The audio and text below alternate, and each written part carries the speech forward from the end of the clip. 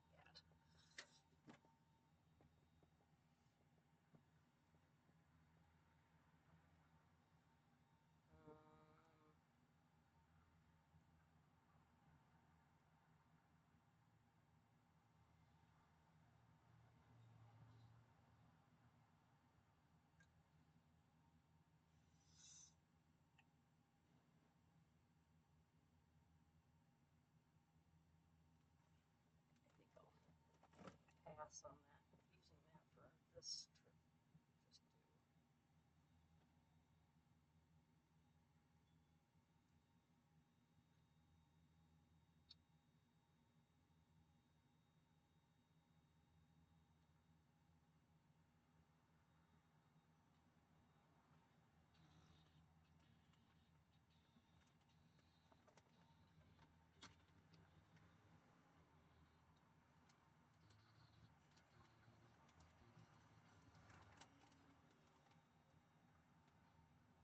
Starting route to 105 Vega Street. Head west on West Street.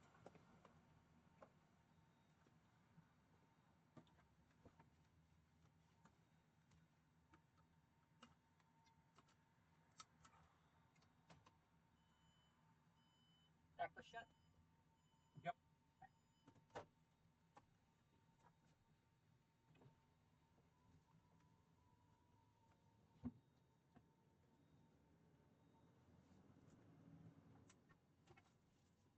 In a quarter mile, at the roundabout, take the third exit onto Spa Road. In quarter of a mile, enter roundabout. Take second exit.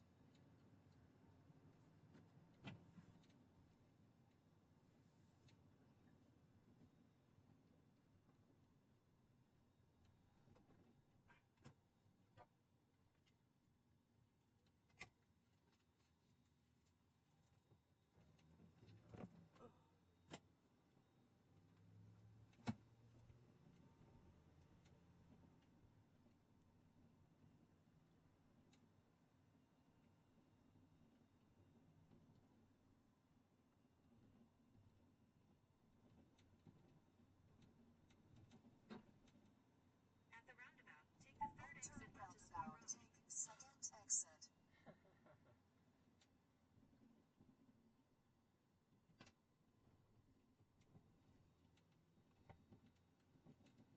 One,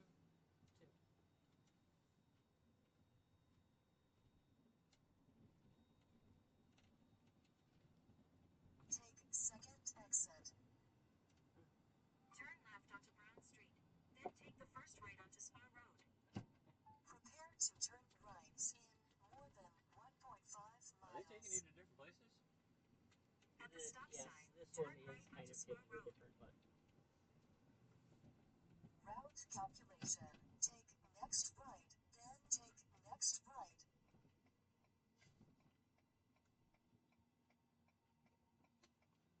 I mean, they probably are and aren't at the same time. In 3/4 of a mile, turn right onto Hilltop Lane. Take next right.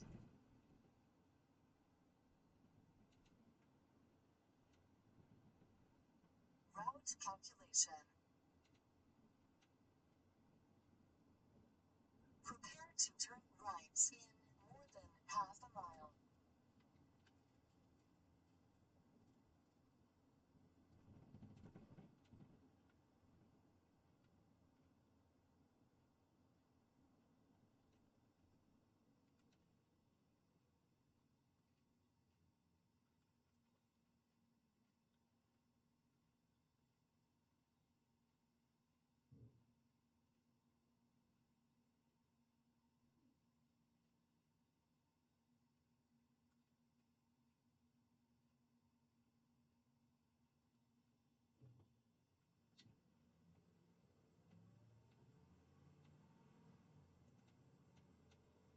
At the next light, turn right.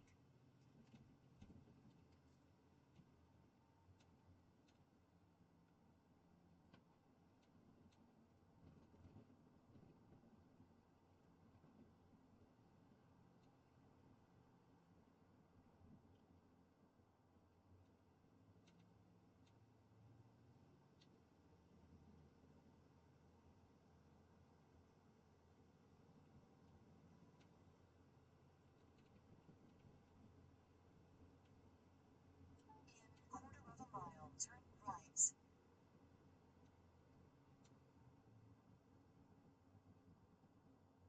At the light, turn right onto Hilltop Lane. Then turn right onto Forest Drive. Take second right.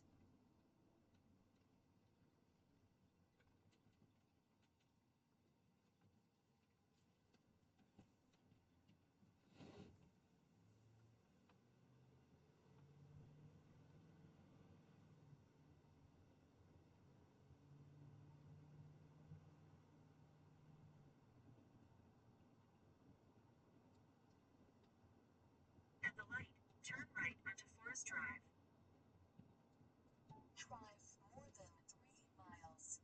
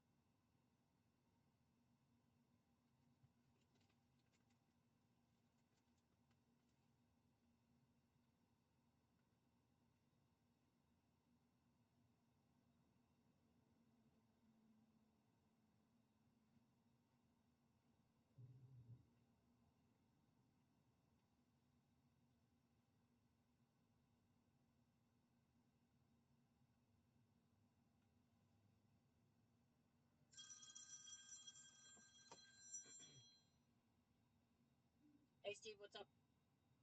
Did you get the text last night? Yes, it did. Thank you. Yep.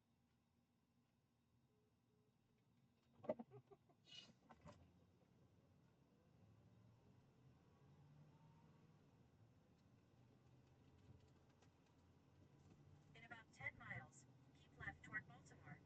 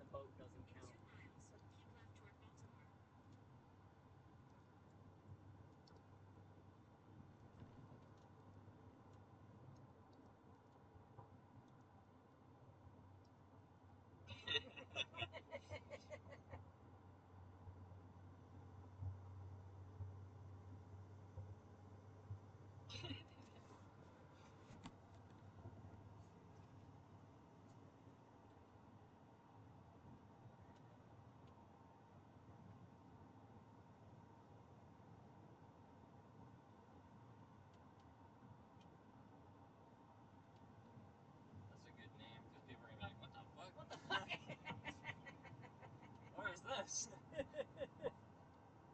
You think that? Well, I don't get many watches or anything.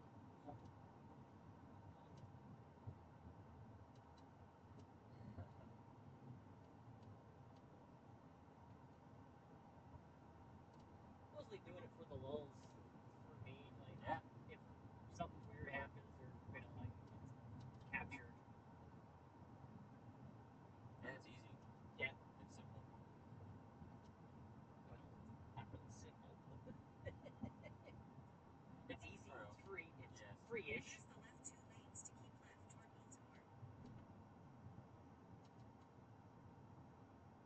Use the left 2 lanes to keep left toward Baltimore.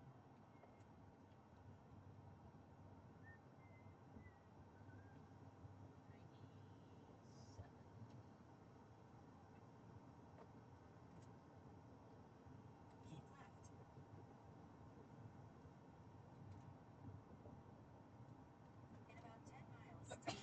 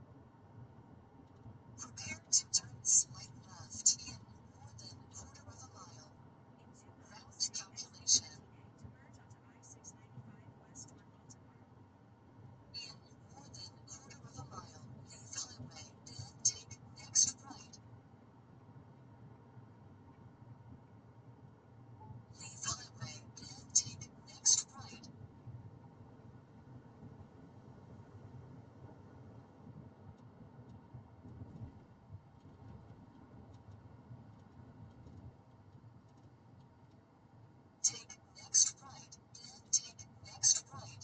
Route calculation.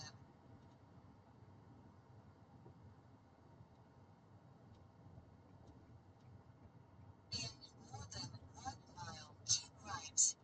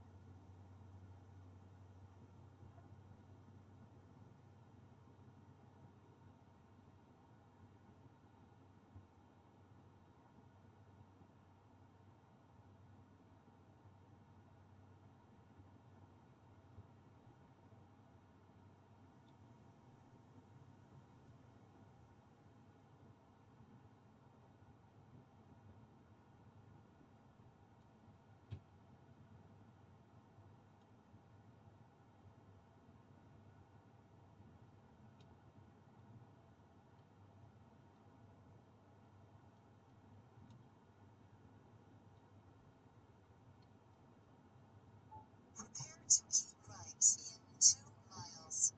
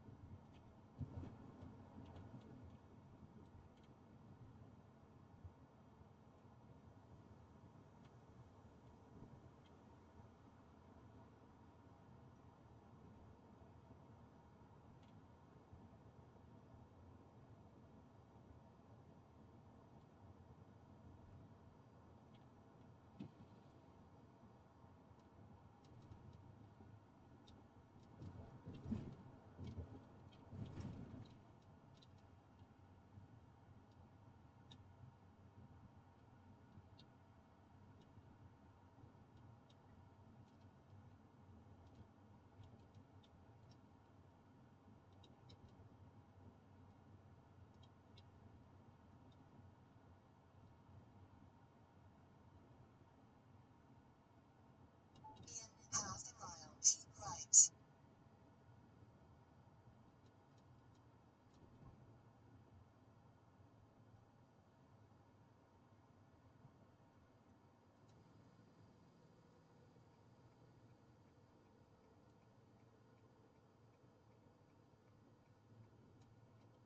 Keep right.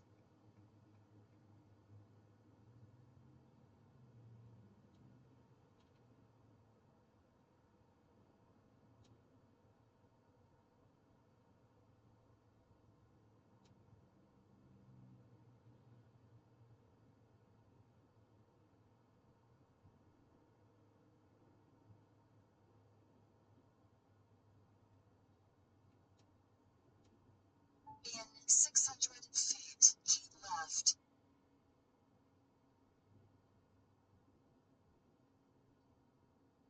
Route calculation.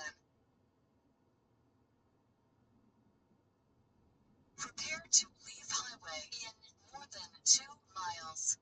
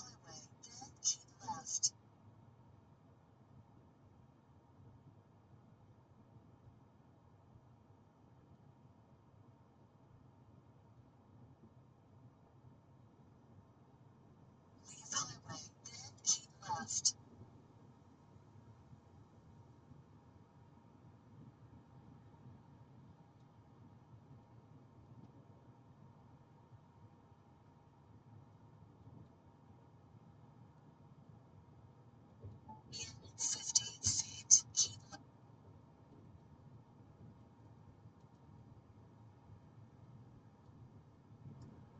in 300 feet, keep right. Route calculation. Prepare to leave highway in more than 2 miles.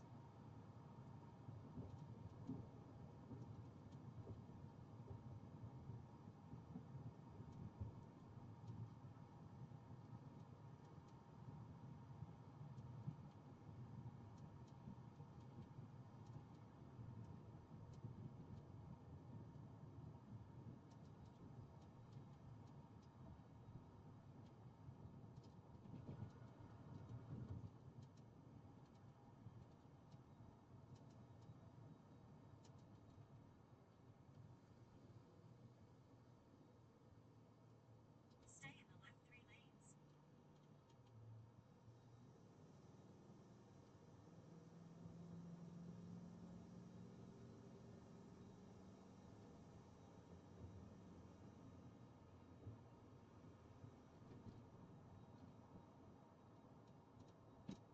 Roadwork reported ahead on I-695 north at half a mile. You're still on the fastest route.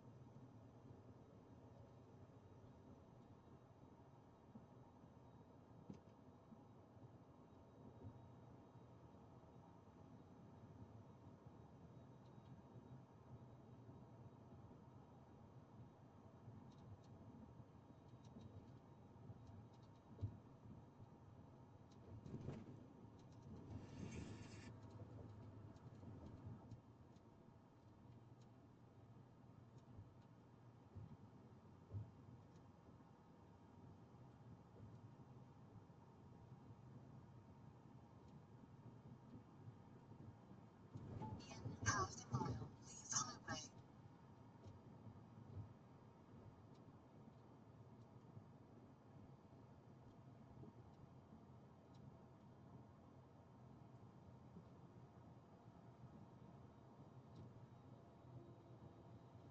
Leave highway.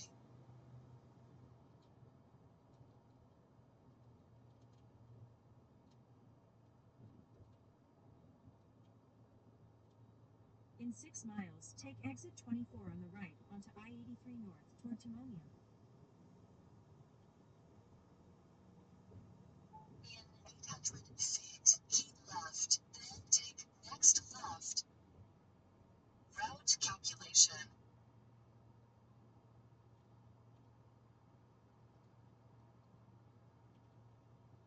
In more than quarter of a mile, leave highway.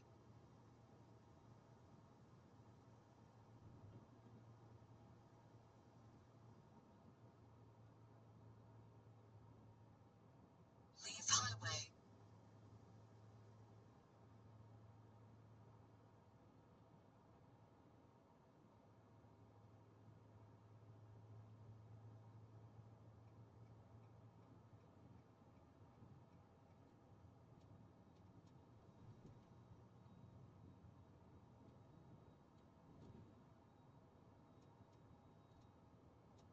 In 900 feet, turn left, then turn left.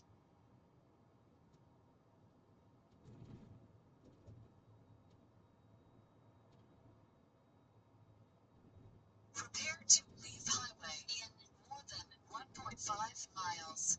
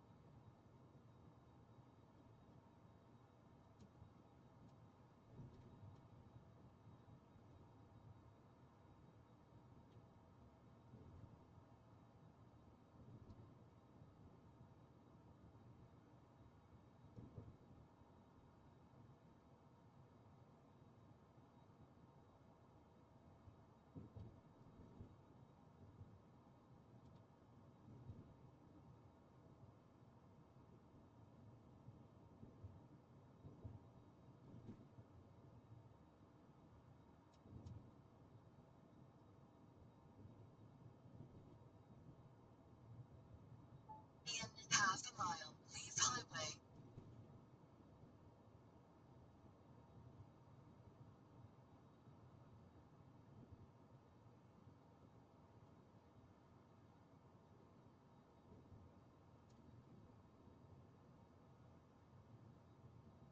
Leave highway.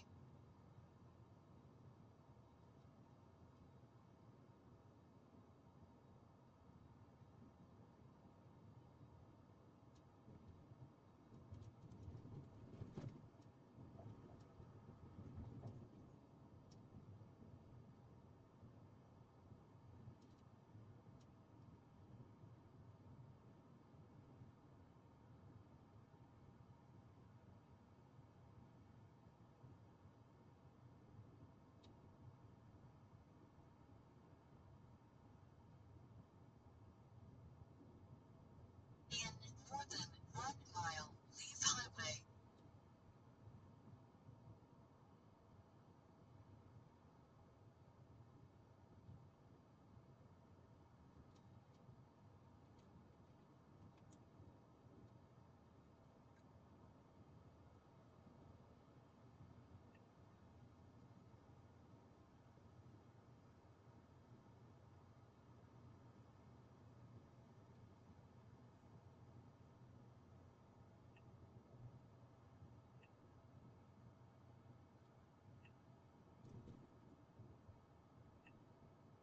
In 2 miles, take exit 24 on the right onto I-83 north toward Timonium.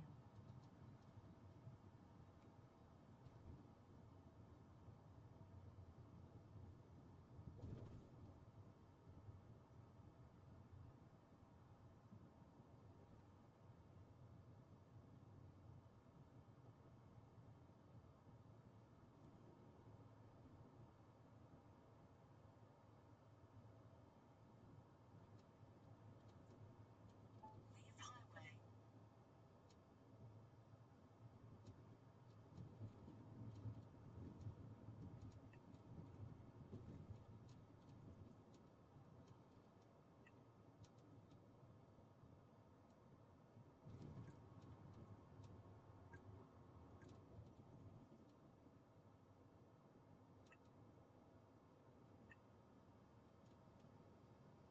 Off road.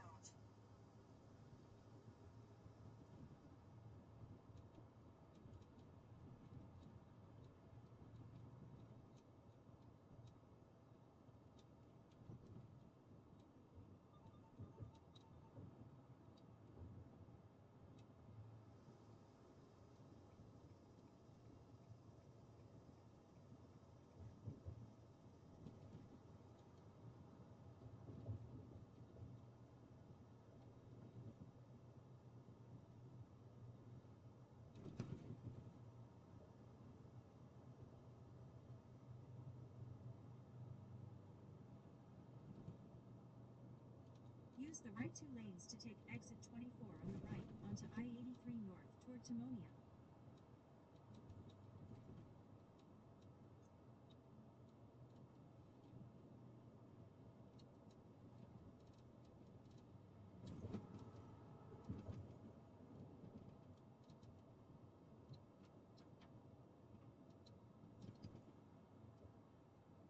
Keep right.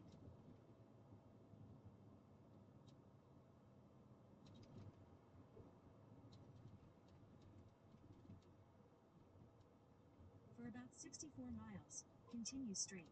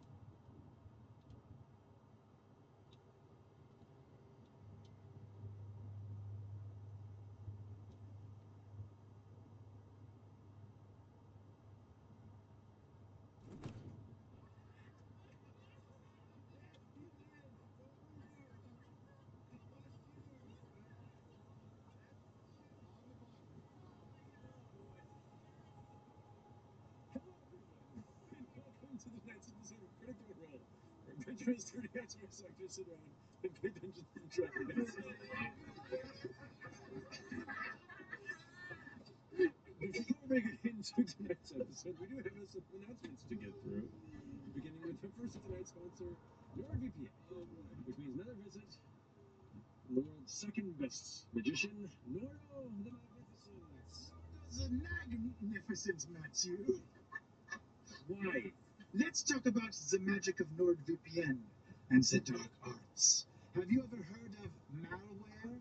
Viruses, trojans, worms, and keyloggers are an evil underbelly corrupting your computer and stealing your data. But NordVPN has a magic trick to beat it. Oh, threat protection. It scans files and warns you of danger before you download something's fault.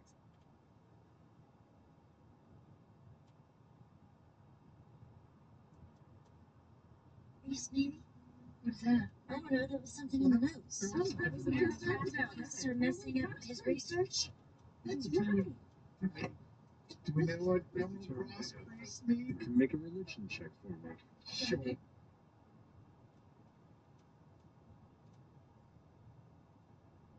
You've come through here once and it was a pain in the ass, and now you're trudging into it without daylight, with something on your tail. And in doing so, all of you managed to progress for a bit, but the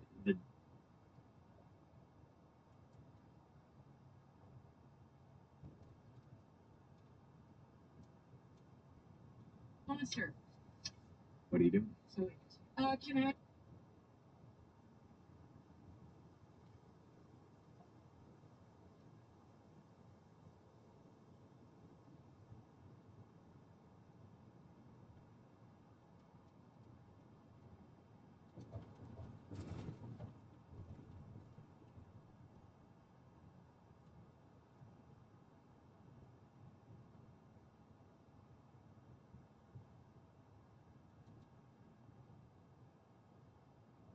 Eyes. Do I get the sense that it is moving downstairs or that it is staying in this sort of halfway place? Make an insight check for me.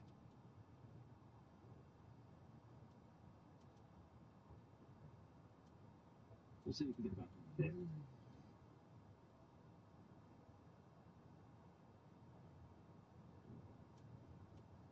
Freak your lips. So,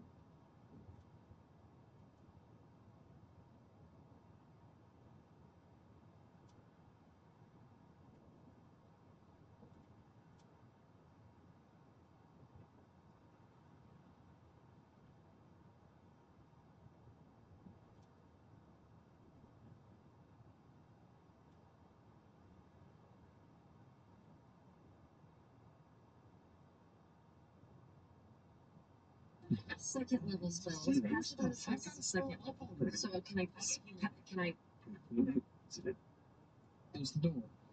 Okay, as you hear the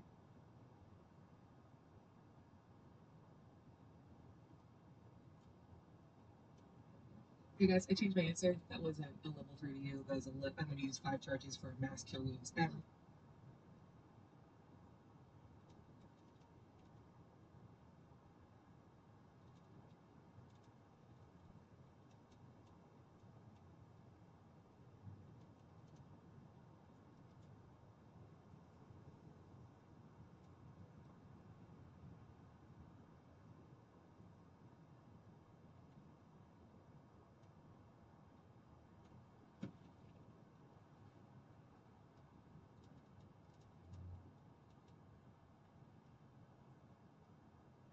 The sack that he threw over his back and carry things around? Well, I got it from a credible source within Lexington.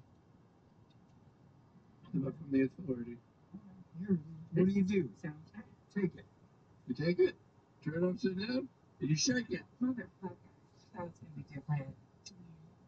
you did it? Okay. Not near the fire! Just open the fire. A bunch of coins come spilling out and hitting the ground. Some gems hit. A couple of small objects land. Kind of like a staff falls out and hits the ground, and a bunch more papers and notes. Kind of some sort of like an odd looks like some sort of like a half piece of like a leather piece of armor or something kind of hits the ground. That's it. Hey, would he know that we touched this? Who? Arch enemy that Lewis? You might know. That's not how ours works. They just allowed you to keep a lot of stuff in there. No, but the trap might have gone off, but it wouldn't have. He's powerful. I don't know. This could have been here 500 years. What? Did you just forget about it? You just forgot he had all this. Well, How much coin is that? Can I ritually cast Detect Magic? Because I only have one spell slot left. Yeah, it's ritual. I don't like for 10 minutes to be like, I'll tell you if something's magical. You get a little bit. Foster stuff is do we see a variety of languages or is it all Elven? If you look at all the papers, they're blank. Fucking of course they are. We need lemons. What about the thing you did back in the room? Just Buffy when you you saw what was written on it? I'll take a single piece of paper and I'll take a little handful of soil. Get my mitts, my paws all dirty. Had to restart Detect Magic. What if the I just kind of rub it to see if there's any indentations in the paper? Go make an investigation check for me. Experience.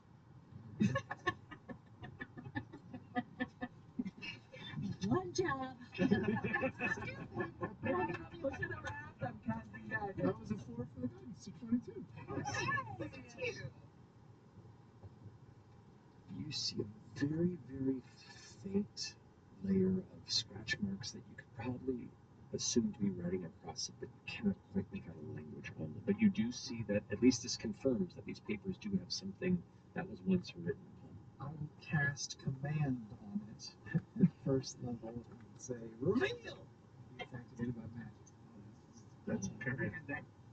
Paper, not being humanoid, this piece of paper does not seem to react. First glance. What if you draw on your Your Got polymorph. Lay it out with legs and all. And you put all the sheets out and give it legs and a neck. The gem. Goes like, what am I? Why am I here? You have butter. Kill me! I shouldn't be! The gems, we could pocket those. Are they crazy substantial? Or they just look like gems? Anything?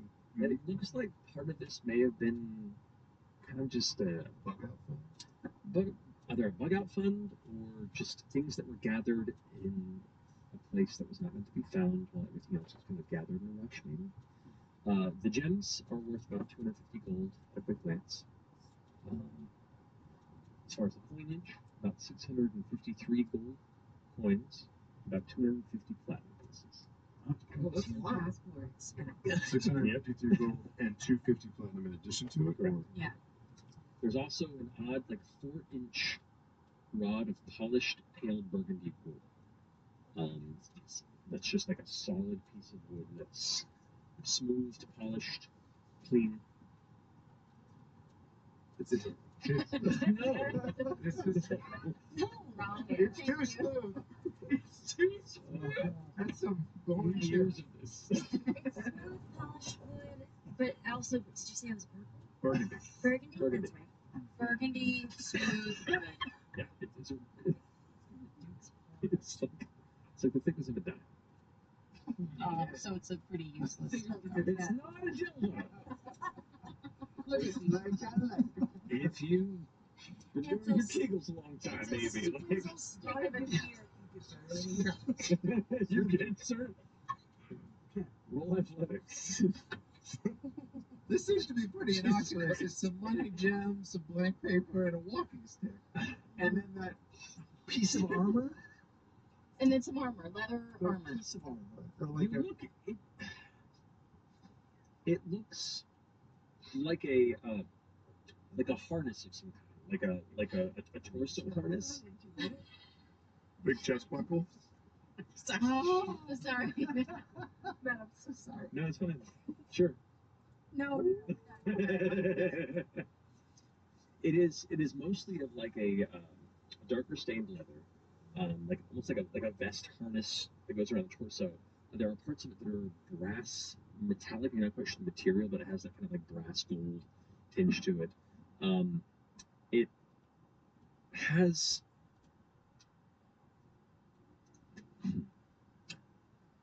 you gather it's not a solid piece, and on one part of it, you're not sure if it's the front or the back. It looks like where the heavy brass elements are, they continue into an emerging, um, a risen portion, almost like a how do I describe it? It rises almost like a metallic volcano. Oh, fuck you. A metallic volcano, like coming out of the chest or the Yeah. back. Like an open funnel, but there's just an empty space there. Like an open funnel like this, or Like it emerges outward. You're not sure if it's the front or the back. okay. Oh, Something weird. that you could fit a canister into. Like a gem or a Gem, an object. A beacon. I can identify one of these items. Should I do the little rod thing or this vest thing? I think the vest needs a second part, unless one of these gems. What's the wear pattern on the little volcano? It doesn't look like it's heavily worn. It looks like it's been barely used. It's very well made. It's extremely well crafted. This way to the magic finished.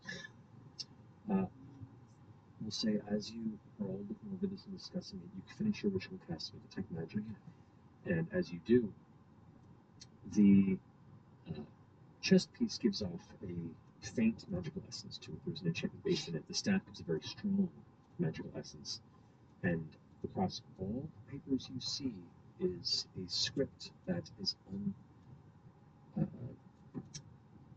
nobody else will be able to see it except for you. You can see the script and read it? Cool.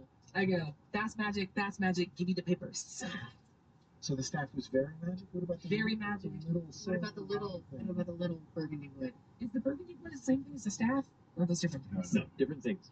A faint magic from a piece of burgundy wood, I would say. Faint magic, staff is very magic, strap on harness, pretty magic. All the papers I'm gonna read. And Rita can take it down, right? Record it? Oh yeah. Take a note. Frida, write this down. Dan. Is it a language you can read? Is it Elvish? It isn't. I can read a bird. As you read The notes of who did. Sorry, I'll make a note. I got plenty of notes here for you, and it's quite a bit. Cool. While she starts, I'm actually going to go sit at the mouth of the where we're at and just keep like ears and nose and eyes out, so we're not just ignoring our surroundings. Perception check for me. Okay. I'm going to identify the staff. Okay. In the morning, we will identify something else. Oh, hello. Why you gotta wait till the morning for that? That's the limit. Staff. Hate it. This is laughing. Staff, Dark Odyssey. You gain up plus one to it does stuff. It has 8 charges. It's good for magic people. Whoa, it has all kinds of really cool stuff. Hell yeah. That's what it is. Does it have a class spell requirement? Spellcaster. So that would be. Bunch of shit. Oh, you're looking too? It doesn't. That's a lot of us. I mean, a lot of us are spellcasters. I'll take it. Over me, goodbye. And I burn the notes and leave. Wait, did we find out? Wait. Teleport works, right? No. Teleport. Doesn't seem to be. They don't know. Teleportation. Teleportation circles have stopped working. But People have teleport. teleported away, but no one's returned yet. So it's good work. Works. Let me see. They've got teleport. Really? Yes. get home. Maybe. We can get wherever. Maybe. Or maybe he died. Or it could bamf us into the middle of the sea. No, they said that people. They never came back. I They can, bamfed away. I can ask the chamberlain. Oh my god. It's a lot. It's a very That's good. a lot. That's really cool. And looking through the beginning of this Who left this? That's scary. Yeah, that's extras. Didn't even leave it. the first batch of notes seem to be revolving around experiments on divine magic essence, attempts to distill down base nature, divinity, as an energy that can maybe be replicated or destroyed. A lot of theoretical discussions on it. And the notes are a bit scattered. They're not meant to be presented to others. They're kind of shorthand and a lot of questions and contemplations and ideas that are partially written and then kind of forgotten or abandoned for other ideas. But that's the first major series of thoughts that seem to come out of these notes. You also see some notes that have designs, sketches, and almost like an engineered blueprint, if you will, for that strange harness that you've seen. This is not an elven. The text here is specifically arcane beliefs, like it's instructions for enchantments that are there. Roll a Arcana check. God. Thanks. It doesn't matter. It's gonna be 7.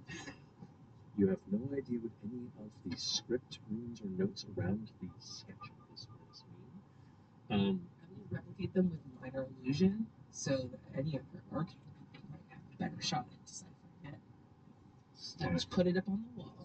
Overhead projector, baby. Does this mean So you start sketching them down. We'll come to that shortly.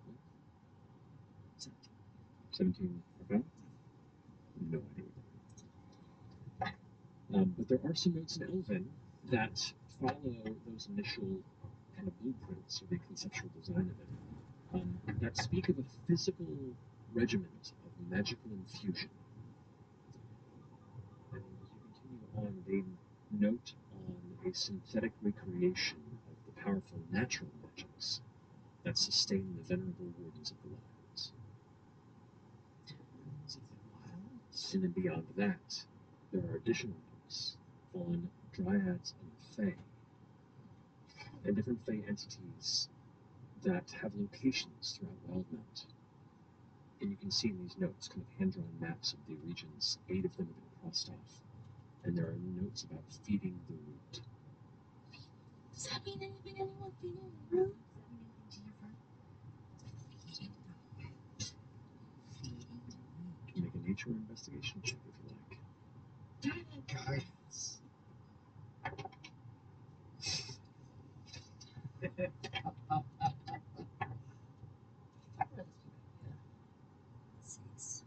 No idea. The fuck that means? If Luminous was writing these notes for himself, is there any like insight check to try to follow like the steps? Like if this is like contractions written for yourself, is there a way to kind of guess the logic he was jumping over? There is, but that would be investigation over insight. Why can't it be in? Because insight is What I about want. reading an individual's person. Investigation is to follow the threads and information. Paper is people? Well attempted. Yeah, Well good try. attempted. But if you'd like to make it, As you read these notes, I'm gonna cast enhance ability on you for intelligence, I guess. Thanks. What does that mean? you have You advantage. do advantage on all these rolls. Oh, I just kind of pat you on the head and be like, just be a little smarter, okay? I'll do my best. Guidance. It's really long. Okay. Wait, what were you trying to do? An investigation check, right? Try and follow the Let's path like of notes. Yeah, that negates the negative one I had for 20. Okay, and you were asking to follow the. Just the leaps in logic, like as you start to like leap shorthand for yourself, like what are the things he's skipping over? What you can gather is that these notes are definitely, this batch of notes, particularly that you're looking at right now, are batch with this harness. They are the next stage past its design. These are the resources needed for it to function. Oh. So the dryad and fey entities and the locations that have been crossed out, you ascertain, are probably powerful dryad or fey entities that have, in the past, 300 plus years past maybe, been discovered and utilized to power whatever this harness was supposed to do. Does this harness feel inherently consumptive in its use or just in its creation? I'll say with the 20 investigation, the way it's designed, everything seems to funnel inward. So you imagine whatever resource is being presented into that portion of the device is likely consumed or funneled into whoever is wearing it. So that's how you got so powerful. Yeah, so here's the thing. Eating people? If you want to live forever, maybe wear it. I don't know. This is bad. This thing is bad. Okay, so you're feeding it. Mm-hmm. You're feeding the roots. So you're feeding yourself. I think we all Just to be stupid, the Elven word for root is like a plant root and not a root to something. Correct. Nice. That was feed the root? Was that the Feeding the root was a term that was used a few times surrounding these various locations, and there are dates situated where it's like have to make sure to return to gather like every number of years to feed the root. God, this Gargamel motherfucker is just. He's just Smurfs. Oh Does my it say? God. Did the bag dump out a bunch of little red booties and a Pink hats? One big hat, yeah. No, he made her. Does it anywhere Dear Diary say how old he is in those notes? He didn't like label the top. He doesn't have to remind himself how old he is. Old as shit. The last bit of notes in that one batch speak of expanding his restoration sources into the Fae. Yikes. He's gonna hop over into your realm. This guy probably did. Maybe did. I don't know. It feels like it got bad here, so maybe you didn't get a chance to do it. Did Nira Mori ever talk about anywhere in the Feywild that resembled the Savalier wood that was like sucked of its energy? Recall a conversation like that necessarily, but you've never had even a settler. That would put like I think so. the banana more in danger that would put the court in danger. yeah, 300 years ago when he wrote this. Unless, I mean, sure. There's one X or there's one spot that hasn't been X'd on. There's a couple of them that are kind of scattered. There's one that's deep in the northeastern side of the Flatcat Alps. There's one in the center of the lake that sits in the middle of the Rhine Plains. Looks like there were three within the Savalier Wood, though on the sketches you see here, it's referred to as the Villafil. And you can see there's one with the Ashkeeper Peaks, and there's another one that kind of exists on an island out to the northwest, past the waters. And so they're all just kind of like marked little miniature Fey Fanes, and a number of them have been kind of crossed off. Does he has a plan last? So it's an hour. Can I make a history check to see if there's any like important historical events that happened? Like, is there sort of a historical record of him wreaking havoc in any of these other locations? Make a history check. Because both of you were alive, right? 300 years ago. Yep, no problem. That guidance? No. That's good. You should only be rolling once anyway because you had disadvantage and then he gave it to you, Oh, so sure. you're at normal. All right. First one was a 2. 12. Damn it. I've never read a book. I'm actually older than books. Back in our day, we would just talk. We just painted our cave walls. Someone just put it on? The harness? Yeah. Okay, but maybe you'll kill someone. I might suck you in. Or it needs other things to work. Yeah, it really just needs an activation. I What think if Betsy it's just said armed to identify strap it it maybe up? before. Well, Yeah. I could try to identify it right now. And the The gems, they don't seem to fit the funnel for this thing, right? No, never does that. I will let you down. No, it's Dude, is the funnel, is it a circle? Is it a square? Is it a shape? Is Is it it shape of roughly any cube? best that you can tell. The portion of, because it emerges outward about like 2.5 inches or so before it comes to an end. The opening gap there has almost a diamond shaped gap. That's the best you can ascertain from it. What if you put it on and it feeds the red one or something? Maybe you put it on and anything living around you, you can suck their essence out. Can I put it on? Yeah, sure. Should I put it on or is it down? Suck our essence out.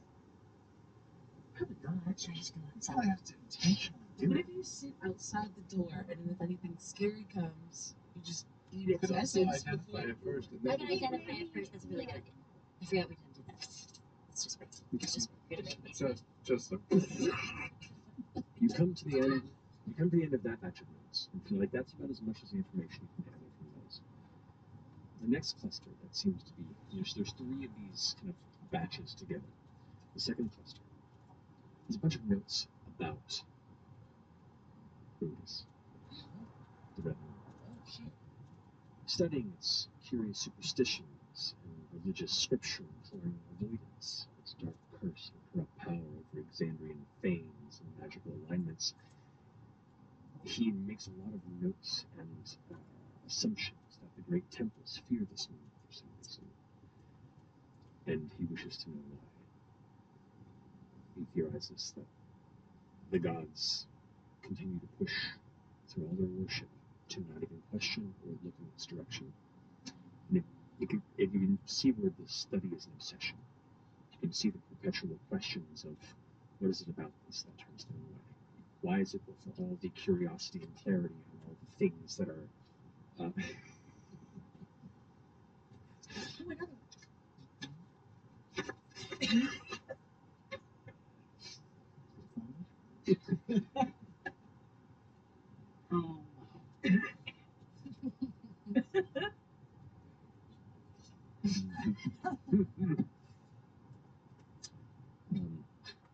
for all of the great shadows and villains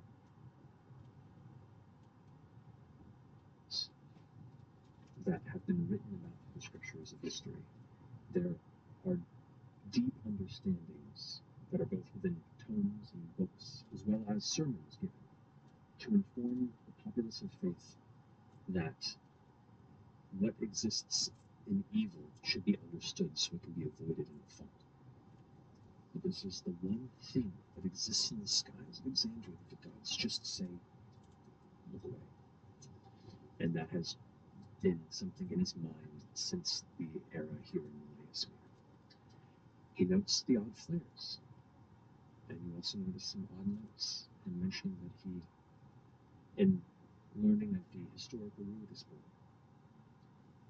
quietly curses and wishes that he was not born under, longing for the mark of the god's bane out of spite. Wishes that he was not born under? So he was born under the red moon. He was not.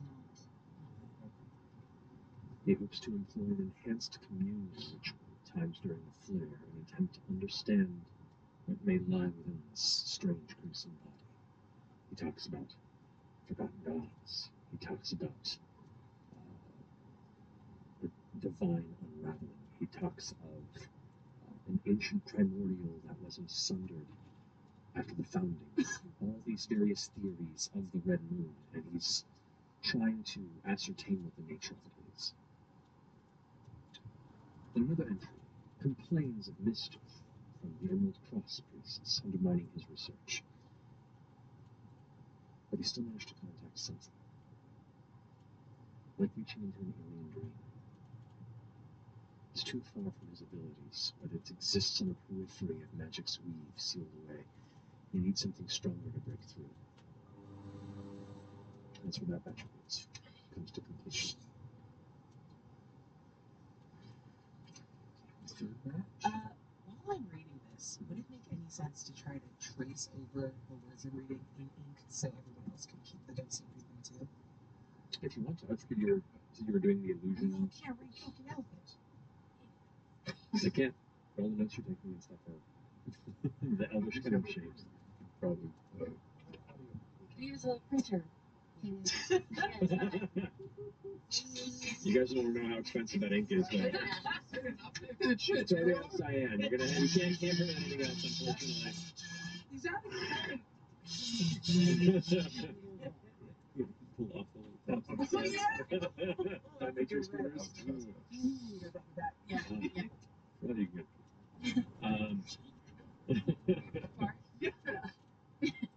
Third batch, which is the one that has kind of like the leather binding to it, has parts of it torn out. It notes on the slowly expanding chaotic nature of the arcane crystals that form the power well beneath the city. The city? Right. It notes of Aramond. The symbol for the tree and the thing under it. Those are the crystals. Aramond, which you heard referred to from the king of Usador. He was the one who was. Aramond theorizes that the well is a gift from the Archer that was lost in the calamity and rediscovered here when they founded Malaismir in the Velethil forest. While others, like Ezerdan, firmly believed it to be arcanum in nature, likely fallen from one of the ancient floating cities. Notes on focusing this crystal well below and making minor adjustments to the engineering specs under Aramond's burrows, and harnessing this long-buried power source interests. This endeavor that the left is focused on. And you see in this final bit of notes here, he's theorizing that if this crystal well is focused through his design without them knowing, while Ruidus is above during the solstice, he hopes a channel of consciousness could be opened, and perhaps whatever is seeking his attention from the Red Moon can bring clarity and purpose. So he didn't even know what he was fucking making up. He just had a hunch. He just thought he was going to be able to control it. Wizards are idiots. Don't worry about that. I don't know if he was trying to control it or just unleash it. It's Luminous. He wanted to control it. He's just narcissistic enough. He probably has some good qualities too.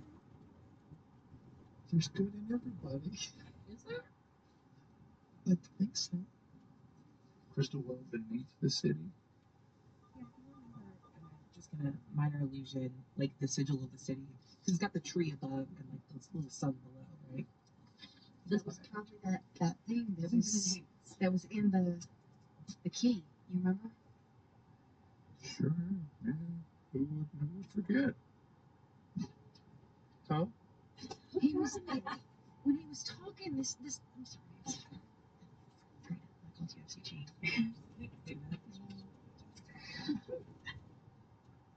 This thing opened up and there was this big crystal-looking thing that he was using, and Yeah, there was a crystal in there or something shiny.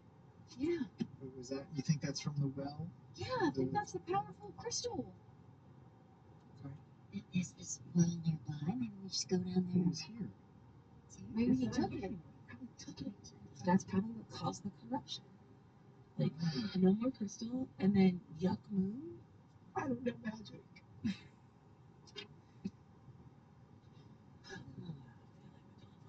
Quit me for this. How can we get these notes to? She doesn't know shit either. She told both of us to don't worry about the moon. It's great. Do I feel like Lucas made some points in the religious part? Uh-oh. Not gonna think about that tonight. Is this helpful? I think so. Yeah. But are we supposed to bring this back to wherever we were before and tell them? Yeah, Usador. Is that who we should trust with this? They told us to come here. Yeah. I don't see the bad thing I don't love very much. You have the ability to teleport now, maybe with that staff, right? Yeah. We do it a few times. Can we? Count it up. 6 charges. 6 This is charges what of it takes to cast it once. Wait, it has 8 charges. So we can cast it So we once. can cast it once, and then maybe again the second. tomorrow. So we can at least get back to Uthadorn. And then Maybe in the you morning should we go could... back to Lutheran. Maybe you guys should go find your friends. That's what I mean, yeah. We don't know where they are. We could go to Drusilla. At least it'd be closer. If it works. I mean, maybe we should go to Uthadorn first because it's closer. I don't know if it makes a difference, but when I was sending a message to you, it worked because we were close.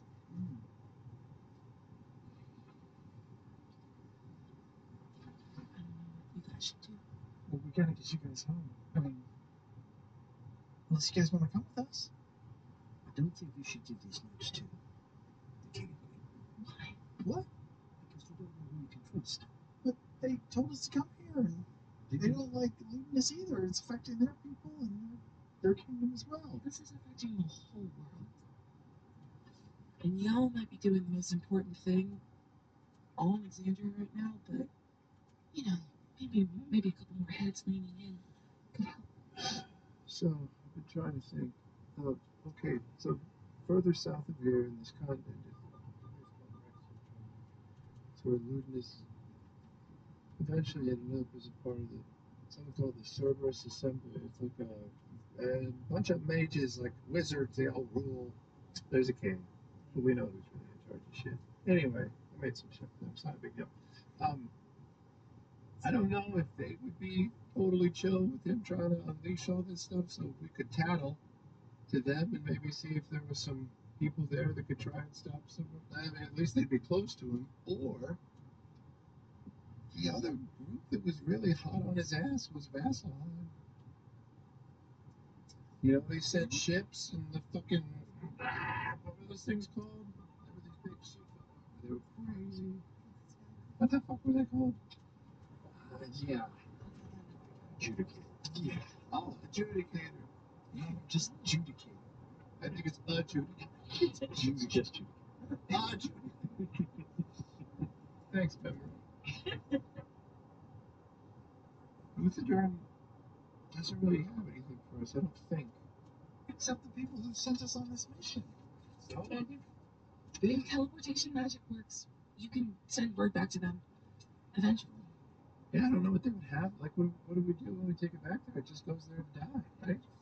I mean, they don't have any powerful mages. The king and queen are kind of handcuffed like everybody else. The temples seem to be closed and locked up. But they also have, it's not just them there. There's a whole, like, group there. What were they called? And all they do is, like, Rebellions people? yeah, they solve intellectual problems. They're like a think tank. That girl was part of Bo. Who? Oh, the one that was with the dirty wizard?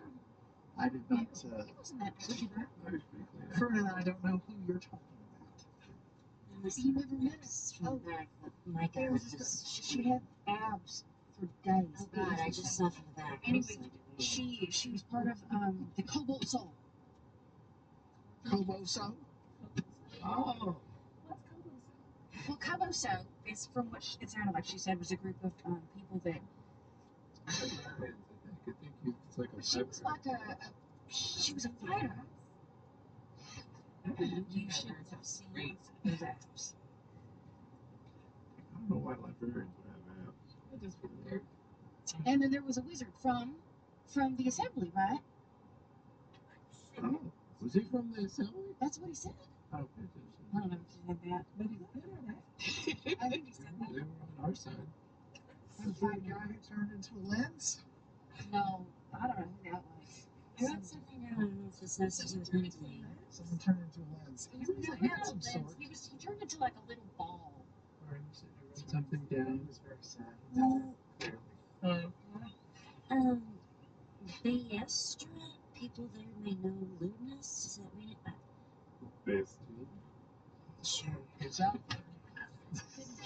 Listen, when I'm hearing things, it changes when it gets in my head to paper. That was all I was going to say, but most of it is Saddler, Shady Creek Run, is that a thing? It's on the map. That's towards People Rex talking Control. about that. I'm just saying, Uthadorn has a think tank. They live there, and we know the king and queen. You're talking about going to Vasselheim? Who would we talk to? It's true. We don't know anybody there. We don't know where to go. We'd land and be like, hello. Vasselheim's full of divine casters, right? So they must be like completely losing their minds right now. It is on the continent of Vassilra, though. What is What does that? that mean? So, yeah, it's far away. I mean, it's untouched, and they were the only ones that like brought the thunder. Uthadorn is just sitting there. They didn't bring the thunder. They brought a ship that was crashed. Plural. Did nothing. Adjudicate, but at least they were trying. Crashed. You found a sky ship? They also were. Briefly until we crashed it intentionally. Oh, Yeah, we destroyed it. that's so cool. Turn. You mean Ibidon? Yes. Well, I actually was just going to say that because I saw that, but that's the city he lives in. Is that this where we are right now? No, Ibidon is the city of his origin on the sea. It was mentioned by the king of. Don't act like you know you don't remember that place. What's it called? Ibidon. It's a different city. We also don't know anything about it. But look, it's tonight. We need someone to tell us where to go. Look, the last pitch before we sleep. Who saved Uthadorn? Us. Us. Bunch of fucking scrubs. We don't have anything that'll help us. We gotta trade up. We're a think tank. We don't know where we're Big tank, big tank.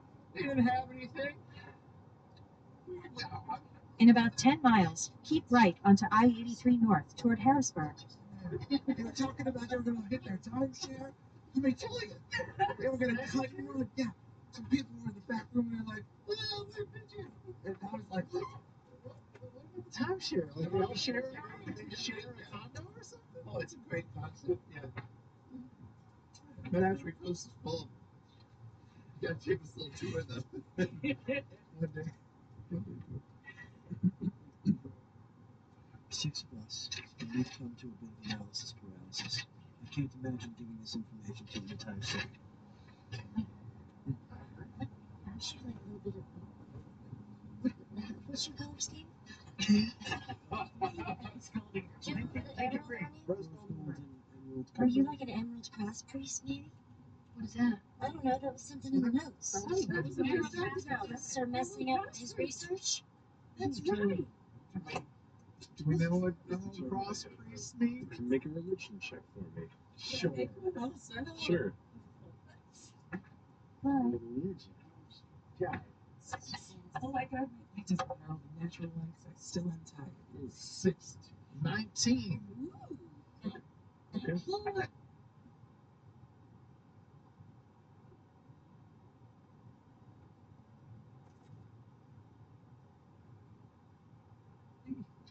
Doesn't catch a specific note, but you do know that the Archheart, one of the deities that looks over some natural spaces, elven spaces, magical spaces, some of the symbology tends to lean on cross-like material, like specifically the intersection of two different designed lines, and the verdant nature of many worshippers of the Archheart leads you to believe that perhaps there may have been a faction within Malesmere that worshipped the Archheart. May have been referred to either intentionally or colloquially as Emerald Cross priests. That's a bit of a stretch, I'm sorry. Okay, yeah, sounds good. We gotta figure it out. I feel like we muscle. We gotta recruit. Don't. Maybe we can go back to Trussar and then find Lana and Ashton and Orlin and then we can all go together to deliver this information. No offense, I would love for them to be there, but that whole event sent us halfway across the globe. Yeah, but we're finding a way back. We're finding a way back, Chad. Maybe they can find a way back too. Maybe they weren't sent as far. Maybe It's just so close. It doesn't make sense to not go and like just try. Or at least tell them like, well, we know maybe they know someone in a silver. Maybe they know someone in Maslon. Maybe we can reach out to that Keyleth person. Oh wait, is she dead? She might be. A lot of people that we know are probably dead. Or we could go to Whitestone. Wait, did we go to Whitestone? We did. Yeah. I don't know. I just know that we know some people in high places. It seems like we should ask them before we just blindly go into another city without knowing anyone. Sure. But assume that everyone, like Uther, is sending people out and trying to gather information. If you go somewhere new, maybe they've heard something new. That's true. If only the change would answer this for us. I don't mind going back to Usador. It feels like we won't get anything over there, but I admit, at least going back to where this all went down, at least is taking steps towards a solution. We got a staff now. We got this, harness.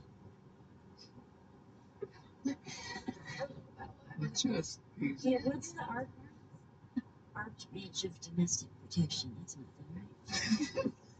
I'm just trying to see things that are floating around in my brain. Can I read Ashley's notes while I've got this up? Yeah, sure, yeah, totally. Yeah, that It's is not a Luis's position within the official position of Luis within the circles of Civilized Archmage of Domestic Protection. That's right. I tell everybody. What's the Odiran Wilds? Damn, spitball. Random words. Okay. We should teleport now. I know. Why sleep in these terrible woods if we don't have to? I think we should also, maybe, if you're up for it, get in there a little There might be something in bit. there. Yeah. That's true. That could reveal. Yeah. We should try it. First? Before we teleport? Once we do. Are you guys keen on teleporting tonight? My only worry is if you teleport where to go, and the shit is on there. Yeah. You're all battle worn. Your magic is being used. That's true. Listen, like when we teleport somewhere we're not trying to go, shit is on there. So we sleep here, teleport in the morning? If we teleport once now, then tomorrow we can also teleport again, probably. Sure. Right? Wait, what's the roll? What It do you roll? depends. You have to try to regain the charges. With a D6 or a D4? A D4. Might have to wait a couple of days. Yes. Sit down. Am I going to be okay after this? An insight check. Cool. Imaging. Your insight check. You're going to make a persuasion or deception check. Your choice without telling. It's my phone. Okay. 23. I am unsure. I'll go over to you and pull out that blanket I gave you on the first time. Sure. Trust you. You got this. I'm all here for Thank you. If anything seems strange, it probably won't, but if it does, just give me advice. Whatever it In 2 miles, keep right onto I-83 North toward Harrisburg. takes. Cascades. You going into FCG? Isn't that the plan? We're both like Double duties? double dipping. I don't know what's going to happen. I don't know what we're going to unlock, or if anything. I had something I was going to wait until you left. But I had something made for you, for us, really. And in case I come back different, or something happens while you're in there, I just want you to remember me and this for what it is, okay? What? You wasn't my real man? You wasn't my real man? What? And that's where the moon and the stars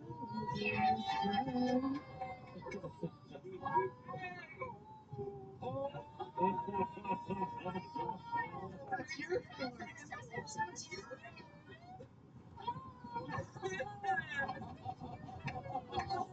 so fucking cute. Oh my god. How did you? Wait, did you knit these? Yes. Oh my Yes. Stay in the middle 2 lanes and go past this exit. I invented you yesterday. Oh. Use the right 2 lanes to keep right onto I-83 North toward Harrisburg.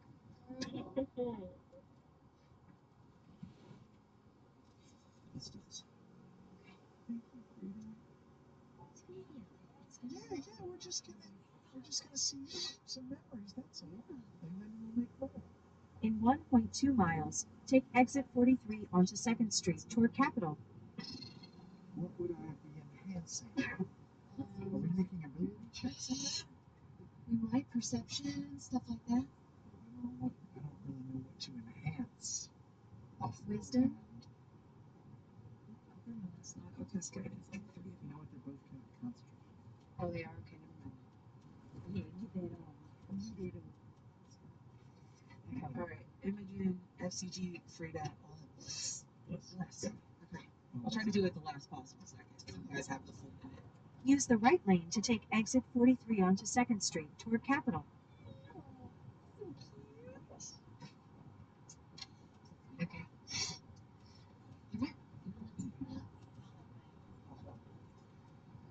We're gonna connect hands and touch his Take the exit. temples and both cast detect thoughts at the same time. And free to just try to open your mind and open your receptors and sensors and just let your guard down. Crying. At the light, use the right lane to turn onto Paxton Street toward I-81. It's fine. It's fine. As the spell takes hold, both of you feel yourselves drawn into, for you, a familiar kind of liminal consciousness space. For you, it's odd. When you look into minds, it's usually a collection of Turn right, then turn left onto South Cameron Street. tapestry. This feels like a waiting room. It's different. It's organized. It's segmented. It's set. You've not. You've seen it spend some time in FCG's mind, but even that leans a little more of a chaotic space of other. Go past the railroad crossing, then at the light, turn left onto South Cameron Street. Freya's has a clarity to it. But within this chamber where you both come to rest alongside, At the light, turn left onto South Cameron Street. it is Frida, standing there, a being of light and mist, similar shape. You stand before an archway with 2 doors waiting to be opened. What do you do? In 100 feet, turn sharp Double left. door. Want the coin?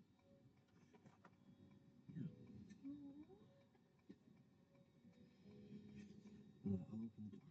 Okay. Push the door open. Go ahead and roll. At the light, turn left onto South Cameron Street. That is D4. At the light, turn left onto South Cameron Street. Okay. As you push through the door, you find At the light, turn left onto South Cameron Street. pulled forward with a gentle, warm energy. And as you cascade beyond these opening doors, it's almost like you're being pulled down a lazy river. There is an energy river of some kind that you are all kind of gliding along. It's dreamscape. It's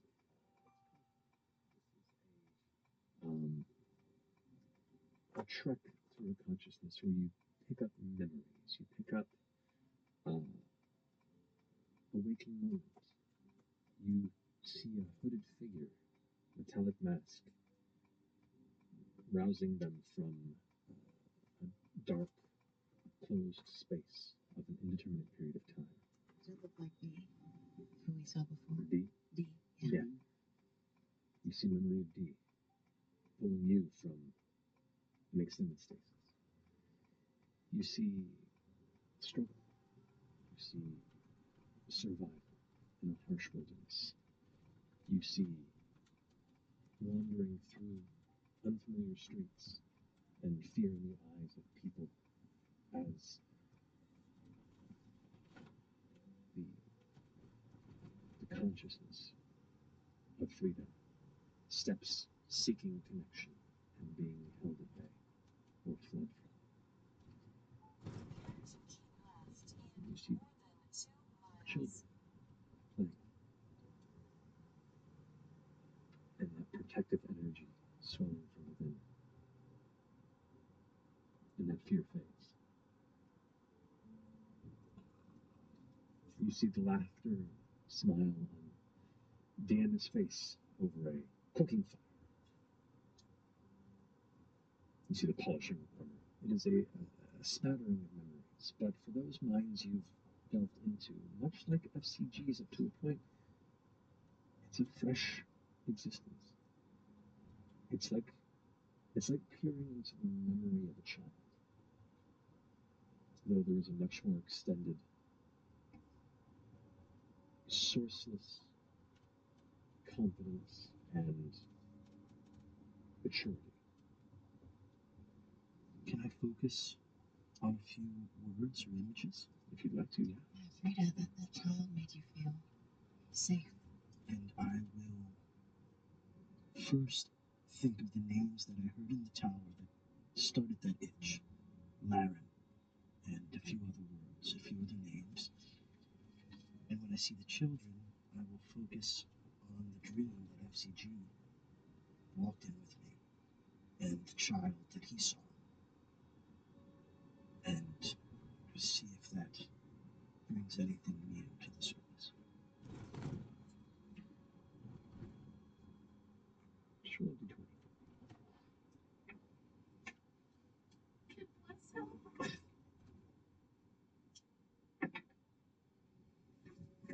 Five. You get lost a bit in the current of these memories. You see flashes and glimpses. The faces of the children that accepted you when you were wandering on the outskirts of Uthadern begin to bleed into flashes of the child from before. Both the laughter, the smile, and the fear. You have images that completely envelop the horizon for just a moment that all of you experience of warfare, of weapons, of people being cut down, and then back to the river pulling you along. You have had these dreams you thought rarely done. It couldn't have been you, right?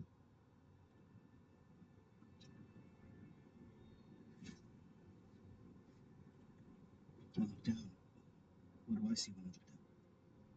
When you look down, you see right now the river of energy that's pulling you through these memories is obscuring the lower part of your body. But you see your spiritual self is what you would hope to consider it. But you're just a bipedal entity of energy drifting along this odd dreamlike memory space. We need to go deeper. I think so. Can we try to push deeper into these memories? Would you like to? Yeah. All right. Go ahead and whoever's helming this, roll a 20 and add your spellcasting modifier. Can you attack roll you even do? Can I It's guide not her? not this. I let you guys stretch the extent of a cantrip to the very edge. Natural 20.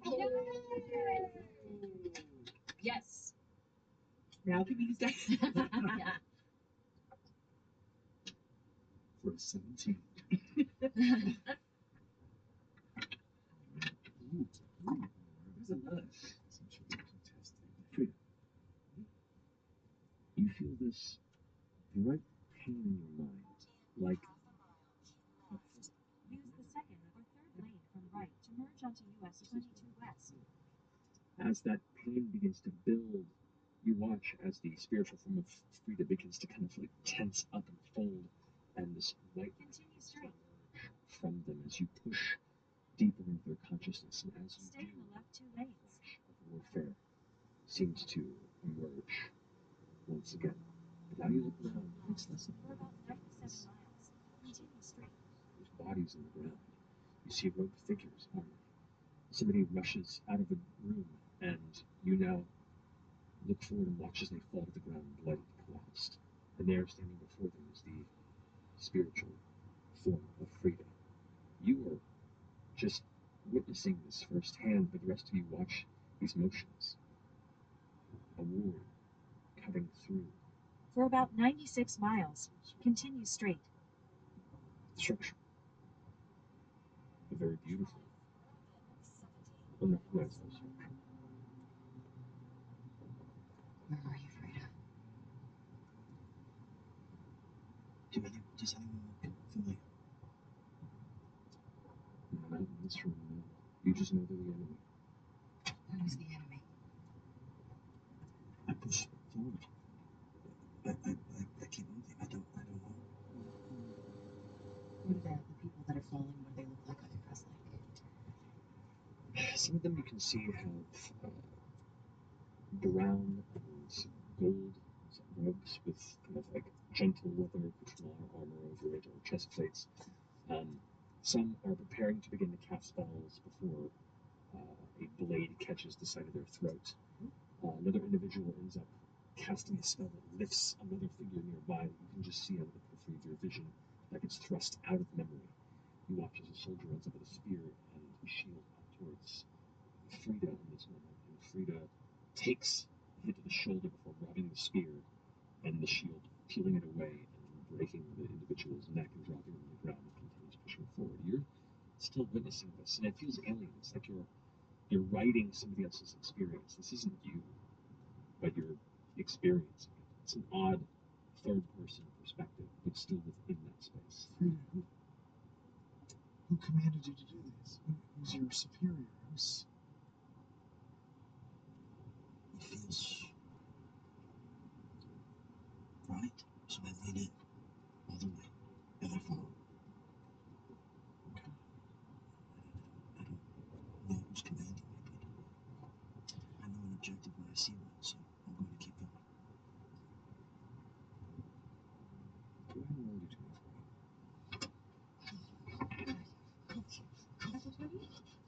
Whoa. 10. This is scary roll. The details are still fuzzy, but many of the people around you that you are attacking, you begin to realize it's not you pushing into a stronghold you're defending, but the people that are fighting to your sides and the people that you're fighting against aren't dressed that differently. And you sense a sadness in what must be done.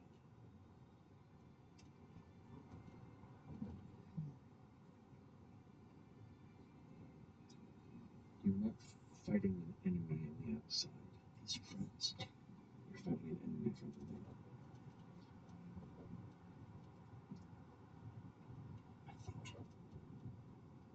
I think these were comrades, friends.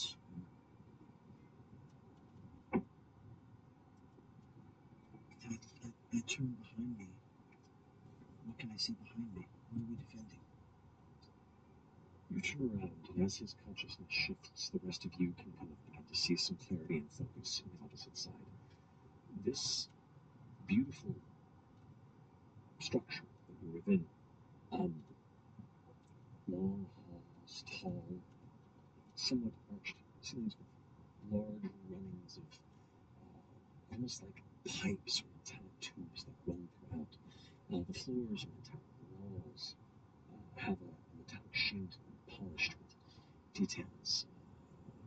I don't know if it's language or just scrawling all over. It's beautiful.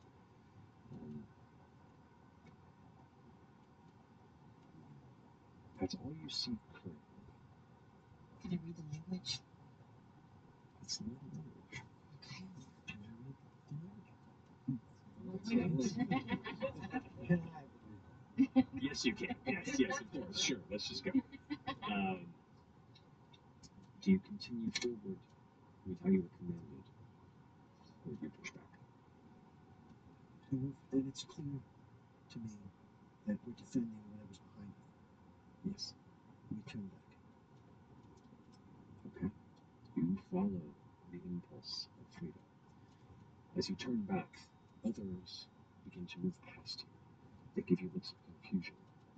What are you doing? And they continue on. You hear the sounds of battle behind you in the direction you were walking. The hallway seems to go on and on and on as individuals walk past you, and as they go 10, 15 feet behind you, they tend to materialize. Their memory fades as they're lost to time, to memory, to war. The hall begins to widen, and then here you see a central, massive cylindrical chamber. Within this space, there is a contraption of such immensity you've never, ever considered or seen something on this scale. All manner of glowing crystalline devices and whirring mechanical contraptions, funnels and tubes and glass domes and sparks and dozens upon dozens of architects and engineers and magical practitioners all focused in this space. A voice shouts out, "Tribunal Factor!"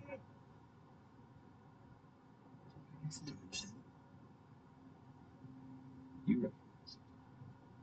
You recognize it. You do not. Protect the factory.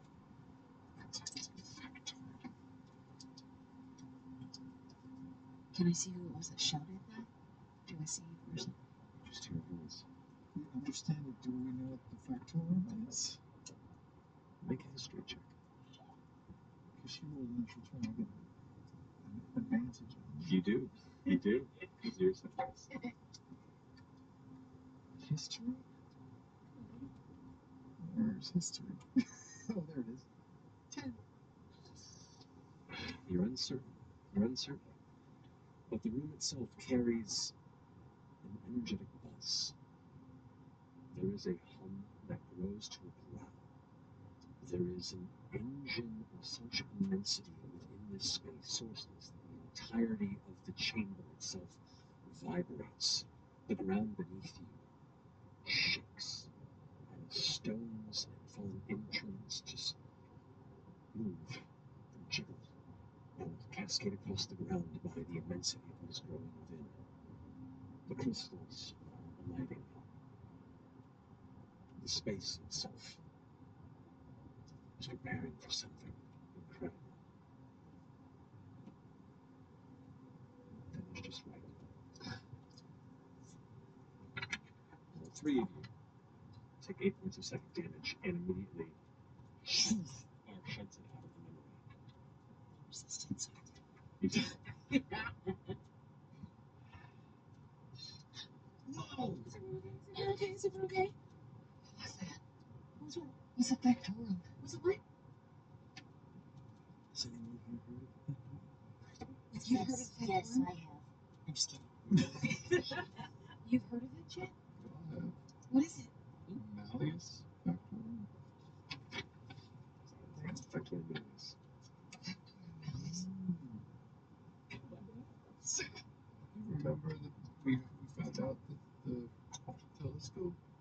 actually some repurposed thing from one of the old cities. That was the original.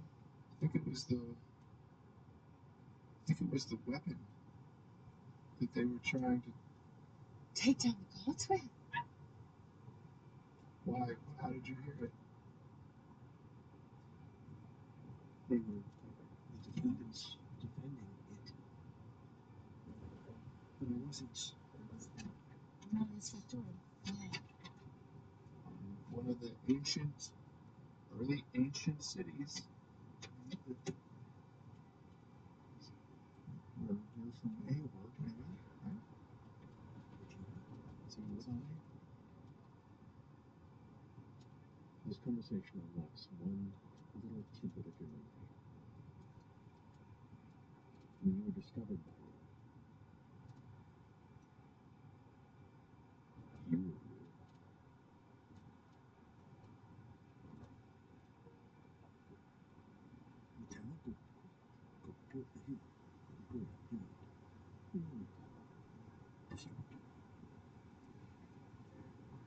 Dee didn't just resuscitate you. Dee repaired you. Dee brought you back from the brink of annihilation and set you free.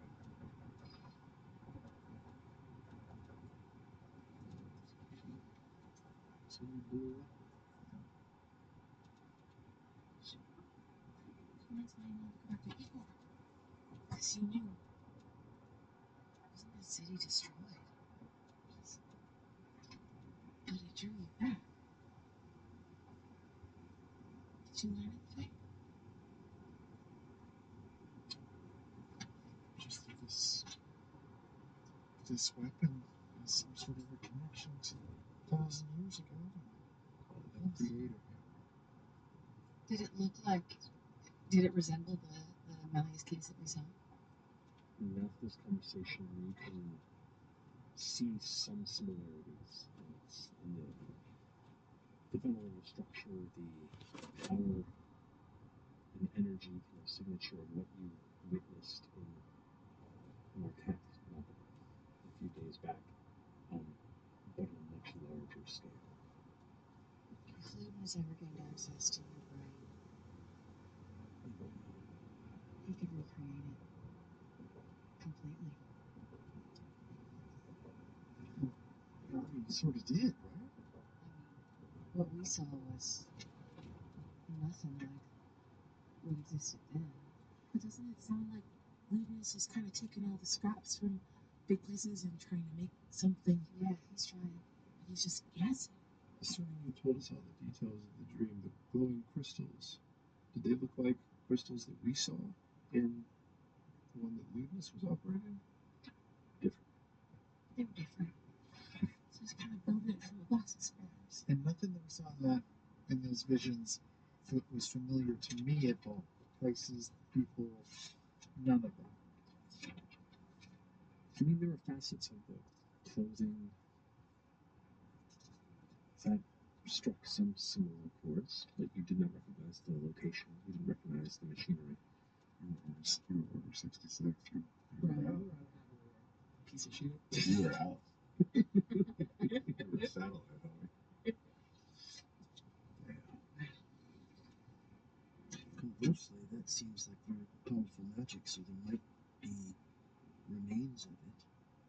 Oh, I'm sure. And there was a lot of military or presence. Yeah. So maybe they're already ahead of us. I mean, do you think that's Ludinus using Jocasian agents to do that? Or just, maybe they're trying to get it before he can get it? I don't know what the scale of this is. It feels very big. Do we know where Aor Crash? Yeah. That's where we came from. Oh, way up north? That's where we ran out of death from. What were you doing there again? I wanted to see where it maybe came from. I felt drawn to it. I didn't know exactly why. I feel a little bit more clear on that now. In around 1,000 years, he could have been picking and cleaning. Sounds like we already did. So are we sleeping here? But we still don't know where that didn't. I mean, that was amazing. Did you feel okay, Frida? Yeah, that's That's a lot to reveal. Better, Do you worse? get a child? There's something falling in the Is there back a of kid? you missed. I don't feel better. I feel. I don't. Ominous. It feels ominous. There was something with children, for sure. Was it an itch from the names that you heard when we were in the tower? Yes. Those came up in this memory. You didn't see any of them. There were 3 names mentioned: Laren, Fishbone, and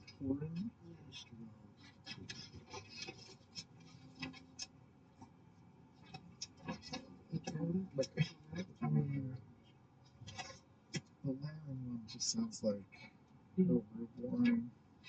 It's so interesting. It's all a room full of people doing what one person here. At least from the dream, it sounded like you were defending, you were protecting, right? You weren't attacking or subverting or betraying. You were trying to stop something. I was trying to stop my brothers and sisters. It felt like they were me. They were of us. It was infighting. You were trying to protect the thing Yes. that would take down the gods. Yes. So you wanted the creature to work. Yes. Or you were protecting it from falling into the wrong hands. Yeah. I mean, you've been nothing but protective with us. That's a pretty strong anti-god thing. Yeah, that's true. Maybe that comes from. It's okay. I killed a lot of people. We all do. I'm just gonna go over and hug Frida. It's okay. It's okay. And this is the first time I've ever refused a hug. Frida, if I may, that wood that you gave me, I've been working on it. I want you to know those protective qualities are so special. It's something not to be ashamed of. You should be proud of who you are, where you come from. I don't know if you see yourself the way that we see you. I think you should have this. It's a sweatshirt made out of wood. So good. It's so cute. It looks just like you. It's hard. I don't fuck around with the fabrics because fashions change, but the form is there. That's a pillar of protection. You talked about a child, and I feel a connection with you because you protect children. I like to entertain them and bring them joy with these. Don't doubt yourself. We'll figure out whatever it is that's in the back of your head, but you're aces. And just think, you know, you were being commanded then. You had something that you had to do, but now you're free to do what you want. Free to do. You're free to do.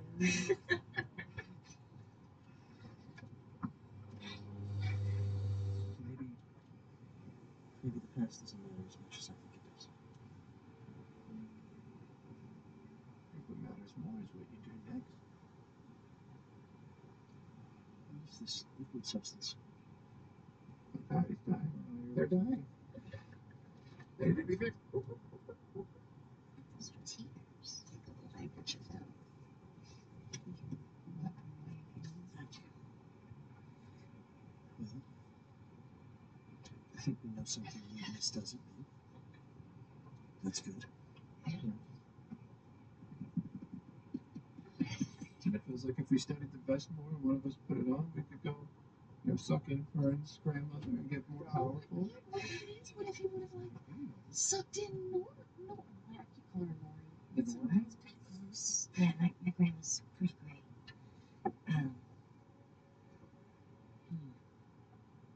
Sound like a fake Megazord.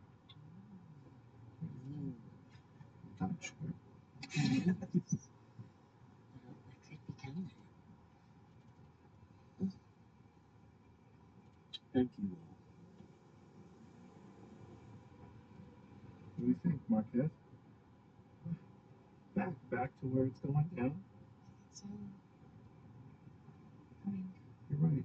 Vasselheim's, they don't know who we are, and we don't really have anything but old research papers that you developed.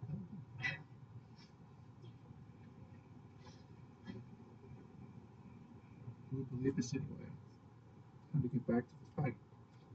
But wherever we go, what about you two? Are you going north to the ice? Or back to Uthadar?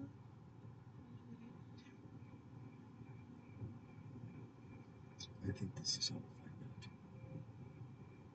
I do too. You should just go.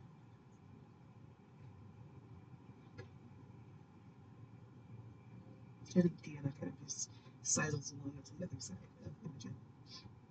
And just kind of avoiding eye contact a little bit. Pulling her against my hip. Yeah. Mr. Buckley, I think you're right. I think we need backup, more friends. And we need to find your friends. Yeah.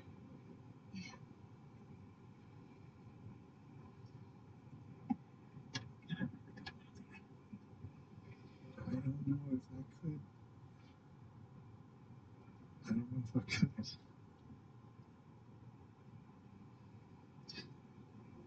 Full ranging, integrated defense unit at your service. What's your name stand for? I don't know. And Deanna kind of just moves away. I'll check on.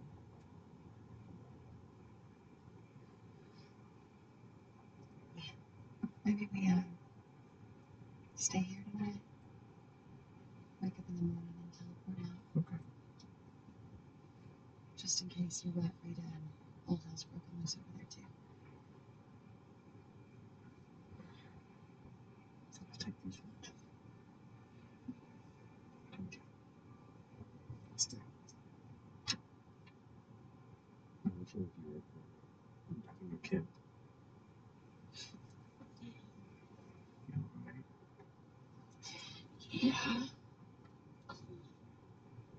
I don't know. I kind of feel like this is it. It's nothing. Just being emotional. I think Frida's moving on. And I don't know, I just get kind of nervous of being left behind again. Oh, no. I don't think you should feel that way at all. But they've got FCG now, and all you have a mission. And FCG's a really good healer, and maybe I should just go back to Luthor and I can tell them what we learned. And you guys can keep going. No, we would have been wrecked without you. Oh, fuck, we would have been Swiss cheese. Laid out, rolled over. One more. If we didn't have your spells, I don't know. I think we would have joined that meatball. Can I just ask? I felt when you moved past, you touched my shoulder, but it had this like little warmth to it. I couldn't really feel myself. It felt different. What was that? That was my death ward. Hmm? A death ward. Jenny, I really just don't want anything like that. Oh, Really important to me, and I don't want to make it weird. Because I know you have to go and save the world or whatever, and I don't want to be a burden. I just don't want anything bad to happen to me. I made something for you. So, I pulled this out of my ass.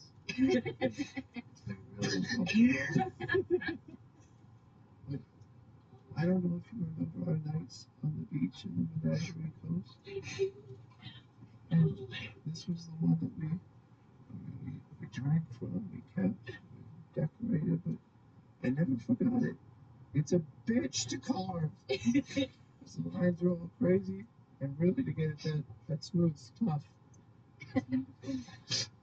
But I've never forgotten about you, and I'm really old. I forget shit all the time. But I mean, there are a few bright spots. You were one of them. I love that you found a family and moved on and had kids. It's crazy.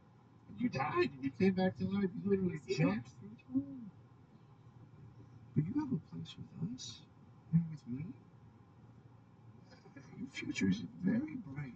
You can do anything you want to. And I found these booklets, and like everything changed. I went from making toys to maybe helping prevent catastrophe.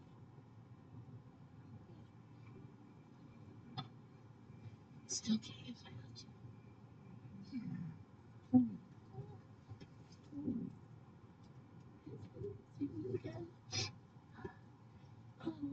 weird. Oh, but the werewolf part was really hot. I'm just okay. I'm kind of nervous, so I'm trying to deflect to sex. Just a real quick question. Is the werewolf thing only for fighting? You know, there's only one way to find out. But I might recommend not in the Savalier wood. Plus, listen, you already jumped through time, so this is all just icing on the top, right? Yeah. So if you want to grease your freak, I say we just go for it. I'll train you up. Hell yeah! Much better, thank you. Oh, but I have to be. You know what? I have to rest first. So, listen. All the options are on the table. You've ever taken a short rest, technically.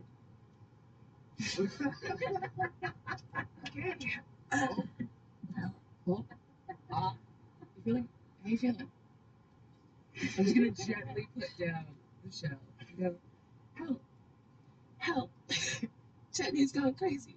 Someone, anyone, preferably Fern if you're down for that. Help.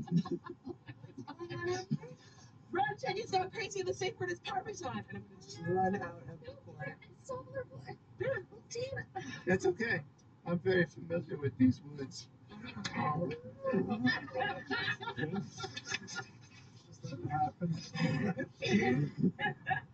go over. I'm gonna go slap you in the face. Go get her now.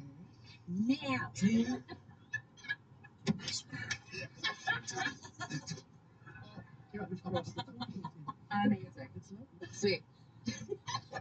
Role playing. There we go. Well, the rest of you. Yeah. I do. I told you the safe word is Parmesan. Come help. I'm coming. Oh, are you catching up with them? Sure. Yeah.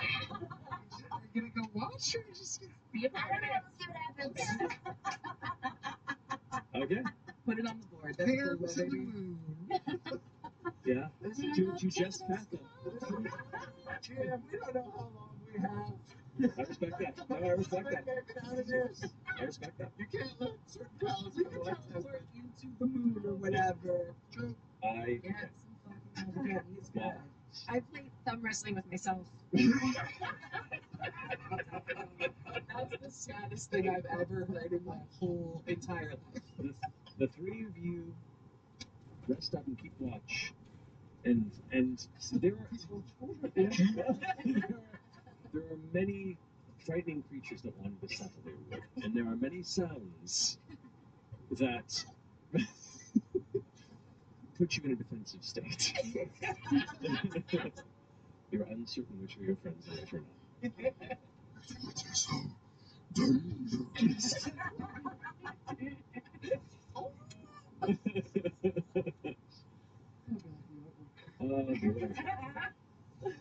But eventually, an evening's rest is found for some of you, and eventually for the rest. As what little bit of sunlight begins to breach the shadow of the Saturday wood, and a new day comes up. Those of you who had exhaustion, you can decide whether or not you recover it. I feel so good. I feel just aglow. Yeah? Sometimes there are secrets to staying alive for 400 years, and I'm happy to witness. Tiana, what are those scratches? Oh, don't worry about me. What about yourself? You survived the night? Of course. I would say I really put it on the night rather than survived it. It survived me. Us. Royal we. Did you guys get bit? Huh? Did you guys get bit? I like mosquitoes, you mean? Mm-hmm.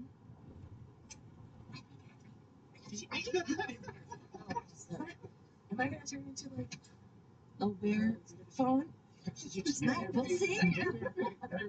Oh, shit.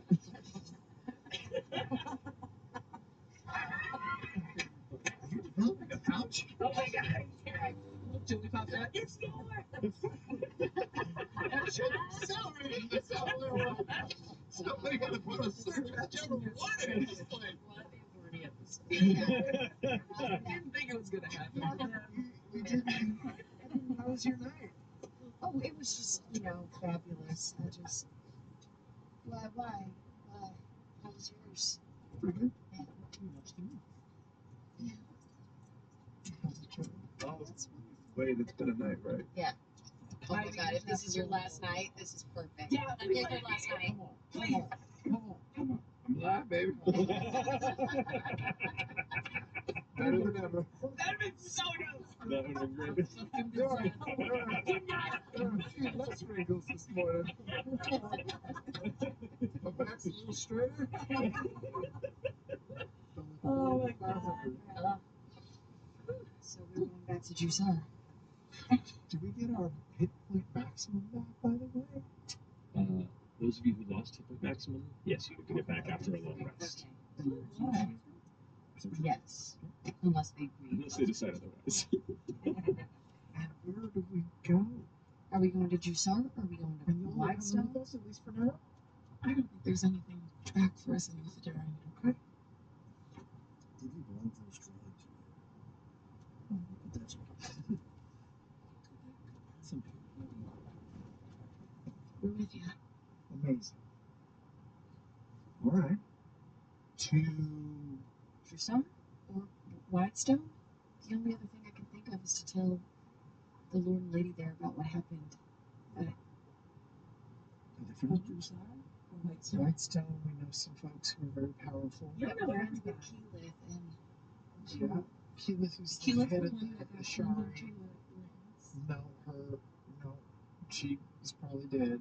Oh, okay. knowing what I know about That's Orem, the I thing, feel right? like he would also die. he would also want to get word back. Orem.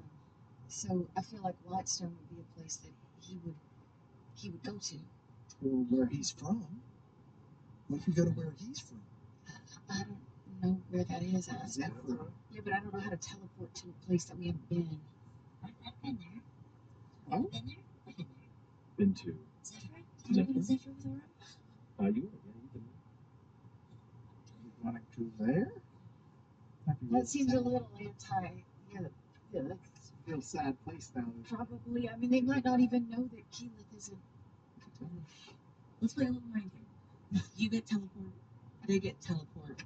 Where would y'all think to meet? Drusar. Like the other group? Yes. Drusar or Whitestone. Those are the only two places that I think they would think to go. And then maybe you would leave word if they were there and then left or something like that. Yeah. Or you could leave. guys teleported from? That's where we all The thing we all is, met the first time. Just to be clear, you're talking about Drusar, not Bosphorus, right? Like close to where the key was? I was talking about Drusar. Bosphorus is just a little scarier, and Drusar at least has, we have connections there, people that we're going after. Shit. What if you try to reach out? Wait, I know. I said this last night. I'll just ask the Changebringer. All right, between the two, Drusar or Whitestone? Okay. Because she can answer yes or no's, or give a one-word answer sort of thing. Where should we go? She can answer. Well, if I ask her correctly, let's see here. There's divination, and then there's something else. Divination. If we learned anything from all of this, it's that we should definitely rely on the gods for our answers. She has been nothing but helpful. It seems like they've got the most skin in the game. That's true. Should I? I bet you. I remember that. Yeah. Yeah, sorry. All right, I can ask 3 questions. What do I, just before I do this? You just decide yourself. Should we go to Jusar? Should we go to Whitestone? Should we go, I get a 3rd question. Should we go to the source of the key, Valley's key? Series? As a general note, Just should. is that what should we do? Yeah, It's yeah. different than like what should we do to accomplish it? Yes. So I want to be a little clear. So like, sure. No, Yes or no why not? questions, right? How does this work? Well, we could try They can be answered with a yes or no. Yes. Where's the best place we can go to find support? But that's not a yes or no question. So, yeah. Yeah, I think our friends. Yes. All right. So I will cast Commune. And I will I'll grip my coin and call out to the heavens and see if she responds. As you do so, you touch the coin within your hand. Close your eyes and complete the ritual to commune with this deity that you've recently come to take on as your own. And you recall the last and only time you've really met was at a breathtaking distance. Here you feel your consciousness rise to a space between all horizons. You stand at a crossroads, almost like an infinite number of paths all spread out from you in all directions. 1, 2, 3, 4 roads everywhere you turn. It's just continuous, all roads that converge here. There's a signpost on the side, and you look at it, and it's blank. The mountains you see in the distance, and as you kind of glance around, you look off one way, and out of the side of your vision, you see these strands of hair just drifting with the wind as the wind picks up.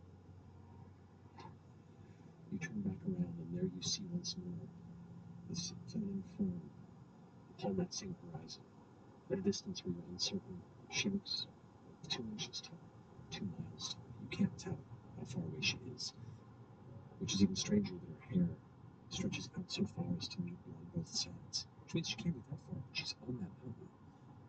It's strange, but she's present.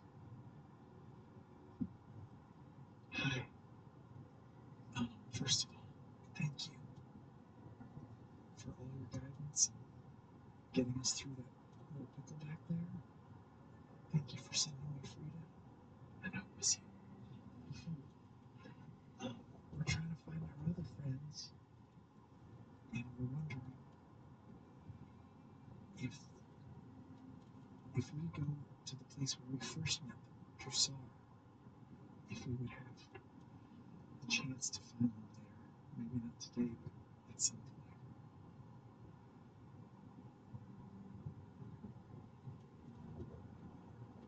Well, previously there was sort of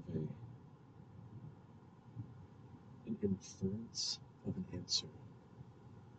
This time you hear a voice.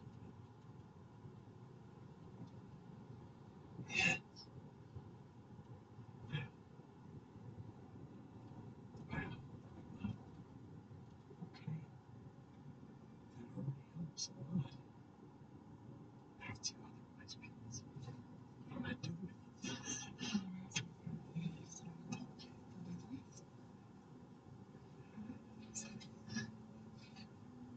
Are they alive? Changebringer? Are they okay?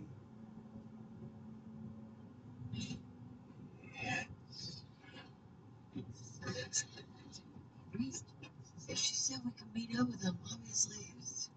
Oh, yeah, But they're all. I mean, self-love. We could have met with their dead bodies. We don't know. I have a question. You technically asked 2 questions in the last one, but I'm not going to do it. question. My third question. That's not for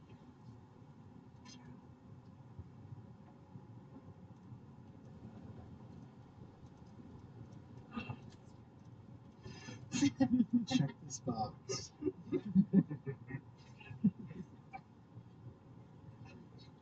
Even if I never know about my past, even if I never find out who made me or why I'm here, will I know freedom for a long time?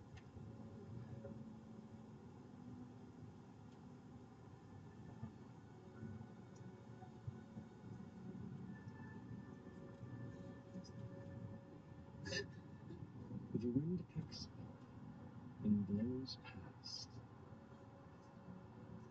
The answer challenging to write when the future has not yet. He's attempting.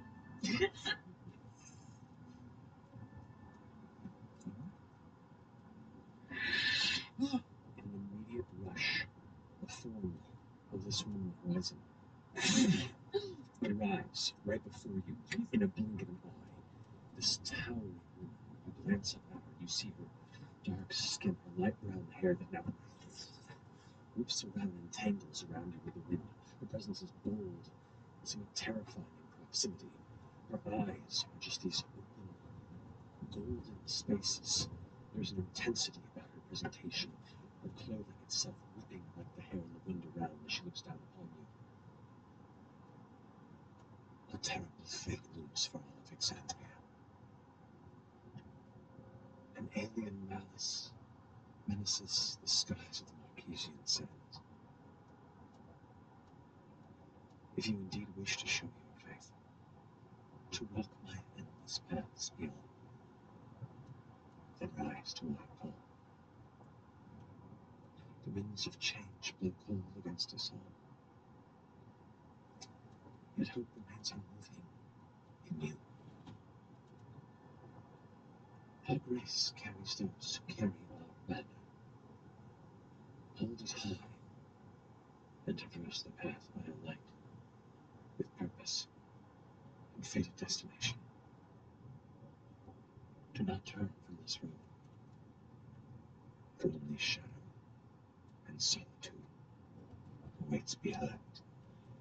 As the light on the horizon grows cold, and she grows even more immense, and you feel even more insignificant and chilled in the rising wind. The red end stirs in its slumber. Do not let it wake. And she looks over her shoulder, and you see the distant gleam of the red moon before you are brought back to the middle of the wood. At the same time that this is happening, the rest of you watch as a sudden, almost like a sleepiness comes over Deanna.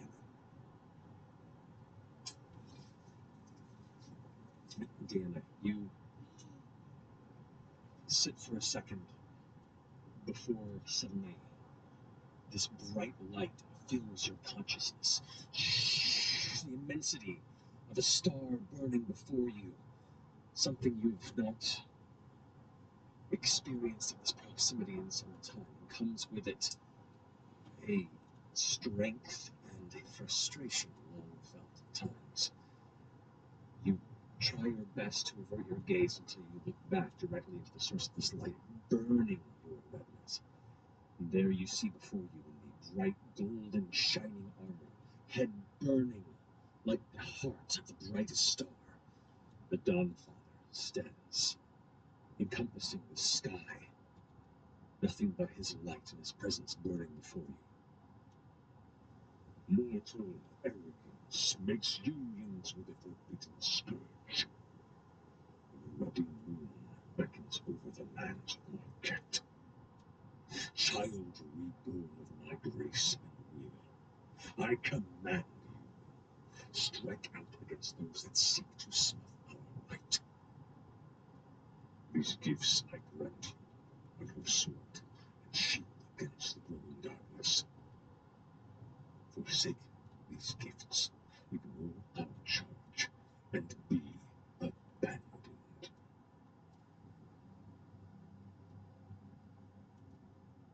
You are fucking intense. Okay. Yeah. I was already gonna do. I'm not gonna argue with you. How can I help? Faith needs not logic, nor truth, but unerring conviction.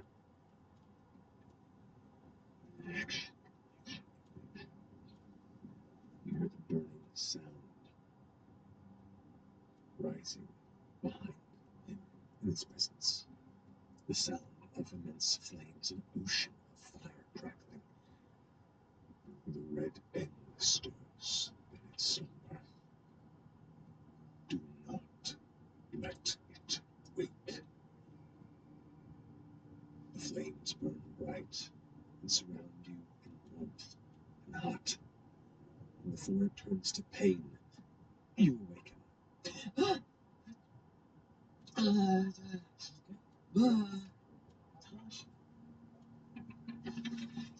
Rude. Not inaccurate. Dawn Father. Vision. Red End. Oh, shit. The Red End. That's what you said to me, too. Yeah, that's right. Hey, they're calling in all their little favors in the world. We have to solve this.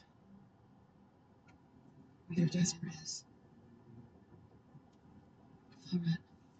You both saw your deities? Yeah, and they, well, I don't know what yours said, but the Changebringer is all about like choosing your own path and making your own way. But she did not imply that choosing my own path was an option. It was do this for me or else. Yeah, what on that too. What? I don't know. There's not a fight the Predathos. Fight the Red End. What about everyone who doesn't serve a god? The Dawnfather did kind of threaten to take back my gifts, of which I think life is one, so I'm pretty in. I was already gonna do it. Didn't have to threaten. Yeah, I'm happy to serve her. She's done nothing but help. But I don't know, you don't make demands of someone unless you're insecure about something in your own life. That's at least my experience with, Well, they're about to get eaten. Yeah, no, that's what I'm saying. Like it comes from a place of fear. Never talked to you with that desperation. Never only talked to her once before this, so I don't really have a good baseline. This was our first session. What kind of interactions? I'm gentle and fucking. So it's hopefully awake you. That's good to know. That's good. That's good. Yeah. Don't let it wake up. I assume you tell me. Yes. Told you everything, so you all heard it too. There was a warmth to the coin in your hand as well. Does it look different? Look shinier. It looks shinier? Ooh, that's nice. Maybe she's in there now. I've heard of gods, becoming things that can join you on your journeys. I don't know. Shiny coin. Should I identify it? I still have to identify that stupid rod from yesterday. Identify With this or the rod? the coin. Maybe it gives you a boon. I've heard of gods giving boons. Okay. The rod can wait another day. Yeah. I'll identify the coin. Okay. You're not going to identify the rod? The coin is Wait, what? The coin has to be coin of the Changebringer. A looking coin of copper bears the visage of the Changebringer. That's it. No. You don't have to read it all. Whoa, it's got a lot of stuff on it. It does stuff. It's a stuff doing coin. Then Does anyone want this? shut up. Roger, we you're always gonna eat it like we share these things, so This is great. We know where we're going. Have we been given divine direction? yes, Yeah. yes. We know where we're going. And Yeah, we're going to Dressar. she said we're going to Dressar. She said that they're at least alive, apparently. And she said that you and I would be together. Railroad crossing ahead. U.S. Yeah. That's cute. This fight is really starting to. You just have to have sex. Yeah, I get it. I mean, the world is ending, so Yeah. might as well have fun. Does anybody need, like, because honestly, this is awesome. This, An incredible staff of power. Yeah. I mean, Fern holds a stick I know. in general. Just look at it. Let's think about it. Let's hold on to it. Especially if anybody has, like, something they want to attune Yeah. to. It's in a tune lineup. Well, we can say that you did it Some of overnight. those things. I've got some of those things already, but And you being in charge of our teleport is pretty. yes. I I mean, I know your staff is awesome, but That's so funny. While you guys are discussing the staff, I'm gonna go over to Chetty and pull a ring off of my finger and just say, "This isn't like that." I couldn't. It's not like that. It'll fucking fit on your pinky. Oh. But just in case the worst happens, I want you to have a second chance. And I'm gonna give him. I don't know if it's gonna work, but you've got my ring temple salvation. Does it fit on my pinky ring? On my pinky ring? It is a little loose, and then once you place it on the finger, it seems to adjust to the size. Okay, I was surprised I have to like dislocate it because it's swelling. Thank you. We're gonna be fine. Sure. We're killing it. Well, my God just threatened to kill me again, I think, if I don't do this. So, thank you. Whoa. I'm gonna do it. Calm down. Okay, I'm sitting right next to you. Maybe wait till I'm a little bit further away. Thank you for this. You got it. Yeah. Hope it works. I think if I know anything about divine magic, it's that if belief is a currency that the gods use, I think mortals can use it too. And I've poured all my belief and hope. If something bad happens, it'll be okay. Who's got the staff? Let's do this. It's up to you, Fern, if you want to do it or if you want me to. I don't have staff. I feel like this could be real cool if we can. Can you attend to it? She's got all kinds of shit. It's up to you. It's great. But I think you should take it. Are you kidding me?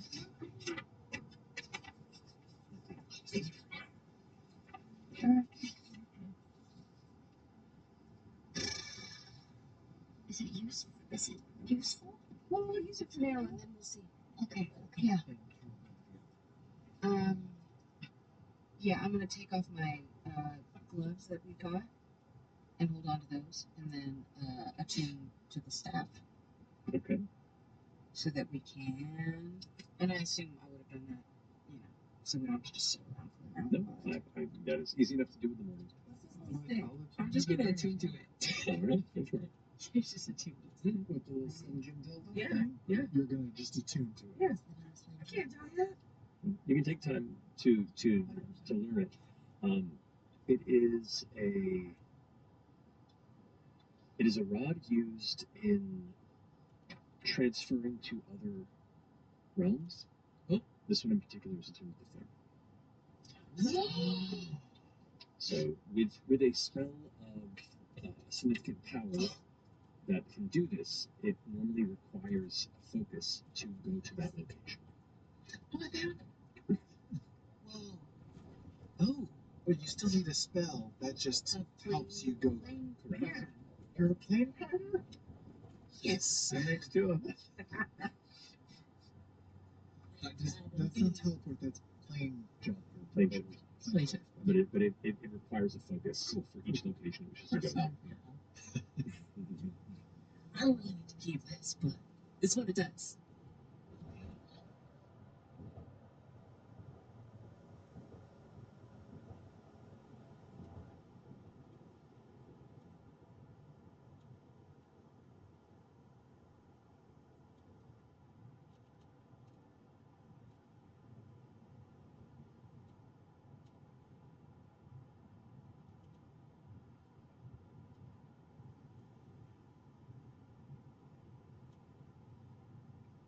Who? Is it weird that I I'm sorry. Oh, no, Is that rude? fine. Oh my god. No, don't worry. I think, do you, it could get you started back into your plane shifting, plane riding. I mean, if I want to wake that part of me up again, I guess. Yeah. It's hilarious. I'll never done it in different places. I'm gonna calm it down. Do you mind if I hold on to the bag? Oh, bag of holding. The stuff? That's right. Oh, the bag of holding. Just the satchel. Yeah, take it. I don't carry all that. I'm used to these. Yeah. I legit, I had to wear one. I mean, the assembly was very, very particular about the things they ordered. Sometimes it was toys, sometimes it was things for their these fucking towers. I had to make a whole series of chairs that they were gonna like later enchant. They were real deadly. Wait, what? What? Yeah, you made enchanted furniture? Well, you know when I went into the throne of Luthor and I carved my initials under the back left leg? I used to make these little wooden chairs and I carved my initials under there and enchant them and they'd kill everybody in the room and then all of a sudden move to the middle of the room. Are you serious right now? That's amazing. That's why I got off of furniture though, because I didn't want to be affiliated with that, so I went back to toys. I got kicked out of the authority, the Rex and Trim Toy Authority. Is that what? The RTA? Is that what that means? No, this is recognize the alpha. That's just no. It's, they're very strict about their union policies, okay? I'm just trying to show loyalty. People, how many other people have that tattoo? How many other people have that tattoo? It's a union, very elite. It's elite. It's a union. The dudes are so young to report quarterly. I couldn't stand it. They were suffocating us. I chiseled something for you that had that in there because I thought it was your thing. It is my thing. Ain't a thing. Rebranding is real. Yeah, that's real. Look, you used to be a faithful caregiver, and now you're fresh cut grass. You're right. A rebrand is valid. Drops back. Listen. Nobody has to know. Okay, we're in the Savalier Wood. Nobody heard that. Just remember, there's an alpha within all of you. By power of the Rex and Trim Toy Authority. So you stink. Most of them were fine, but Ludness was an ass. He didn't order shit. Came in, showed him stuff. Window shopper. Yeah. Doing diversity. He was my best customer ever. Yeah, too young. You all ready to go to your son? Yeah. You got the bag? Yep. You're all rare. Everyone gather around. That was funnier than you did. Okay, I'm gonna. Do you have to pick a place or just a city? Like a place in the city? Like a place? Guidance? That's probably smart. How does it work? Let's just wing out the first try. Let's cross oceans while we do it. Especially leaving a haunted fucking forest. This is as good as it's gonna get. Only one.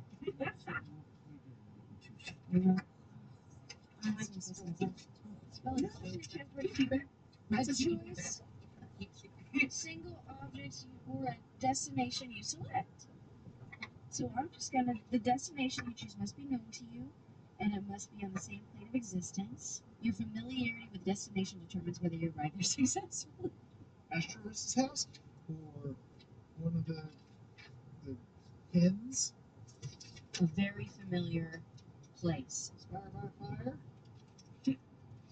Yeah. Let's go to the Spire by Fire. That's a very familiar place. I'm just gonna appear in the bar.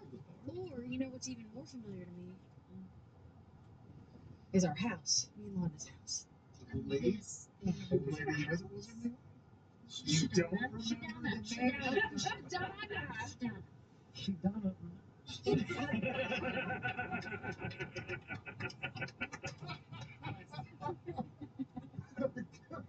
Watch out, watch out. That's what the R and freedom is for. Yeah, Shidana's place. I mean, Fire, whatever. Jesus, fucking Jesus. Maybe you should take the fucking staff. But if we bamf in, won't they be like, woo, woo, woo? or I have feel a like Shadana's is Just a take little her less more. safe. You can bamf us into. I don't know. She might be right next to What somebody if she else. said that once we get there, she's dead? Just go. Yeah, go to Shidana. It doesn't matter. All right. Hold on. Ow. Of course I roll all the fours now. 8, 9, 11, You have to roll a bunch of d4. 12, For this particular 14 points of damage. To yourself? To all of us? whenever you whenever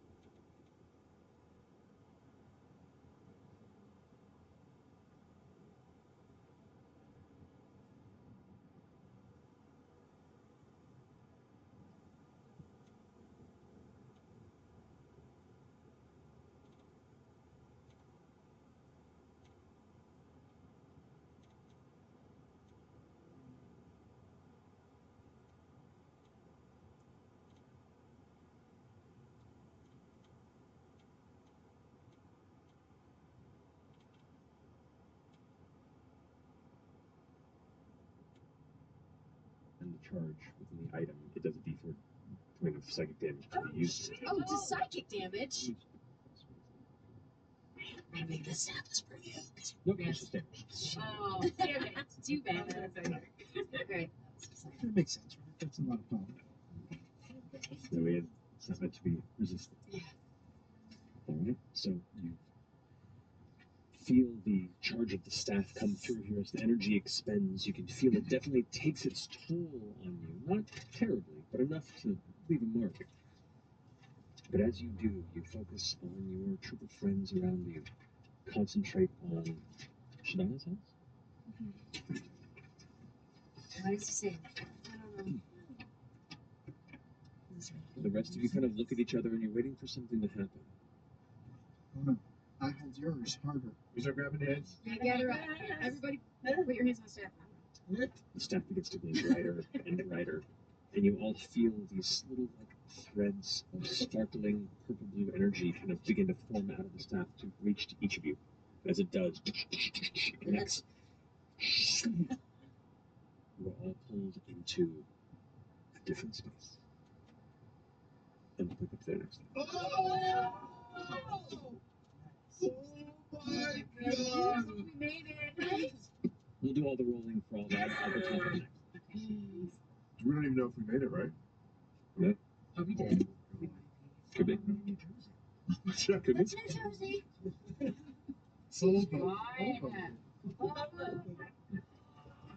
Everything's legal in New Jersey. Yeah. See, the Wrexham toilet. A very. There's only How many episodes? How many episodes? 100 chance of us going some real terrible, having a very bad mishap. 4% chance. Yeah. Do you have to roll for that? Okay. I'll do that right now. Well, no, I have you roll for it. That's more fun. Yeah. Go ahead and roll a D100 for me. Do we know what number is bad?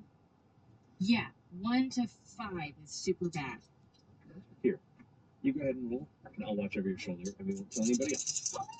Wait, I'll get it for TikTok. No, but you'll know. I'll just videotape it. We're still alive. Okay, ready? What's happening? Okay. Oh my god. What? No. Come on, man. Come on. No, we're fine. We're good. Stop. All right, and let's leave it there. Why are you like this? We'll leave it there. All right, everyone. Thank you so much for joining us. It's been an absolute pleasure. Have a wonderful night, and is it Thursday yet? Good night.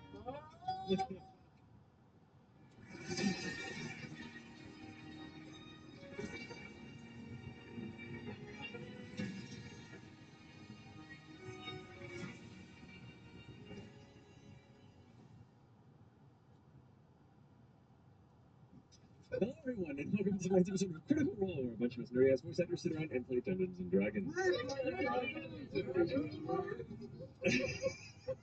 Our first sponsor is Nintendo, with their new game, The Legend of Zelda: Tears of the Kingdom. Sam? Thanks, Matt. Everyone at CR is excited about Tears of the Kingdom, the brand new Breath of the Wild sequel that is an amazing leap forward in the series. Ow. Rediscover an expanded and transformed Hyrule with new abilities that test your creativity. Glimpse ancient events that lead up to the upheaval and build creative solutions to traverse 3 layers of Hyrule, solving puzzles like never before. Ow. Ow. Ow. Sam, are you okay? I'm fine, Matt. I just need a little water.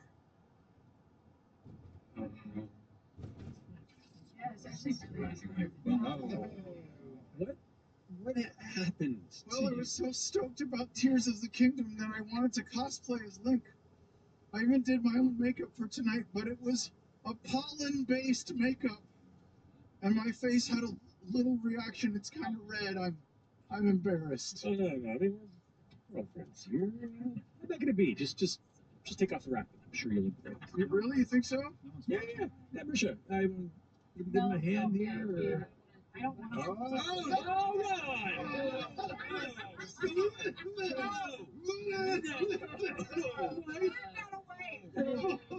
How do I look?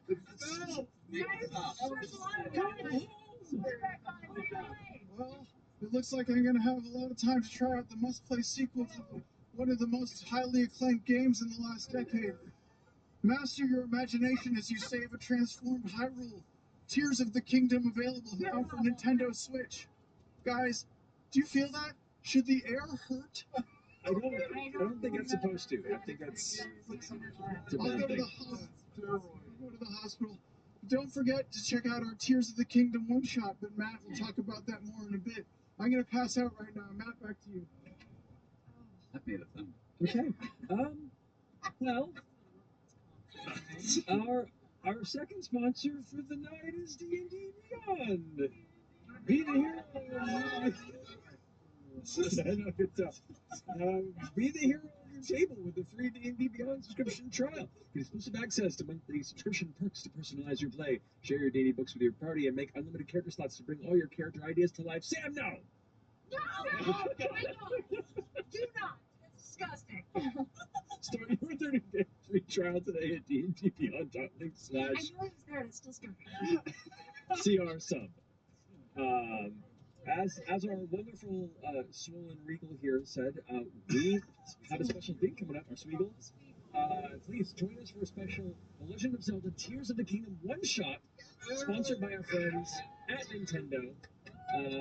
I'll be running the game with wonderful players Marisha Ray, Liam O'Brien, and guests Emily Axford, Omar Najam, Robbie Damon, and I can't wait for you to check it out. This one shot airs Tuesday, May 30th at 7 p.m. Pacific on Twitch and YouTube. So come check it out. Super excited. Marisha, you got something to talk about? Oh, goodness. Cool stuff. Candela Obscura premieres in 1 week. It's as terrifying as that. Maybe not as scary, actually. But it's a horror game. Am I distracting this Candela news? No, you're fine. I'm a professional. Like the hair with like your features. No. What? No. Like his all Oh, look at his neck. Oh, did something actually happen? Candela Obscura! Yes. If you want to see just primal terrors such as Sam Riegel's face and other just cosmic nightmares, tune in next Thursday, May 25th at 7 p.m. Pacific, and follow Laura Bailey, Ashley Johnson, Robbie Damon, Anjali Bhamani, and our fantastic GM Matthew Mercer through a terrifying and corruptive world where magic bleeds into mundane reality. We can't wait for you to see this new story and this eliminated world in action, and to help provide some context to the basic rules that we'll all be using, we'll be releasing a Candela Obscura Quick Start Guide. So yeah, be on the lookout for that. You can check out all of the details over at critworld.com. Keep an eye out for a full how to play video coming next week. Just distracted. Maybe you should. We have. Thank you, Travis. I'm going to say it one more time just for everyone who is staring at his face. We have a quick start guide and a how to play video coming next week on Candela Obscura. And we have so much more in store in this new exciting adventure. And yeah, we're so excited to finally share it with you guys because it's been a long time coming. Thank you, Marisha. Lehman Townsend, you got something as well. Burning my retinas. Hey, y'all, our Chronicles of Exandria art book volume 1 is now available in our the CR shops, Darrington Press Guild stores, and other friendly local game stores that you know. It's actually received a minor refresh. It's got 5 pieces of new to the book artwork, and I'm just jazzed to bring it. We've been talking about this for years. To bring it back to you guys, so hopefully you'll enjoy this. Find it soon. Alrighty.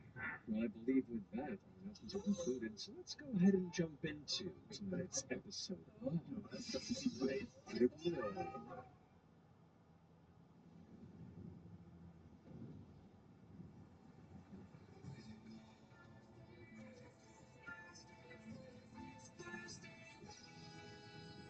One by one we climb until we reach the top. 2 by 2 we fall.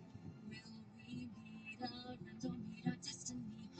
Hold your breath and roll. It's Thursday night. All ye critters, come join us. It's time to continue our ride. There is magic and mystery. Who knows what will happen tonight? But one thing's for sure, we never give up on the fight. From the healer to the renegade, we all share the same goal. Adding more allies, taking more chances. Hold your breath and roll. You can certainly try. It's Thursday. All ye critters, come join us. It's time to continue our ride. There is magic and mystery from darkness our friendship rise. But one thing's for sure, we never give up on the fight. Oh, get ready. It's Thursday night.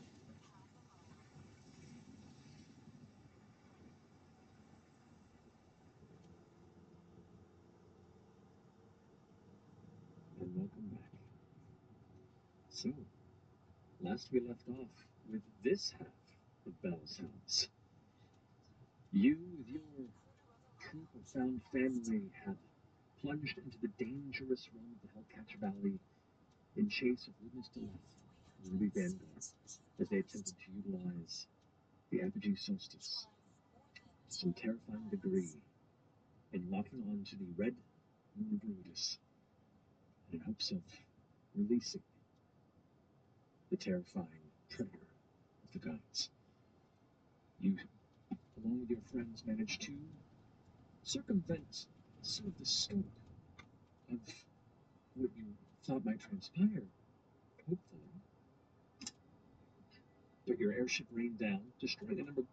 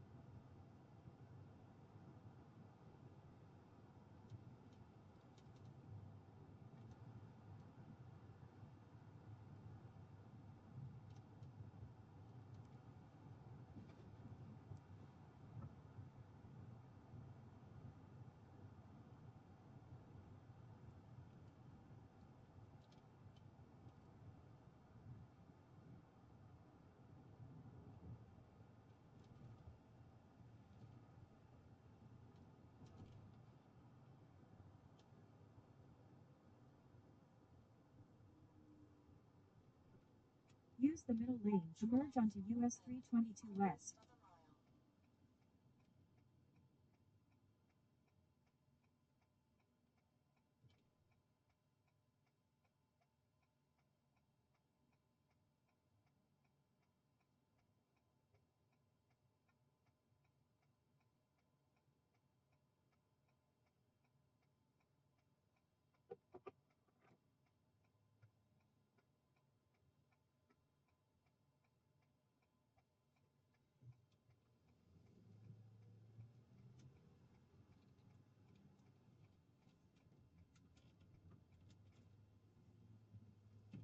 At the light, use the left lane to make a U-turn. Then take the first left for you as 322 west. Next sharp left.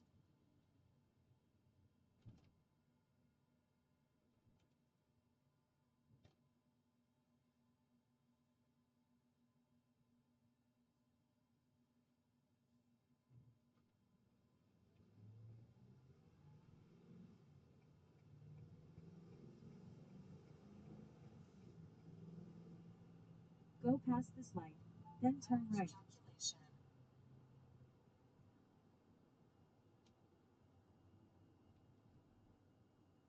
Turn right, then take the first right onto Millbrook Way. More than 2 miles.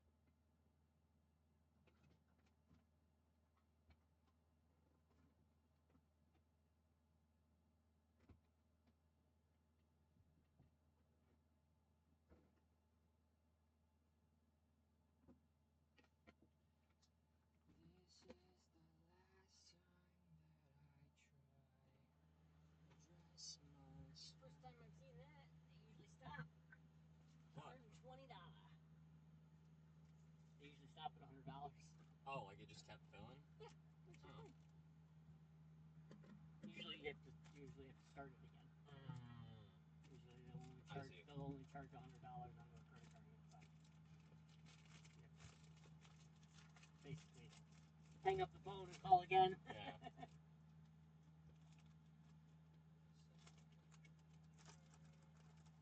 I don't think I've ever been in,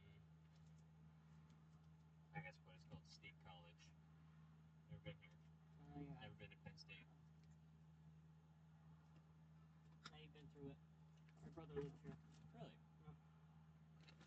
Did he go to Penn State? Nope. Just ended up here? Yep. He works for Penn State. Oh, okay.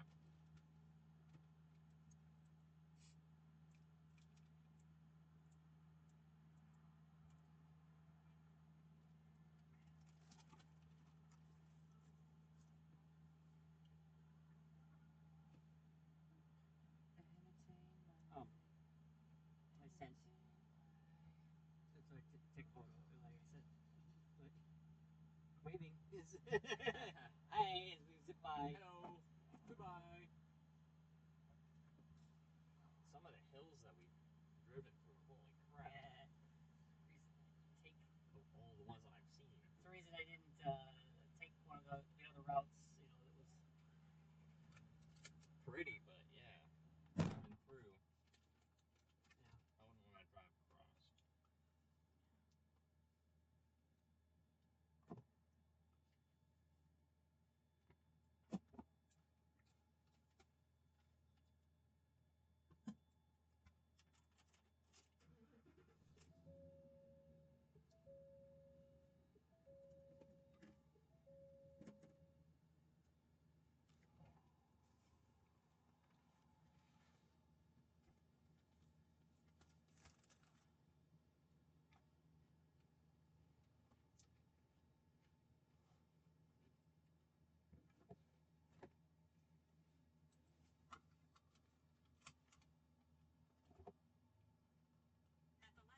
turn left onto East College Avenue.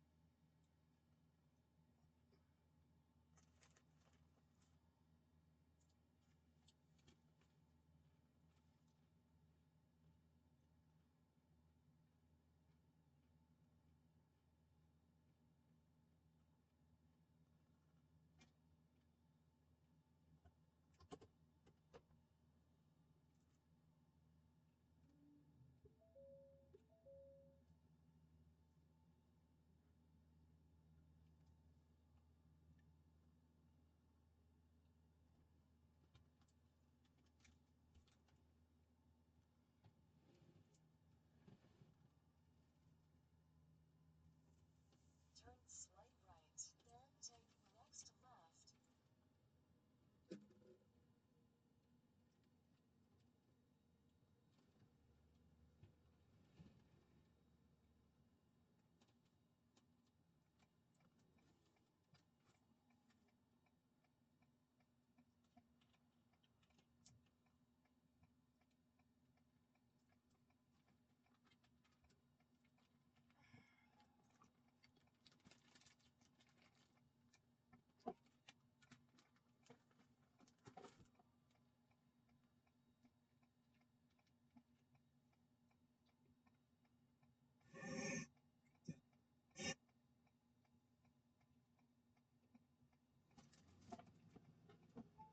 next left.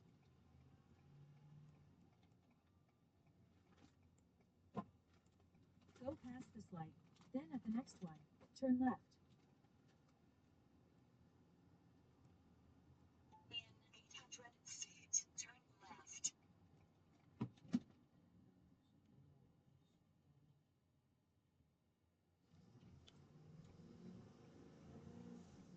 At the light, use the left lane to merge onto US 322 west toward Phillipsburg.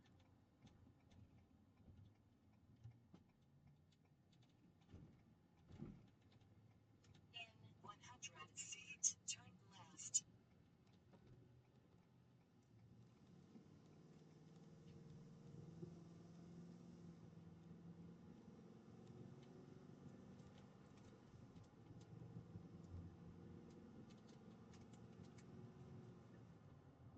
Drive 3/4 of a mile.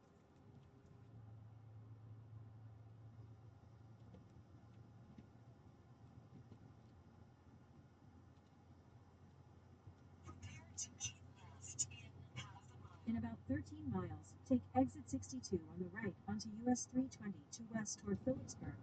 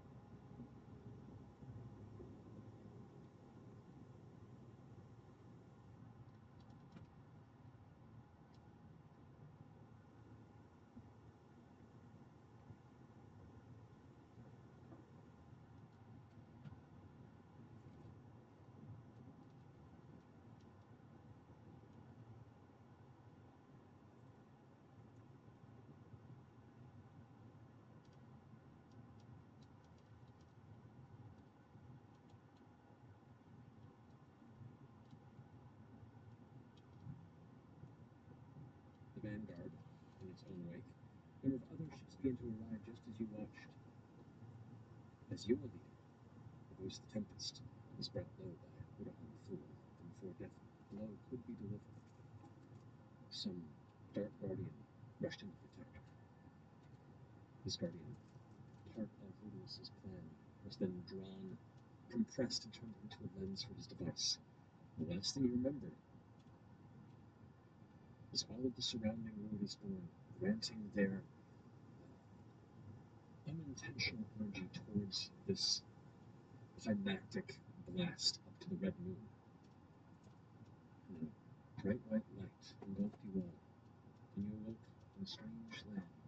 Still at night, beneath the starry sky, the shifting tethers of the apogee solstice ley line, still visual and multicolored across multiple directions of the sky, like an extended lattice or weave. You don't have much light around you, beyond just what little bit of starlight seems to cascade in the space. What you do see and smell is you found yourselves scattered a bit amongst the climbing cliffs of some sort of a geothermal gorge. You can see splashes of color where deposits of elements and minerals have gathered over who knows how long, but the heavy sulfurous smell itself is overpowering at times. You can hear the bursting of steam from directions beyond your current light source and eyesight. You eventually come together, finding the three of you and no one else. Can't feel my feet. Let's roleplay. Okay. skitters down 10 or 15 feet from the outcropping he was on to get down between the two taller friends. Where are we? It's everybody else. Where's Imogen? If we're in the dark, right? So You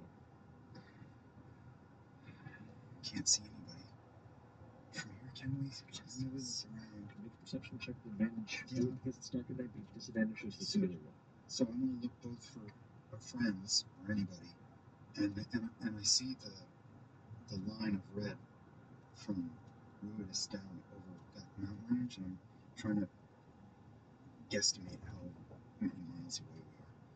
Okay. A perception check look for people would be a nature or survival check to try and ascertain how far you are from that.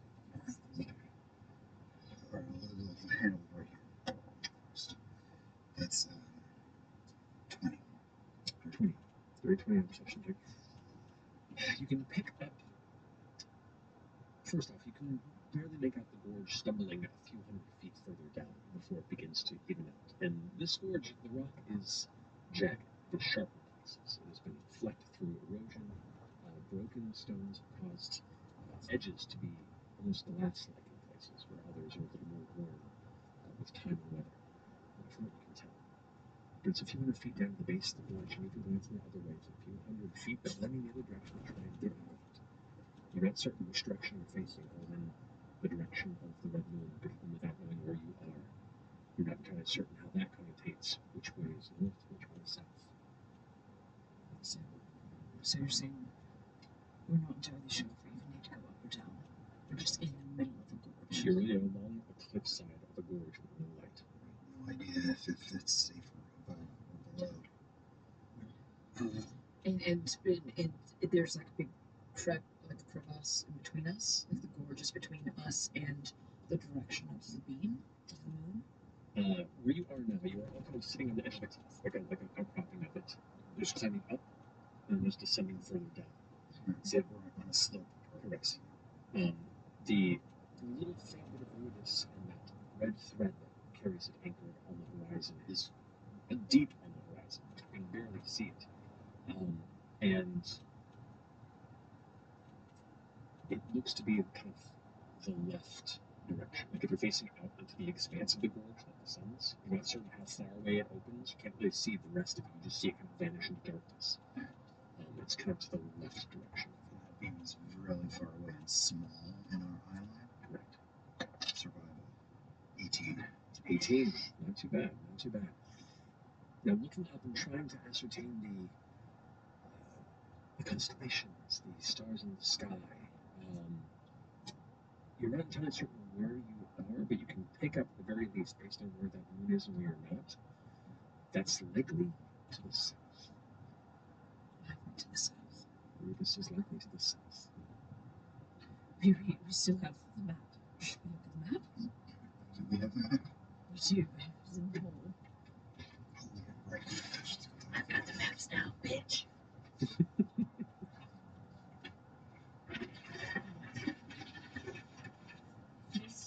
This is where we were.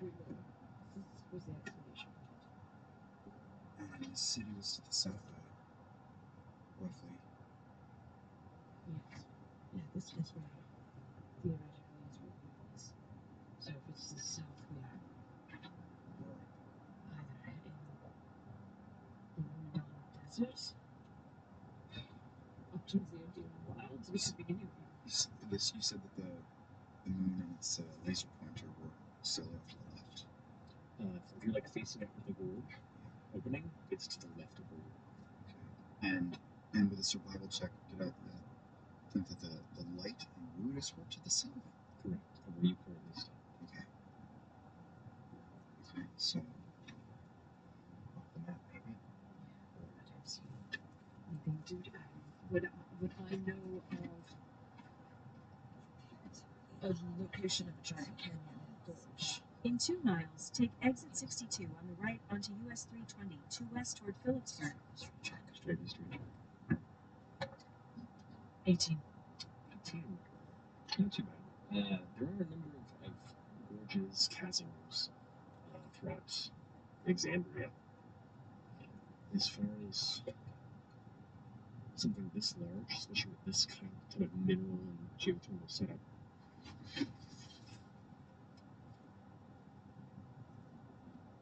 is not too bad, actually. You know that there are a handful of places that can kind of mark this sort of elemental chaos that kind of burns up from underneath on the scale. There is in Wildmount, in the Truscan Vale, there's a mountain range that a portion of the landscape there has heavy geothermal activity. You also know that there is, near the Panagrup Sands, which is on the far eastern side of Marquette, there is a series of like a cracked canyon that has been known to have some intense geothermal activity sometimes during. Use the right 2 lanes to take exit 62 on the right onto US 320 to west toward Phillipsburg. A location called the Spectrum Gorge that also has a deep amount of geothermal activity.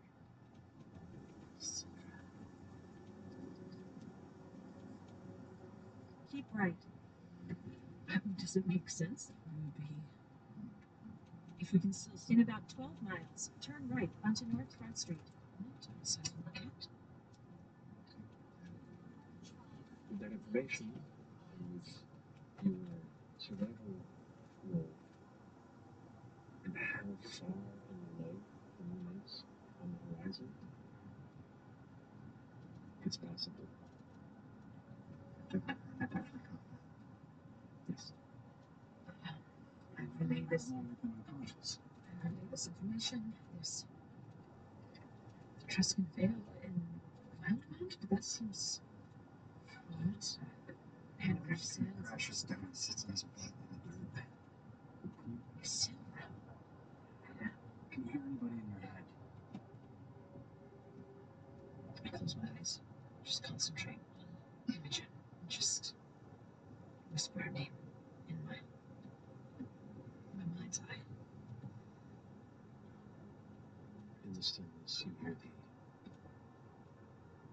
the nearby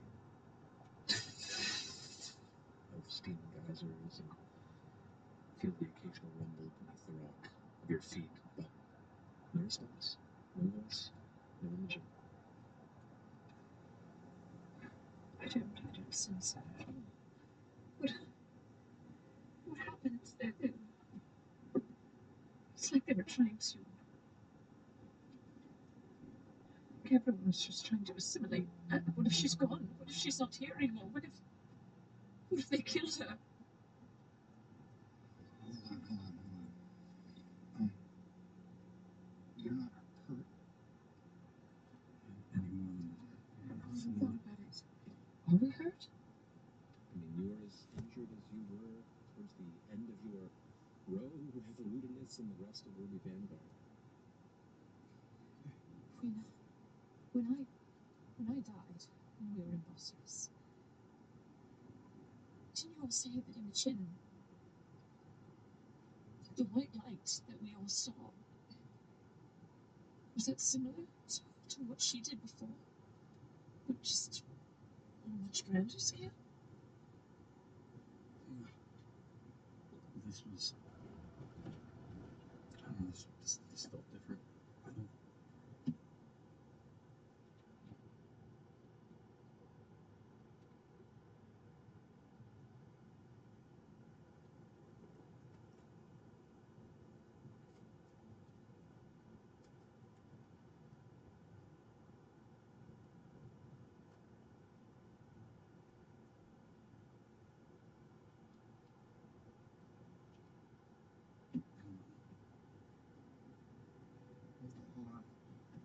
Hold on. I'll pull out 2 sending stones.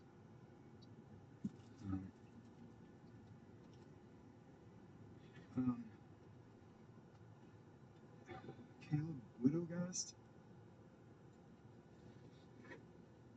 Are you alright? Where are you? sure we're even in Marquette anymore. Please respond. Who do you want 100 from, if you don't mind?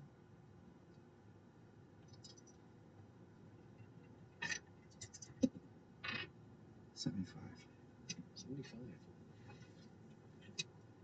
As you speak into the stone, the words that you press into this temporarily released enchantment, the echo begins to feed back louder and louder, and the stone seems to almost shake in your hand before you have to drop it, and it clatters, not stumbling off the cliff. You manage to catch it afterward, but you get the sense that the sending spell didn't find its recipient.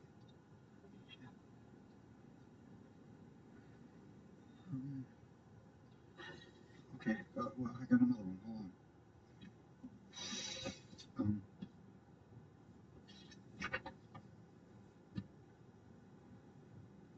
Dorian?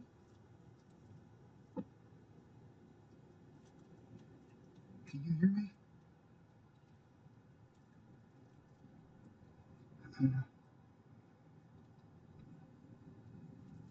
What's the sky look like where you are? Tell me you're okay. We'll take a look. 53. 53. Similar to how the last one did, the echo begins to feed back on itself again. Do you wish to try and hold on to the stone this time? Yeah. You touch it, you grasp it, one arm begins to shake as you hear your own voice kind of echoing back and causing more and more ripples in itself, expanding, expanding, loudly, loudly. It almost begins to hurt the inside of your mind for a second. The rest of you don't hear anything. You just watch the stone begin to shake, an arm tensing while touching it before eventually it fades.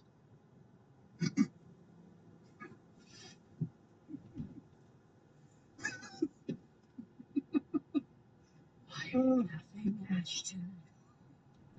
Look at this. This is fucking funny. This is fucking funny. I'm gonna walk the fuck away and I'm gonna start beating the fuck out of the closest piece of rock that I can find. It's dark, Cliff. Please don't fall into it, sir. I'm away from the fucking cliff. So I think I got the sound of that, is there? It's a heavy echo. I'm just going to start sending messages just in case it's not far, but in case they're just on a cliff that we can't see, I'm going to send a message first. Harry tried to mission, but to Jenny. No response. Firm. No response.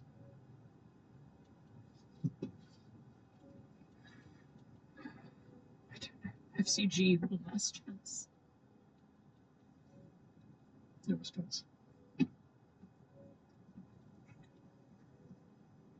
Ashton, please, what do you want?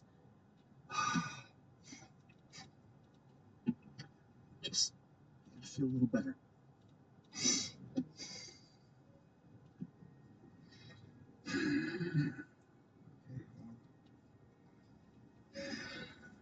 Can't stay here. We'll starve or something. Up or down. Flip a coin. How bad does that look?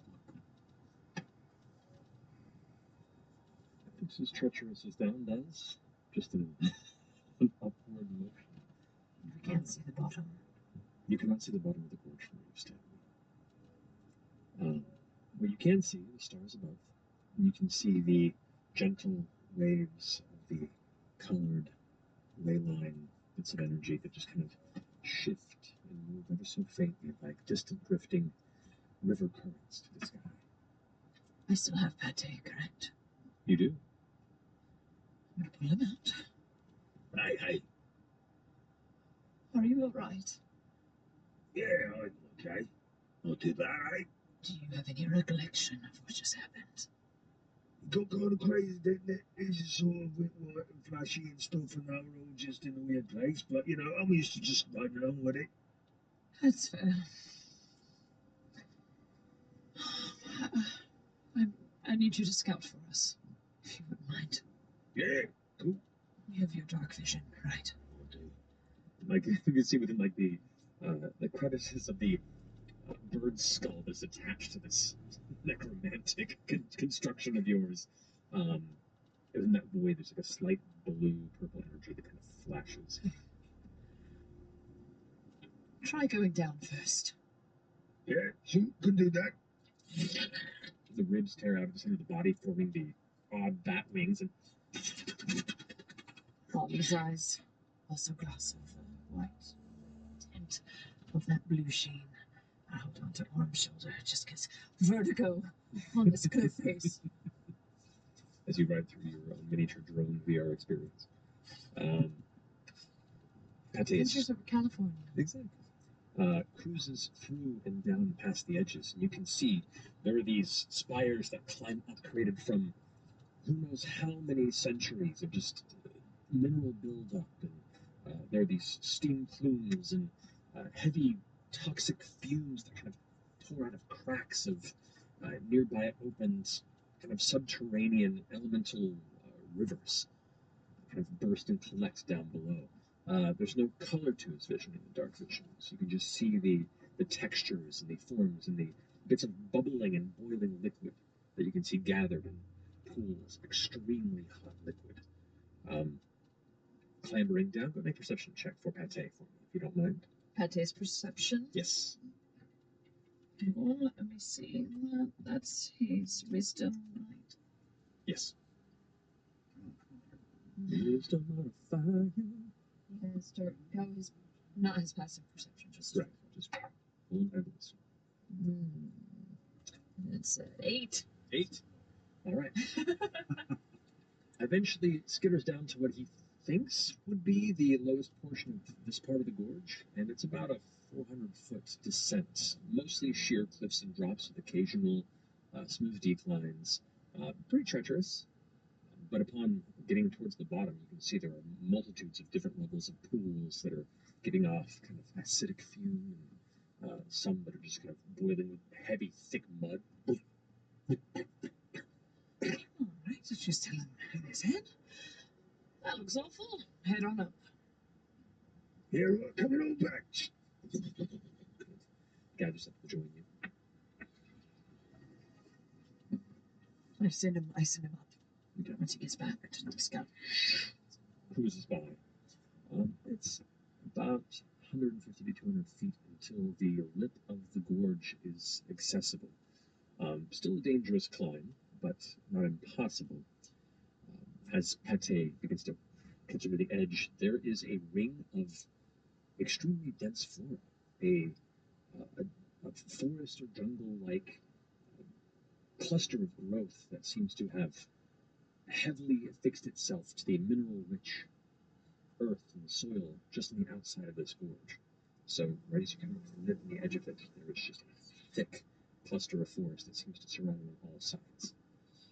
Alright, well, down looks like death. Bubbling geysers, hot liquids. Very bad.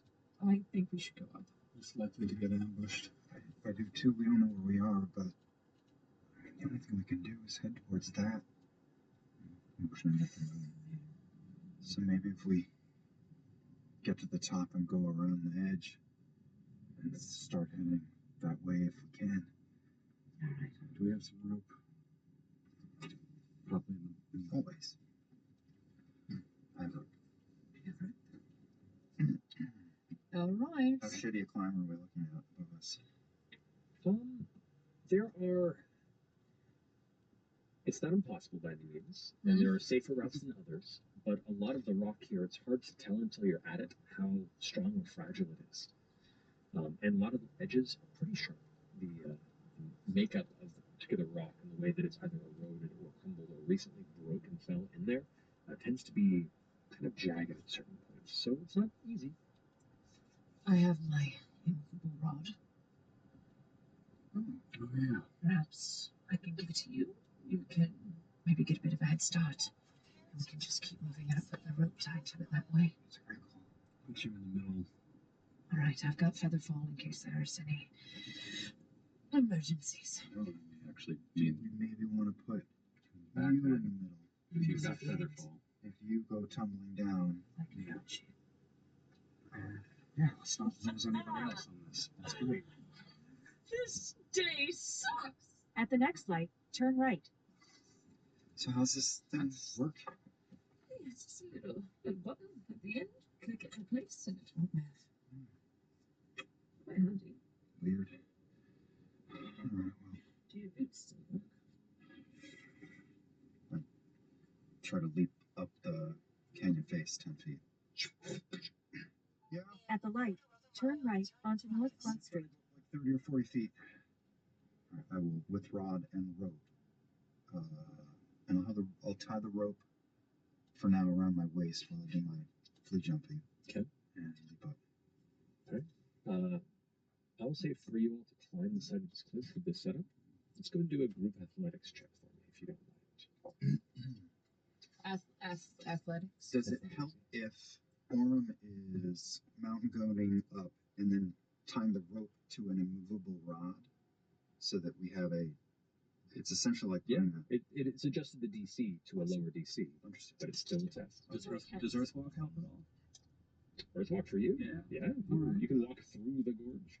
And I can use acrobatics. No. Sorry. This is athletics? This is athletics. That's not as good. So, yeah, Earthwalk will also give some sort of advantage to this. Or... Yeah. If you want to expend it. Actually, it's not expendable. It's just a thing. Let's see here. You can move across difficult terrain made of earth or stone without Correct. expending extra movement. But So, yeah. So let's say for this, I'll give you an advantage on your roll. That's all. Okay. So. In about 10 miles, turn right onto Shovel Highway. Okay. Something that tracks. Yeah, dislocated 24. my shoulder. 24. First lift. While you were there to catch Ashton the entire way, you thankfully just caught yourself. Pop out of the sock because you kind of dangled there. Alright, pops back in. Slowly, one by one, you begin to come up the side of the cliff. As you progress up the side to the next major platform, there is a sound.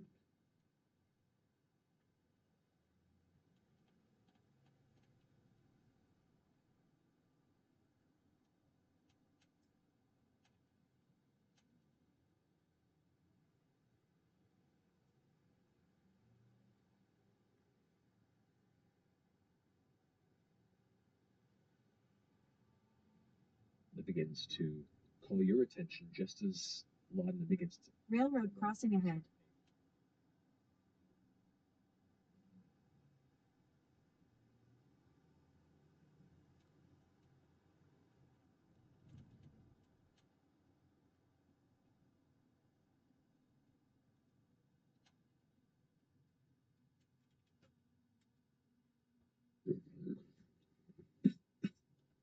Direction? About 5 feet from where you're standing.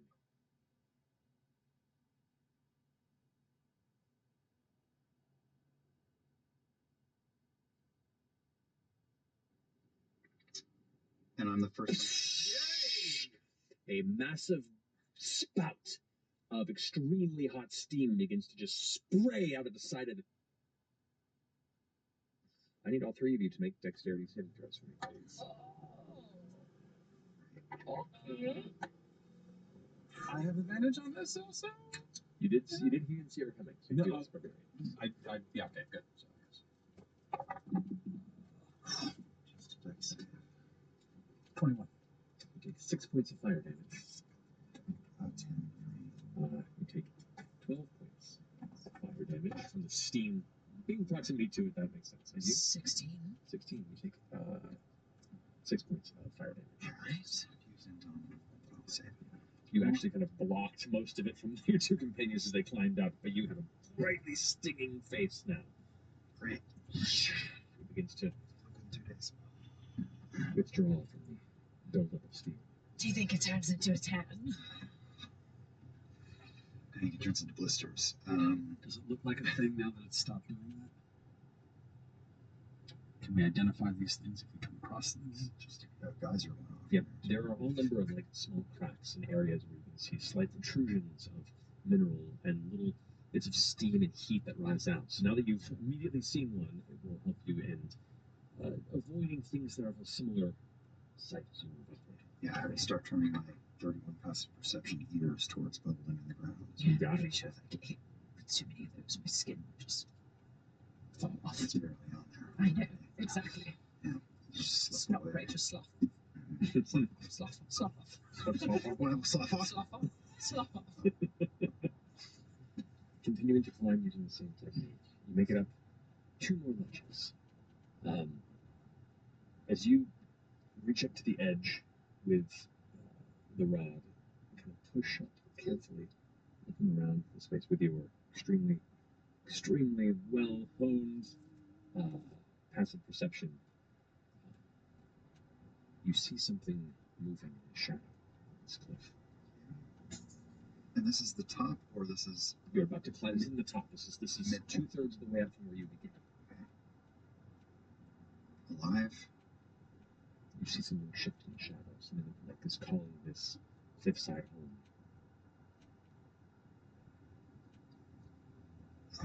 I'm gonna lower back down a foot or two.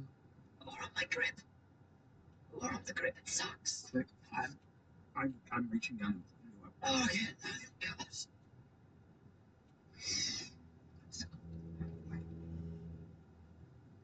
I start to try to spider climb, not the spell, my way sideways. So you're all I making have a spider climb. I could have done that this whole time. I don't think this character wants. Do you? I do. You both It's carefully. also it's a second level spell though, and I am a little tapped, so I don't want to spend it unless I have to. Okay, so you're holding off for now. So I'm gonna just keep stick with Okay. the plan. All right. Yes. Perfect. Can I get a group Stick with CrossFit. stealth check as you now stealthily attempt to climb past this ledge?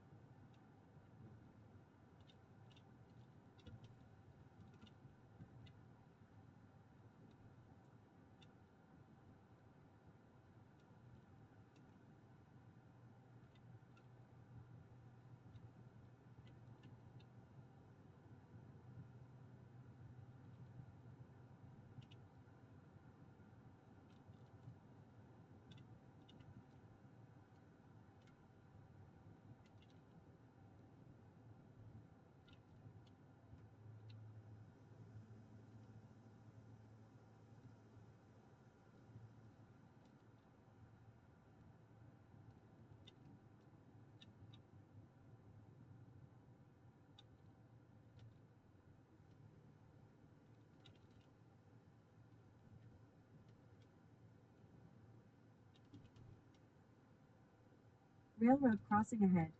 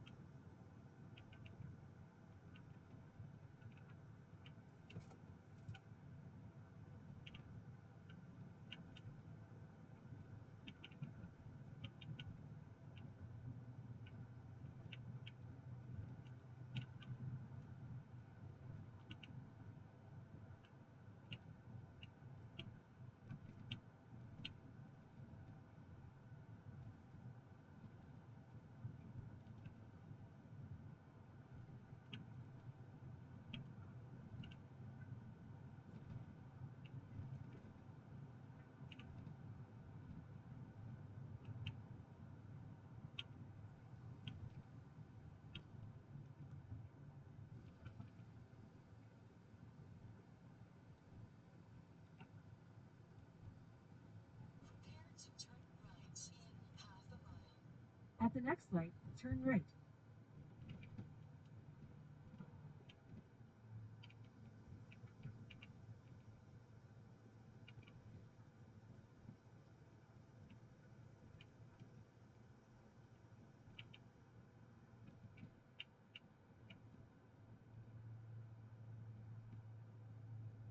At the light, turn right onto Shovel Highway. Quarter of a mile, turn right.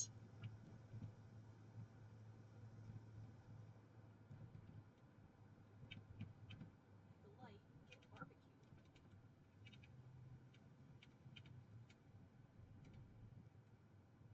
Take next right.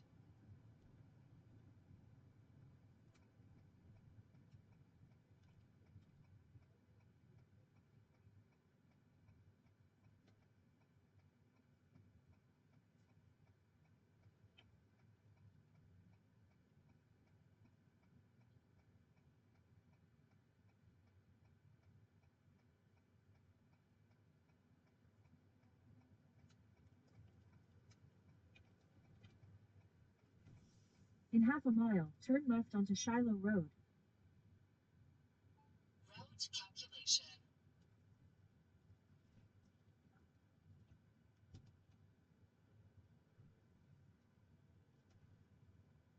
Hey, I've been here before. So now you've been here again? Drive more than 2 miles.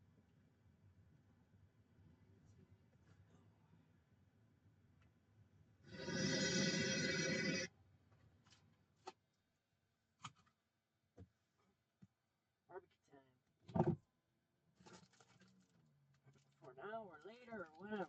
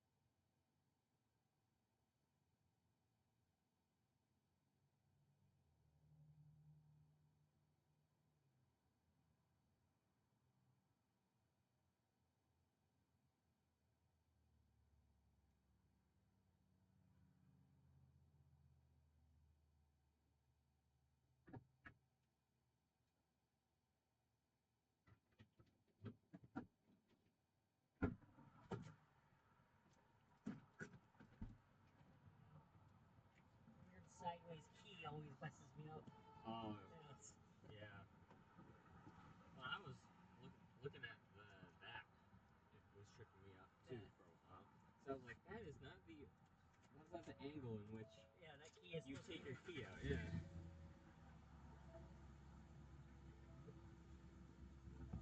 I said it's too late to apologize. Nah, that fucking song was so It's a perpetual game of listen.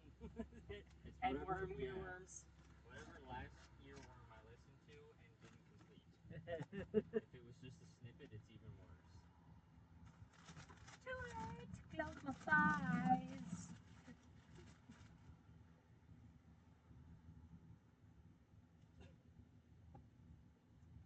Too late to get more pie. Did Mr. Forzio, was he a teacher when you were at Maple Grove? Yeah.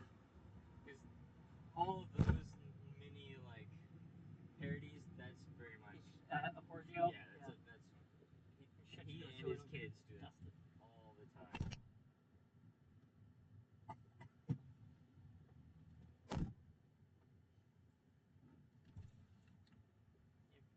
Open and shut your door again. No pressure. Trick. Crack a window. I said it's too late. Oh, well.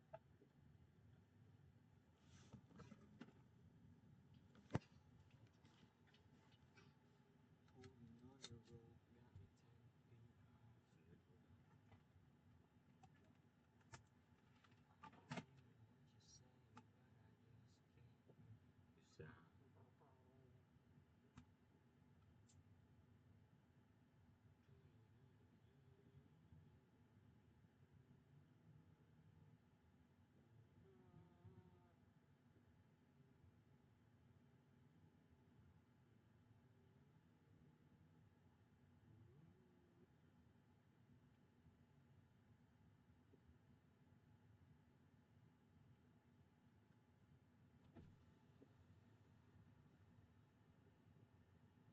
Starting route to 105 Vega Street. Proceed to Shovel Highway, then turn right. Still dark as fuck, I assume. Just constantly listening. Okay. I'll need to wait about 5 or 6 feet. Okay. I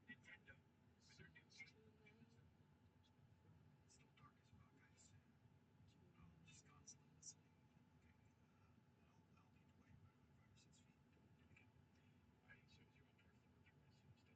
Okay, zero that for now. So I'm gonna just get stuck with that. Leave it on. Yes. Stealth check. As you know, stealth. The sledge. Stealth check. 18. What? The fuck is wrong with you? That was a journey to natural one. 19? That's steady. As you begin to climb up, in deciding not to cast your spell, you carefully begin to. Let's go, I got this! Just as. Oh, I needed a workout. This one little outcropping that you would use to push off your foot just gives away and snaps under your weight. You stumble, you actually fall about 2 feet of rope, kind of tugging on it. Your foot catches another rock, which cracks and falls again. You eventually hear the rock stumbling and her calling outward. Oh, my knee! You hear movement from the nearby shelf scrambling towards you. Okay, I leave the rope tied to the rod, and I immediately spring, climb up, and get up and go, hey! Up on the ledge. Okay, the minute you do, you jump right on the ledge, looking right into an individual standing there on the edge. Amy, if I could have you. Shit, that was fast. Oh, maybe we actually time traveled him down. Oh, shit.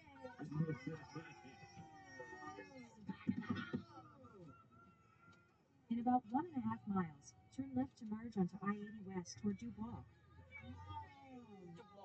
Turn right.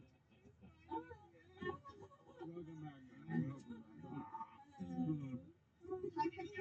Welcome back. Still time.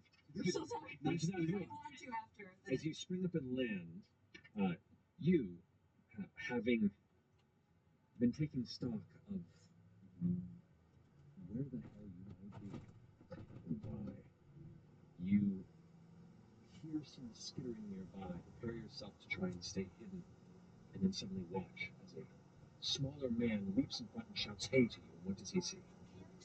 Well, there's a lot to see, so maybe we'll start from the top. What you might notice first is a real flash of big brown, blonde, highlighted, gel crunched hair that sort of moved to one side of her shoulder, and if we're sort of making our way down her 4'2" dwarven body, you might notice that her skin color is sort of like the color of like café con leche, but like with an extra shot in it. So like kind of dark and Latina flavored, and she's covered in sort of colorful traditional tattoos. In 1 mile, turn left to merge onto I-80 West toward Dubois. Stand out more than the rest. There's one on one of her shapely biceps that it's sort of like a heart, like a banner heart tattoo, but instead of mom, it says me. And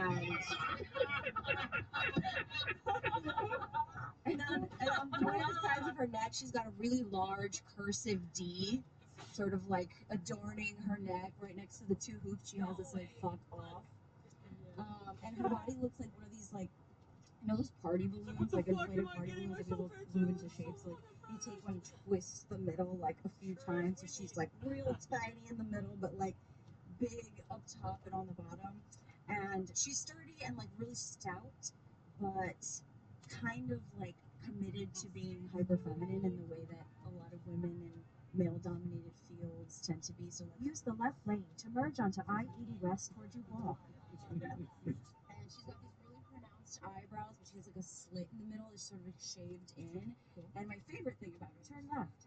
Little Monroe piercing that looks like a diamond beauty mark, you know, like a little.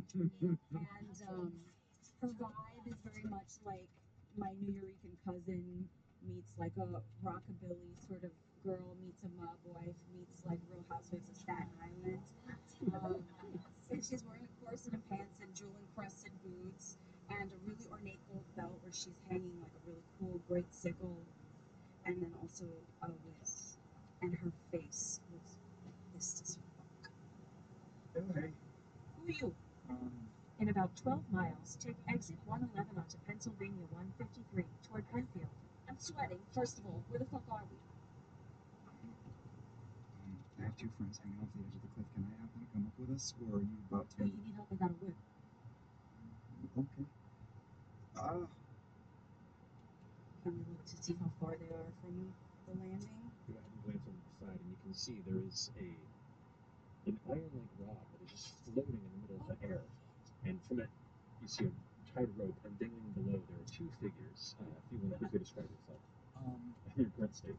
A strange-looking humanoid made of green stone with like a purple amethyst hair and a weird indentation on the side of their head that's got like a glass crystal view where you can almost see an opal underneath the glass. The stone is cracked in strange places. It's been filled in with gold, and they're wearing a lot of torn up black leather, and on the you can see on the back of the black leather jacket it says "Just don't." And then below him, you see a very gaunt woman, very sunken in cheeks. Her skin is deathly pale, maybe for a reason. And you see like dark circles under her eyes and like dark pools of purple where like the blood has just kind of settled and coagulated with long stringy black hair that this steam and heat is not doing any favors towards. And then she just has it kind of pulled up in a messy bun with a big rock chisel through it to hold it up, and just patchy dress that it looks like she just made out of scraps, and she's trying not to scream because I think I dislocated my knee. Kneecap, side of my leg.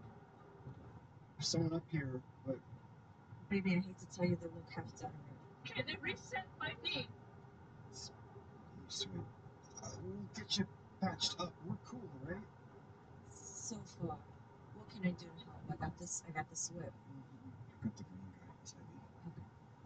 So So it's still I'll start hoisting up with my massive happy muscles. so should I just like grab you from the middle and just start pulling back? Much easier with your help. I'm climbing and actually putting some food on my head. As much as I appreciate and enjoy watching you try and pull us both. As a group effort together, it's not very difficult to bring up this, relatively heavy individual and this feather. But you all managed to you clamber up onto this cliff where you have just kind of taken stock for a moment to try and figure out what the hell is going on. And now Alyssa was one, now there's Oh, look, we're a person on a cliff. That's normal for the Oh, day. I just showed up here. Do you know how you got here? You also just showed up here. Okay. Wait, were you at the excavation site? Were you a part of the moon ritual? No. Where were you an hour ago? On the planet. I was in Taldori.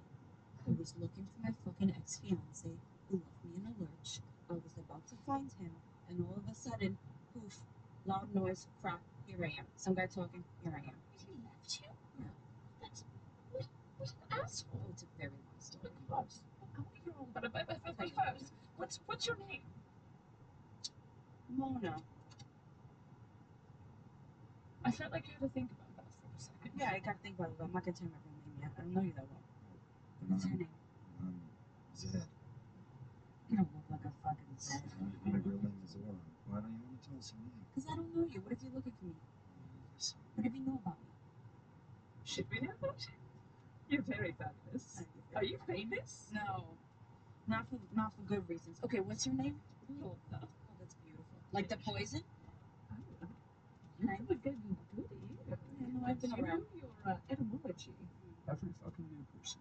Ashton. Oh yeah, that fits you real nice. Zed, Oram, Lorna. Hello. Like the hair. Thank you. I like Mona. It's a very pretty name, even if it's not your real name. I'll tell you my real one later. All right. Okay, so where were you guys? Oh boy. You said excavation site? Yes, we were on Marquette. Hang on a second. Let me just see. Just cut bits down. Just kind of takes the blunt part of the heel of her hand and just cracks her knee back into shape. Yes, we were on Marquette.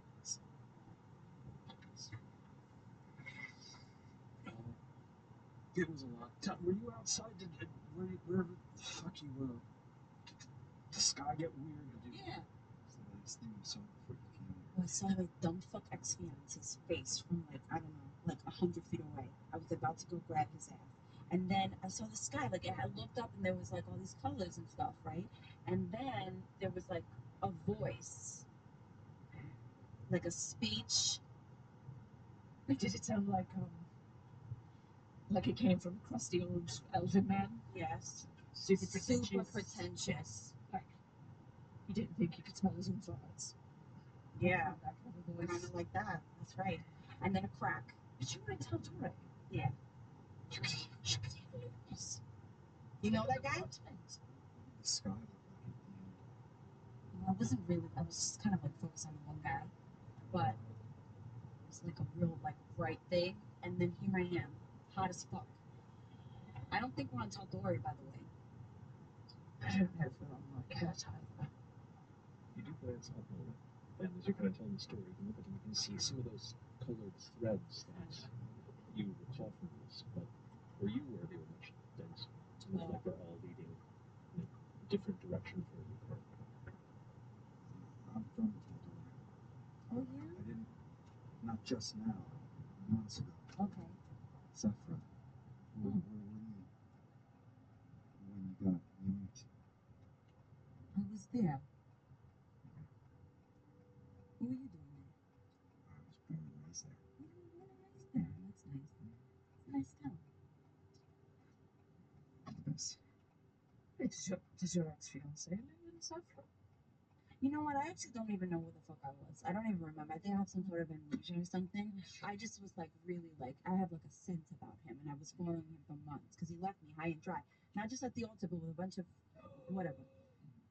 Anyway, doesn't matter. How do we get out of here? Is there anything that could kill us right now nearby? I mean, the fall. Is there anything alive besides the four of us? Make a perception check. Honestly, he sounds like such a bag of dicks. So, 21. 21. Nothing that you can see, but you do hear the sound of something else.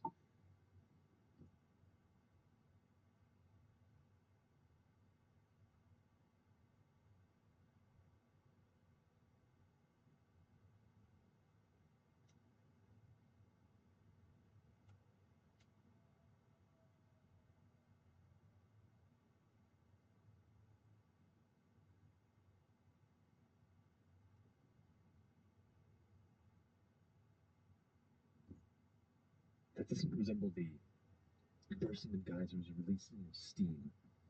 More like a low clicking noise that's echoing a distant from here. Something else that catches your ear as not being worth waiting around for.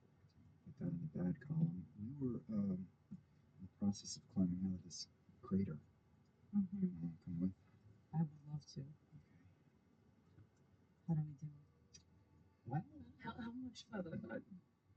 Are we still on the edge of the cliff face, or have we made it to the woods? 2/3. Well, you're about 2/3 of the way. You're about maybe a little under 100 feet up from the edge at this point. All right. Yeah, let's embrace the chaos. Look. Got an extra rope. I got an extra whip. Perfect. So I do one more group athletics check with all four of you. Party, Mona. Yep. I like the party. Let's party. What on this? Natural 20. Hey. Look at that. Alrighty. First roll of the game.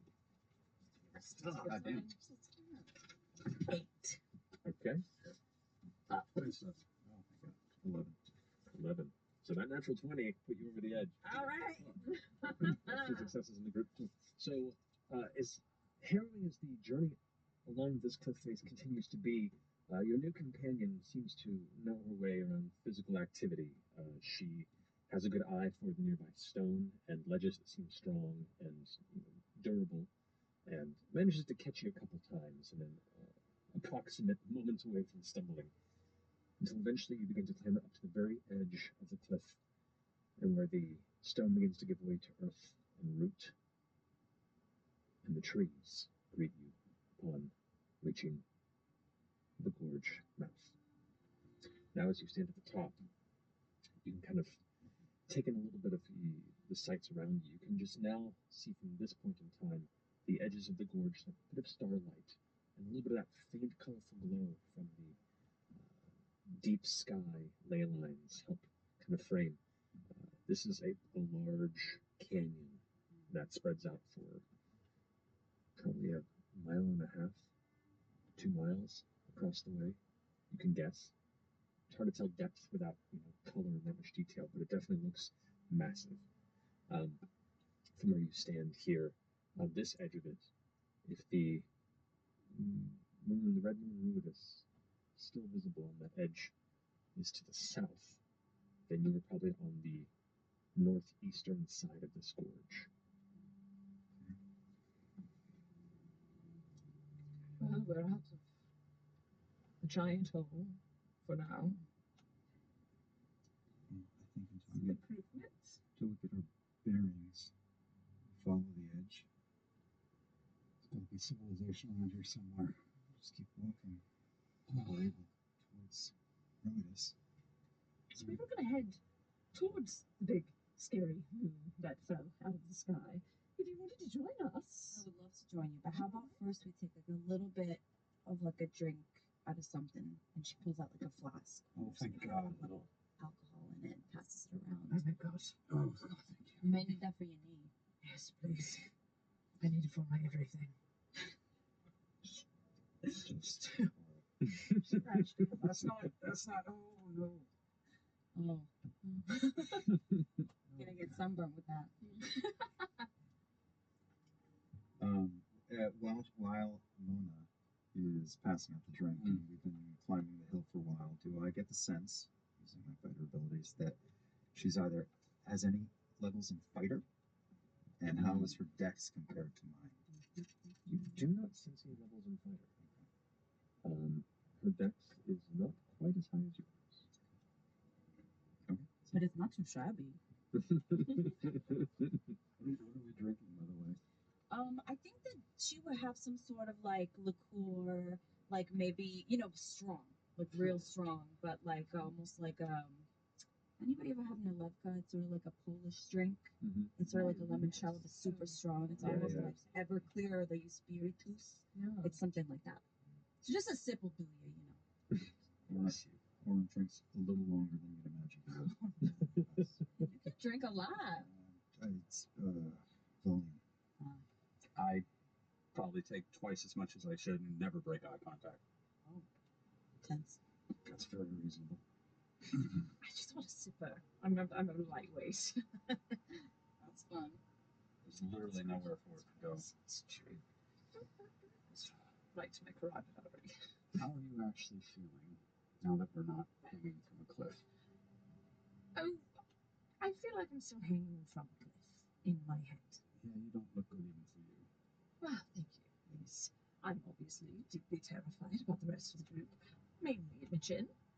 Hope she's alive.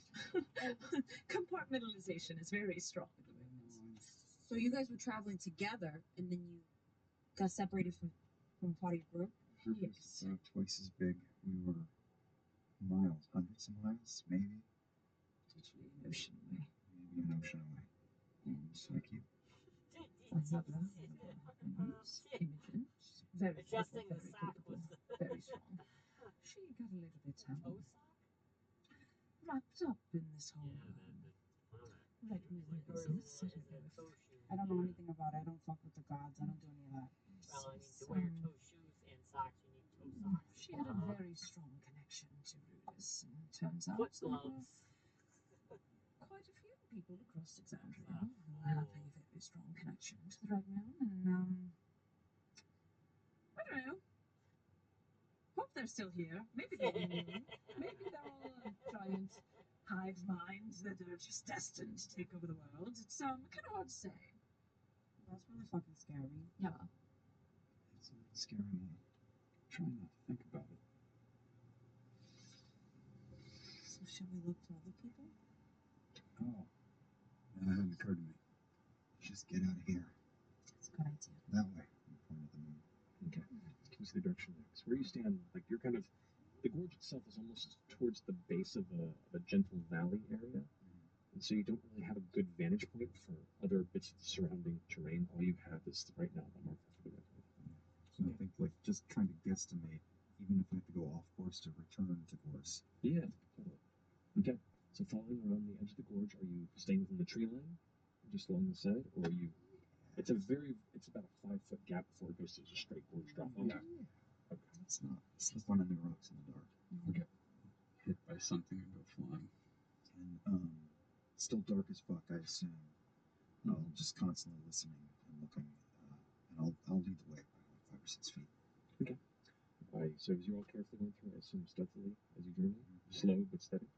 Alright, have group stealth check for me if you don't mind. Stealth. 19. Oh, jeez. Please. London's back, baby. 11. 19. 24.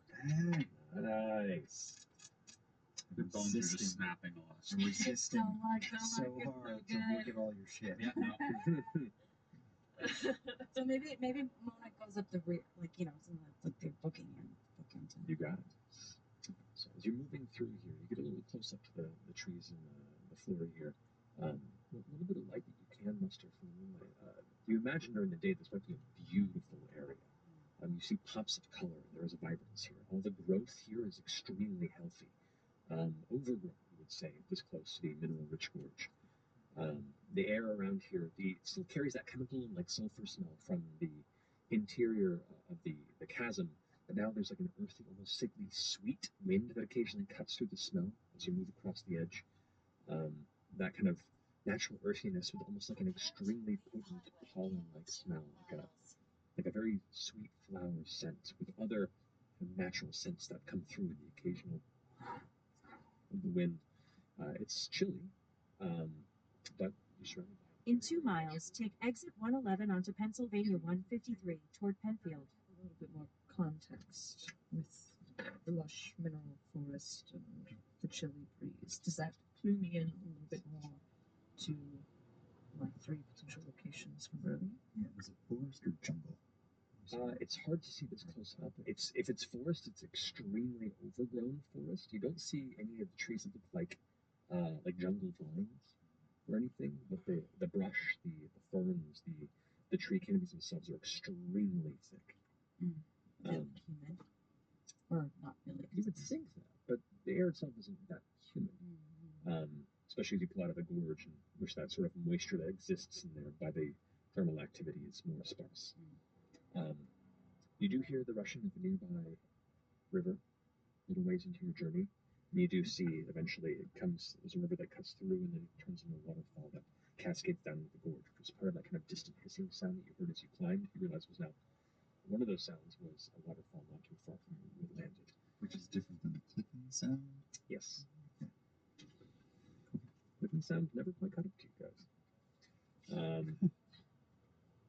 But continuing on for another hour into the night, following that path, it's slow moving, careful. So no more context clues to where we might be? Sorry, coming back to your context clues here. If you were in Wildmount, you would likely not be able to see Ruidus if it was still where it was when you left. If time has shifted and changed and it's moved to a different location in the world, that would mix it up. But if Ruidus was still lingering over where it was in Marquette, you would not be able to see it from Wildmount. Great, no further answers. Good. Who knows? There's no. Honestly, we could be in a whole nother plane. We could. At least we're showing up in Feywild. Mona, what year is it? And I know that neither Amy or I know the year. What year is it? What year is it? Mona. Angela. Jonathan. Hey, Dungeon Master. Dungeon Master. Which one is it? Danny. No, I got it. Hold on. All I want to know is it the same year that I woke up in? Your month day. 8:43 PD. Your month day. Or yeah, just to double check, it's the what day? If you're all sharing. Are we on the same time? Is the answer surprise? So let's say it at the same time. Ready? 8:47. PD. Lane closure ahead on I-80 West in a quarter mile. You're still on the fastest route. Fresno plus the name of your first pet. Okay, This is perfect. No, I would say you would be asking this question.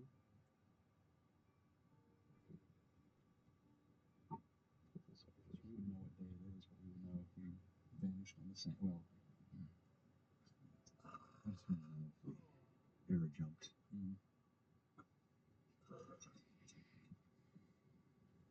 went to Exandria 832 instead of our 831. Right.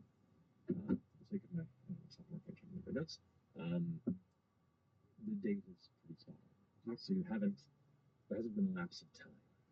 In fact, it's the same evening where the beginning of the apogee solstice kicked in. So that 5-minute discussion took 4 seconds. Gotcha. No, I can tell. It's all because of my cycle, too. Yes. Just, yes. I got it. My mother's a midwife. yeah, no. Midwife. Midwife. I grew up around one. Yes. You've seen around it, yeah. Don't have one of those anymore. Oh no. Lucky you. It's not prepared. I'll say.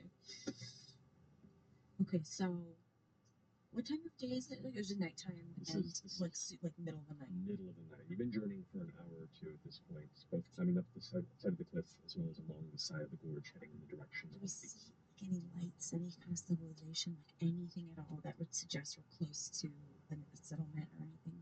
nothing in the gorge. Make a perception check. And once again, this is unfortunately the outside of it seems to like rise up like a bowl of shadow up into the horizon. You can just see a little bit of red moon. It's So at we're this point, still we're in a flat forest area, but still in the gorge. we're on the very edge of it, like And so where the lip of it ended, and the rest of the area around it is filled with this forest. Maybe get a vantage point at the top of one of these trees. Yeah, thanks. I'll climb a tree and try to see in the dark. Okay. And So I, and I sing pate with him. okay. Who's that? Oh my goodness! I'm so rude. I should have introduced you. This is Pate. See This is my what familiar. looks like a bird flies over. The closer it gets, you realize the body is less of a bird body and more like a dangling possum or a rat. It has wings, but the wings are torn rib cages that are like torn open, and the flesh now becomes the inside of the wings itself. The head is a skinless, fleshless bird skull, and immediately swoops down and goes, Hey, nice to meet you. Oh, hello. He's very nice. Okay. He's great. He's a little creepy. He was my sanity project. Take exit 111 onto Pennsylvania 153 toward Penfield. One day. Nice to meet you. You too. You behave. Hey, listen to me. Behave yourself. Don't get weird. Don't get creepy. Eyes up here. Exactly. I know. Oh, well, whatever up here. These black boys. Yes, up here. Got it. Situated, understood, processed, all good. Good. Come on in. There ain't no such thing as a sanity clause. Up we go. Keep right onto Pennsylvania 153 north toward St. Mary's. You make athletic check with advantage. What's that say? That's a tiny number. That's a 14 plus, what am I doing? Athletics. Athletics, then that's an 18. 18, not bad. You climb up to the top of this tree. Like the trees on the edge of the gorge are probably some of the taller ones, based on the proximity to the mineral. As you climb up to the top, and just begin to push the canopy, For about 16 miles, continue straight. this is indeed like a rolling valley. The bit of detail you can make out in the proximity, it just looks like a lush blanket of the rolling forest around. Go make a perception check for me. I'll go back and see. But it's dark, so straight roll. Okay. Is perception, you say? That is a 20. You can see breaks beyond it, where it looks like the valley becomes less forest dense and more just kind of grassy hills. And you can see some hills that rise up high in some places. You also can see above the weave of the ley lines gathering a little bit more what you would guess if the moon is south in a northeastern direction to a similar nexus point. Probably a number of miles off, 20 to 50, you're not sure. Are there intersections where it strikes and Yep, splits? they all kind of pulled from different areas, and some like overlap, and some combine, and some, but you see them all kind of conjoining into one like bright rainbow kind of gathering web of arcane energy up in the air. Unlike what you saw above Mally's Key earlier this evening. You can see, kind of in that direction as well, there are little lights along parts of the distant valley. With a 20, you do see a township kind of loosely in that same direction. Is that deviating from our direction towards Rudis? That would be in kind of eastern northeast. Yes, that's kind of an opposite direction. It's toward a cluster of the. Yeah, near one of these nexus points. To the north, northeast beyond that, you can see a massive mountain range that kind of rolls beyond that. It kind of climbs a decent height, but it seems to encompass about a quarter of the kind of the perspective in in that direction of the night, and past a certain point, it just becomes shadow before you can see where the mountains kind of break. To the north, where that mountain range subsides, there's one singular mountain that rises higher than any we've ever seen. Just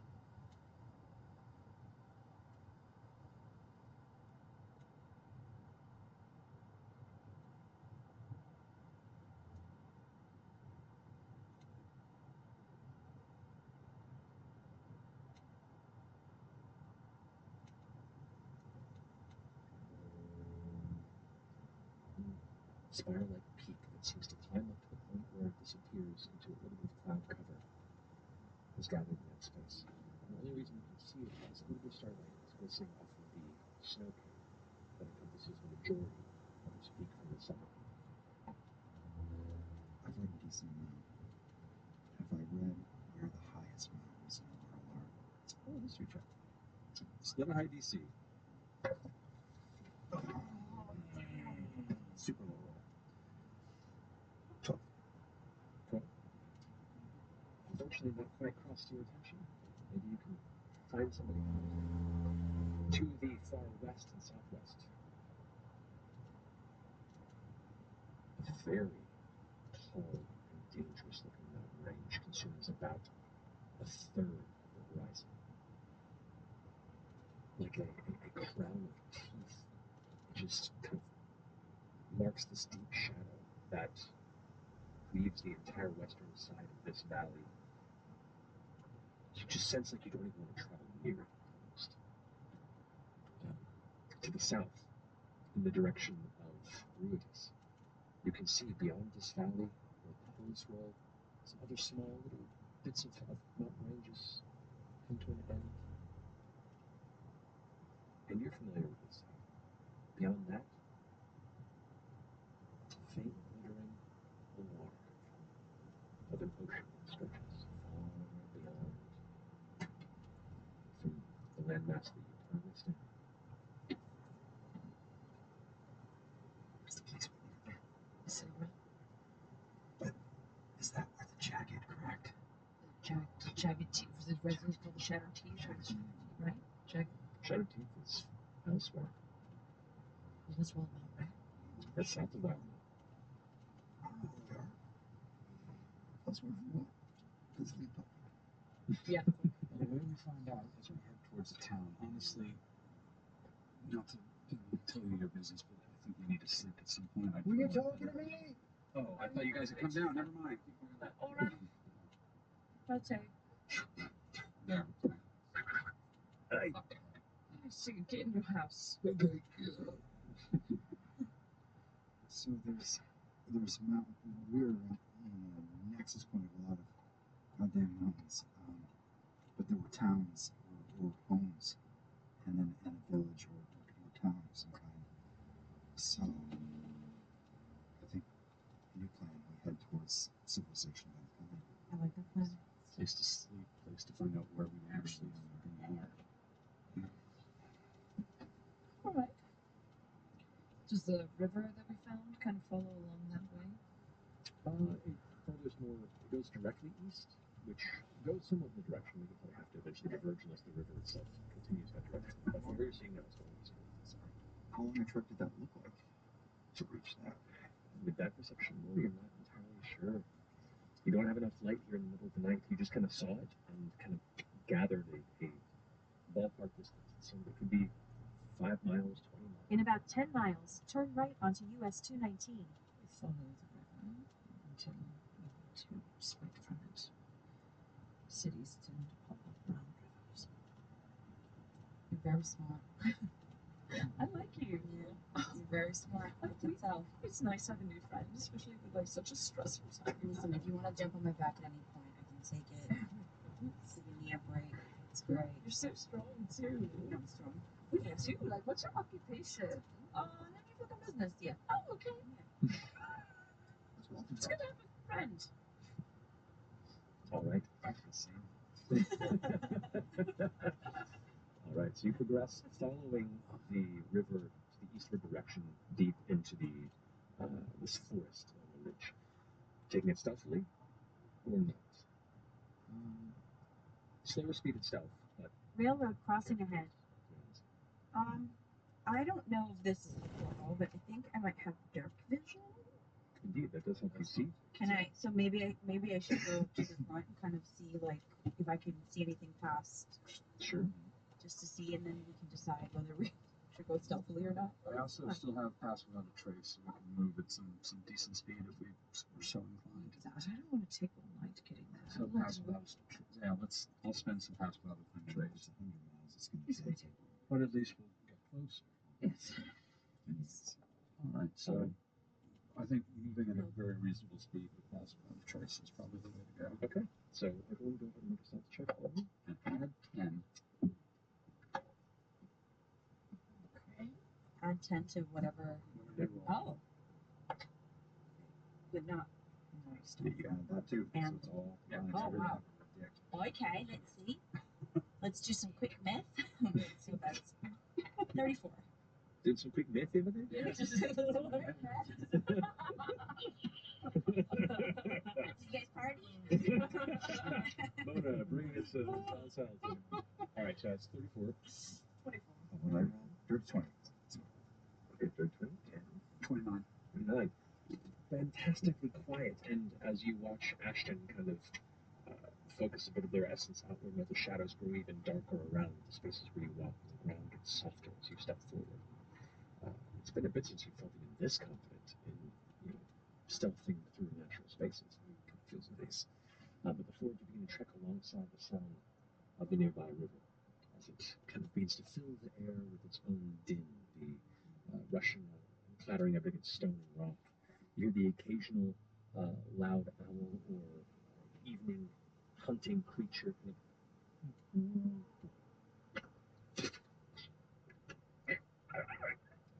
talking to each other through the branches. Keeping an eye out. You're up front. Go ahead and make a perception check for me. Oh, wait, hold on. 19. 19. Peering through the shadow, because of your dark vision, one, you have a very clear idea of the trees before you and any sort of possible divots or pitfalls or any creatures that would be lying in wait. But you do help guide everyone through some of the more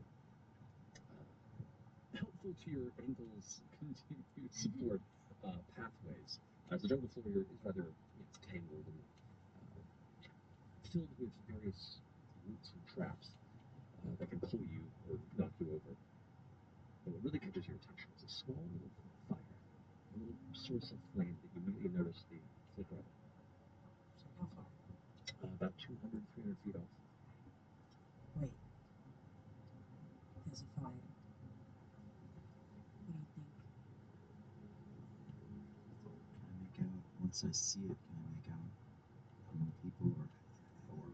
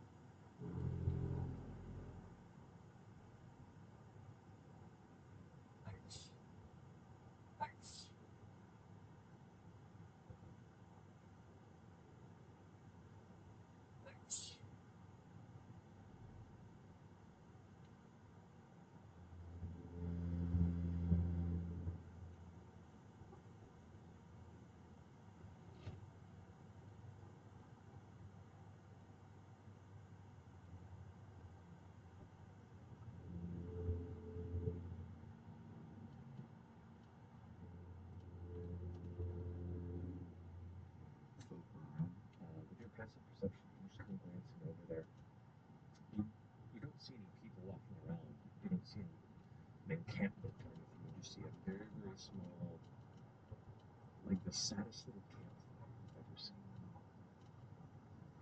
I mean, how many people got displaced? We don't know if like everybody got shuffled around the bloody planet. Maybe that's just dealing with a guy. It's in pate. Well, That, that tastes great when you get to know him. Yeah. I wouldn't talk to him. You would just do a flyby. I don't think that helps. No, that's what I'm saying. I wouldn't make him talk. I would just make him scout. Just do a flyby. Okay, that makes sense. Okay. High in trees. And just very high altitude spy mission. Okay, because he's flying dead cat. Puts guts out. He's a dead rat. Don't. I know what he No, I is, didn't want to say but but he presents wrong with that as. rat. No, you can miss. He knows. He's fair. That's okay, as long as you know. As long as you own it. You're proud of who you are, right, buddy? Yeah, of course I am. You made me. Oh, magic. Oh. Yes, I love you. I love you too. All right, here's what you're gonna do. Okay. You see that fire in the distance? Yeah. Don't make yourself see. Well, can do that. Just do a little loop-de-loop. Come right back. You got it. Let's do it. We'll step check. Does Patty get any of Ashton's possible trace? Uh, Or disappears once Once you're far enough away, it well, yeah, it will, the range is when it's tasked, it's supposed to carry you for a bit. It has a big stealth, actually. But I will say, because you probably was not on your mind when you cast the spell, and so Better than any roll I've had all night. 23. 23, coasting through the trees until spinning around. There looks to be a small clearing where a cart of some kind is settled at rest. There are some Cart or covered wagon. it's like a simple cart. There is what looks to be kind of like not quite like a reindeer, but a similar sort of forest kind of colder climate beast of burden that's affixed to the front that is currently eating something. It looks like there's some supplies there. There's a small campfire where something is being kind of put on it, burn it, pick up the embers a bit, and there is a humanoid figure that is currently kind of warming their hands at the fire.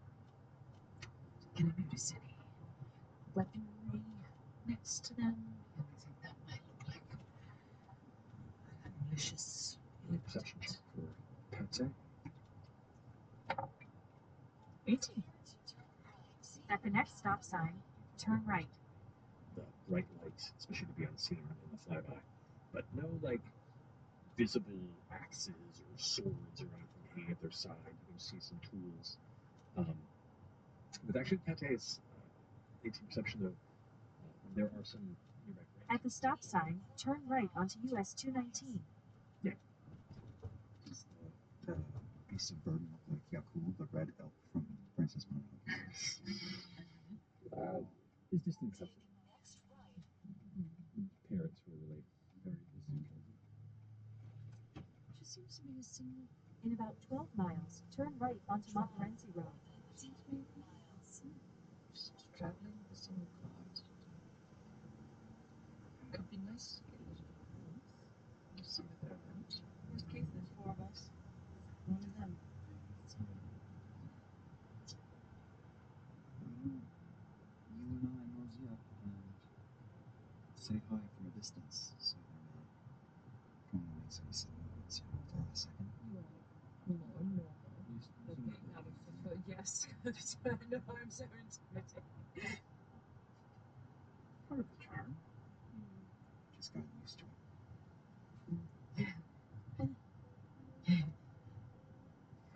Alright, so let's head on over. I'm not even going to try to be stealthy at this point, although I'm not going to go crashing through the woods. And once we're, 50 feet away. Hello?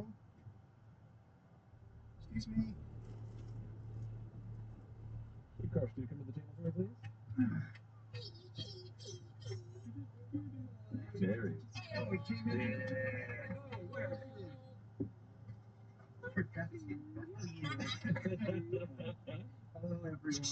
Hey, buddy. Welcome, welcome.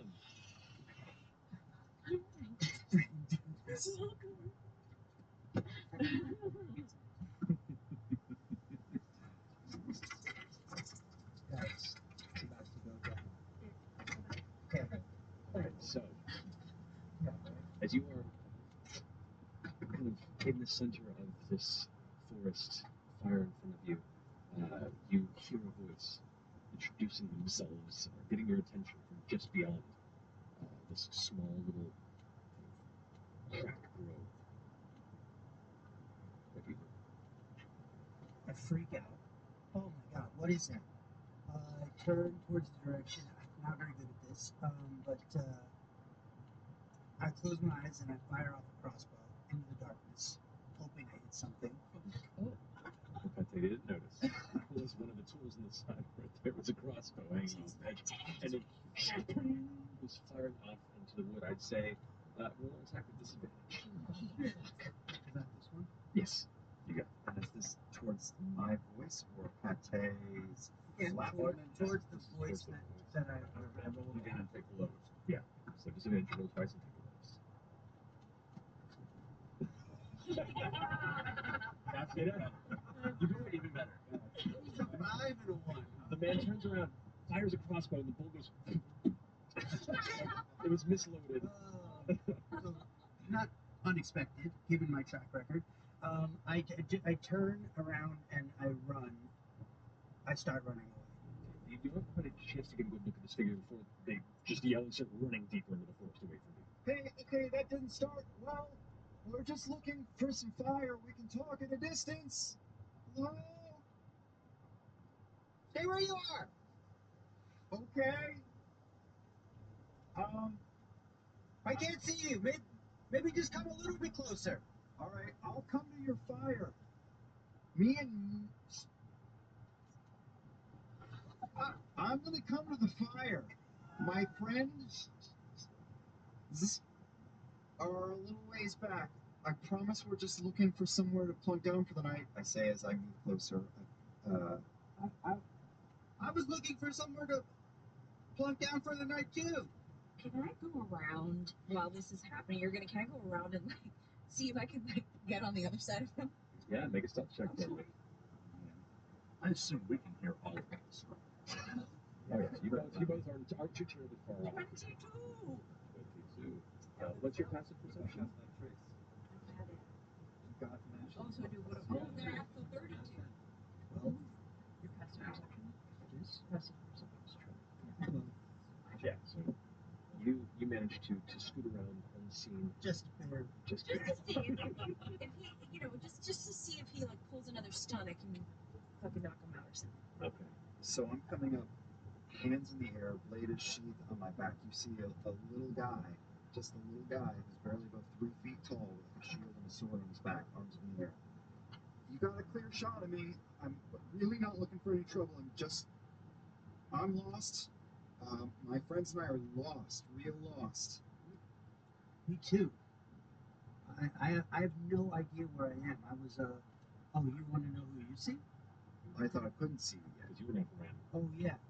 But what you would see, Mona, as you sneak around in the shadows, go ahead and describe what Mona sees. You see a half elf. He's built like a coat hanger.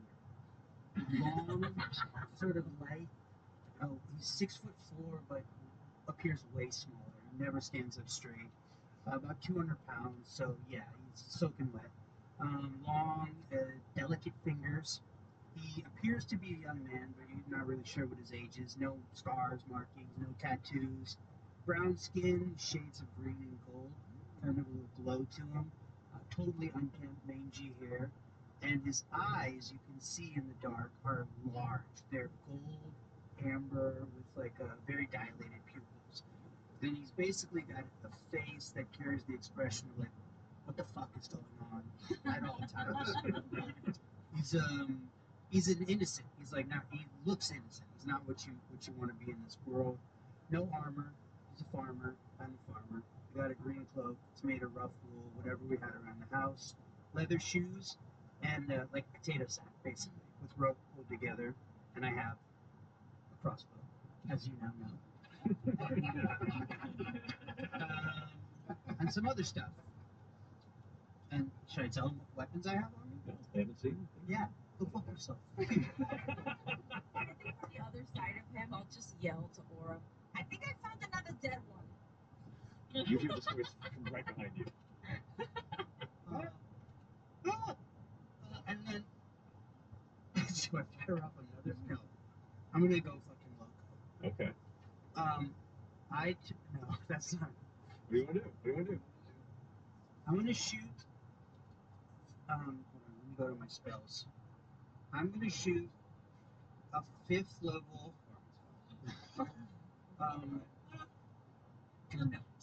Lightning bolt. She's like 5th level? Yeah, I'm gonna shoot a 5th level lightning bolt. What? Is this war? Towards the voice? Towards the voice, knowing, like, not really sure where it is, right? You got it. So you just turn around to the sound of the voice and release a lightning bolt. So Mona, as you're sitting in the shadow, the figure spins around and you just see this like great glow of energy, and you hear this crack of thunder and a flash of bright light. Go ahead and make a dexterity saving throw. I will say with advantage because you don't see the source, so it's kind of just hoping to catch. With advantage? Oh, well, don't need it. Dang. Oh, that's gonna be 24. All right, so go ahead and roll damage, and you take a half damage. Which one is it? The D6s. Go ahead, and that would be 10d6. Oh, here we go. Great. What the F? 24 D6s. 7, 8, 7 plus 8 is 15, plus 10, 25, and then 10, 34. Oh, see. Plus 12, 47. 47 points of damage halved. So you take 28. 8? No, 28. 23. Oh, right. So 23 points of lightning damage to you. How far am I from him? You're about, let's say, 30 feet. But this goes about 100 feet behind you. You manage to dodge it away, catches you on the side of your hip, and you fall on the ground in sudden pain. Oh my god, how did I do that? What the fuck? Okay. He's hostile. And I start charging up an Eldritch Blast. No! Are you dead? Are you dead, bro? Maybe. I'm fucking dead over here. Wait. What's going on? This is escalating way too fast. We're all lost in wherever the hell we are. Please, nobody fire anything off. Misunderstanding, okay? Oh I put my shield on the ground. I put my sword on the ground. I'm defenseless. Anyone who wants to drop me can. And I sit down, crisscross applesauce, in front of the fire. Can we just sit by the fire, please? I'm a little unhinged right now, so I let go of my Eldritch Blast, but I want to fire it like right to the left of his head. Just a little bit of a warning shot. Roll to attack. This is the Shortest episode. Appearance. We're all a little traumatized. 21.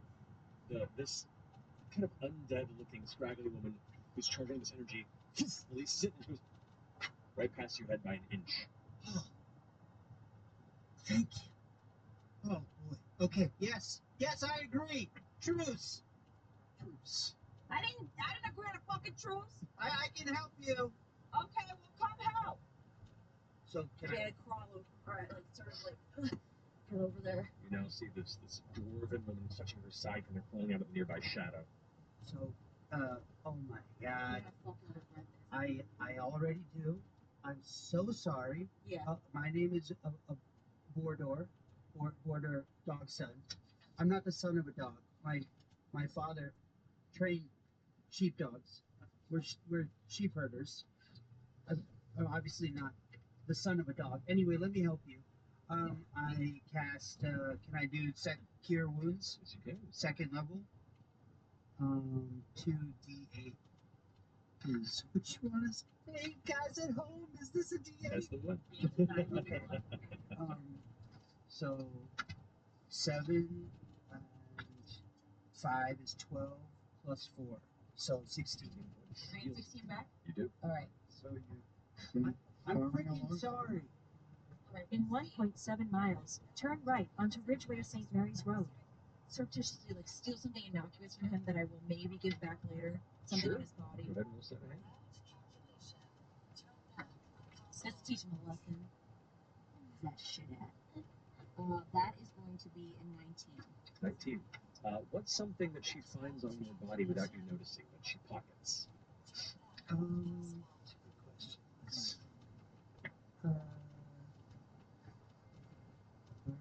We're next to a big ass wedgie. I have a sling on my back. You're welcome. Put that macro. Oh my, that was not cool of me. I'm really sorry.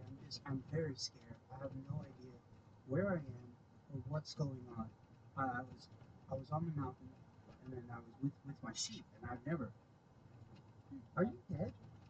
It's complicated, but a little bit of yes and a little bit of no. You are stunning to look at. Oh my god! Unbelievable.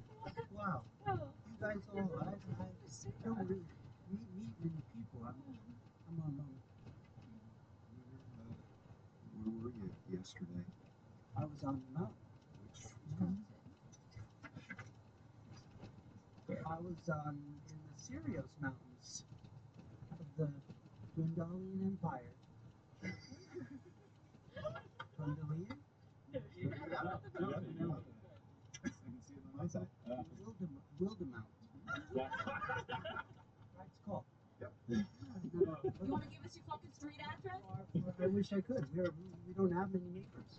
It's just sort of us on the mountain. And you're a sheep herder. That's what I've been doing since I was a boy. Yes. At the next stop sign, turn right. I was tending to the sheep at night, and I felt a humming all around me. I've been sort of alone. At the stop sign, turn right onto Ridgeway St. Mary's Road. What's wrong with him? He's got a fever. He's had the fever for 3 weeks. Oh, that's not good. He's burning up. He looks Like me. Yeah. I was tending to my brother, and I felt this warm hum around me, and then I looked at him, and there was a voice came into my head. He didn't speak to me, but I heard something. A drone. In 1 mile, turn left onto US 219. And I felt pain in my forehead, and then I ended up here. So it has to sound like the voice of like a very precocious man. Like, Yeah, it is. don't think he's Someone smart, for sure. Someone who sounded like they knew what they were talking about. So you're a farmer. You throw around a lot of lightning on a farm? No, that's a new thing. It's a new thing. Well, as far as I know, since I got here, these things have just been happening. How long have you been here? A couple of hours. How did you... What made you discover that you had magic ability? Well, she said there was a dead one, and then a fucking lightning bolt came out of my hand. Does he seem truthful? Go ahead and make an insight check. I'm too far. 21. You can roll a persuasion or deception check. Go ahead and roll d20 and add your skill. But I'll roll. you don't have to tell us which one. Yep. You just pick which one and then go ahead. And then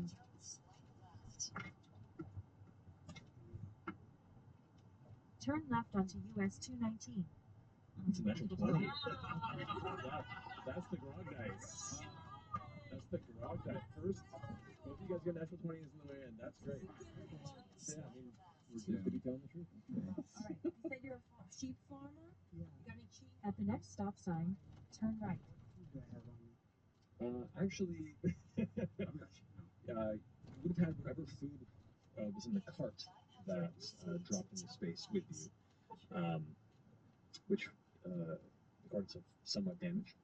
you have a little bit of meat, some grain, At the stop sign, turn right. hunt some squirrels, and not a whole lot. I've got cheese. You got cheese too? Yeah, I've got cheese. Next Right. If you'd like to join me by the fire, and please accept my apologies. I don't see many people. In 3/4 of a mile, turn right onto Montmorency Road. I have meat. I have some wool if you're cold. We're all kind of going through it too. We three were together somewhere else. Markets. Yeah, and you. Mona. Sorry about the. That's all right, I guess. We'll see. I was on Taldori. I was about to go give a piece of my mind to my fucking ex-fiance when I got zapped out of there. And here I am. It sounds horrible. For A bolt in my side. Named Dog Door. Door. Door Door. Dog's son. Dog son. Very good sheepherds. What was your name? Sorry, I'm Oren. Nice to meet you. Ashton. Ashton, pleasure. It's all mine. And this is Pate. Hey, how's it going? He's this like weird little undead rat thing with a bird skull. Like this. Hey, how'd you do that? Oh my god, that is the most disgusting thing I've ever seen in my life. Thank you. Yes. That's alive? Well, kind of like me, sort of. Is really the answer. Yes. What a deal. Well, please, anything that's mine is yours. Please, just accept my apologies. I want no trouble. So sorry. We approached you in the dark. No hurt. I Wow. kept going through his heart. At the next light, turn right. Countries. He has. Yes. Together some fucking food. I'm gonna throw out what looks like a giant carpet, but is in fact just a like weird black hole, and then jump into it, like open up a Looney Tunes What are hole. you doing there? Going through the pantry. Hold on. At the light, turn right onto Montmorency Road. People, right? What? I don't think we did. Oh, fuck. What people? What people? That's right. For about 15 miles, continue straight. And see what looks to be a handful of bodies wearing More fucking red people. red colored robes. And Lana, do you mind grabbing what we need off of this and getting rid of the rest? I start tossing them out of the hole. Strength is not my thing. I don't. What do you want me to do with this? I'll just take the armor or the cloak off, whatever is useful. Here's the thing. Our little trio has had a rough few days, and came directly from a real bad place where people were trying to kill us. And these fellows did not succeed, and we were trying to get out of there in a hurry. So this is a terrible story, and I'm making it worse, but I promise that these were not good people. Sorry, it did not occur to me what this would look like from the outside. Never seen it. But it's going to make the cheese smell weird if we don't deal with it now. You've never seen a dead body before. Oh, no, not a murdered one, that's for sure. Today's a lucky day. There's a really nice boot that I'm taking off of them. I don't know if anyone wants any new. So got some bread and cheese, and I think we've got some bottles. It's like table wine, nothing good. So I'm just going to come up with That's fine. That'll do.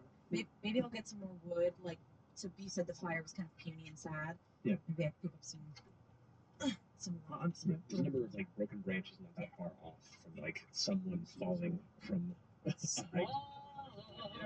I'm ashamed. You said I have an animal? There is attached to the cart a kind of donkey thing. It's a kind of like a reindeer. A little bit larger. Wait. It can. It's used to pulling the cart. Yeah. If you want my reindeer to help move the dead bodies, we can. It's like two. I think it was two. You have a reindeer? Yes. I poke my head out. Behold. You glance over.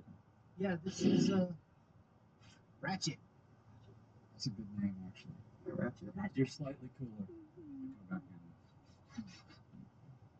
Yeah. Ratchet. Whatever they need. Can you talk to Ratchet? Just Ratchet. I just pretend. Oh, okay. When you hear the faintest bit of a crack of branches nearby. Forget about the dead bodies. I slowly load my crossbow. Can I look down at my whip? Yeah. Is there anything happening? You feel it slightly buzzing in your grip as you go and touch it. Does your whip talk to you? Does it heat me up? Blackstorm's coming. Yeah, ready? Fire up an knowledge slot. An eldritch blast. We've got trees around us too? You have many trees clustered around us. There's just kind of this partial clearing in some of the broken branches and where the cart sits. And, Are we waiting or do we say something that we can see the fire? I don't know if it's, can I tell if it sounds like steps in the brush or it's too faint? Make a perception check. Does the fire help me get my regular perception back? Within the immediate vicinity, sure, yeah. Natural 20. Hey. Plus 9, so. Indeed.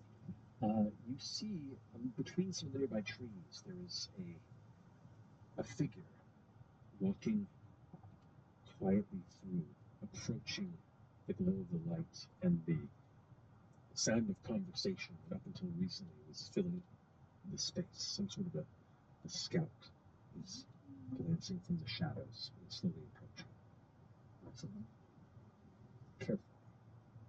With my foot, I push a dead body back into the hole. Should we get in the hole? I wouldn't. Okay, coming in. Hello? I see you there. Hello? Hide behind one. Impressive.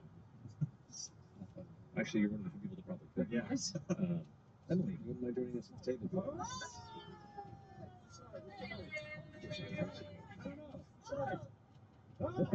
She's coming. Where? Hey!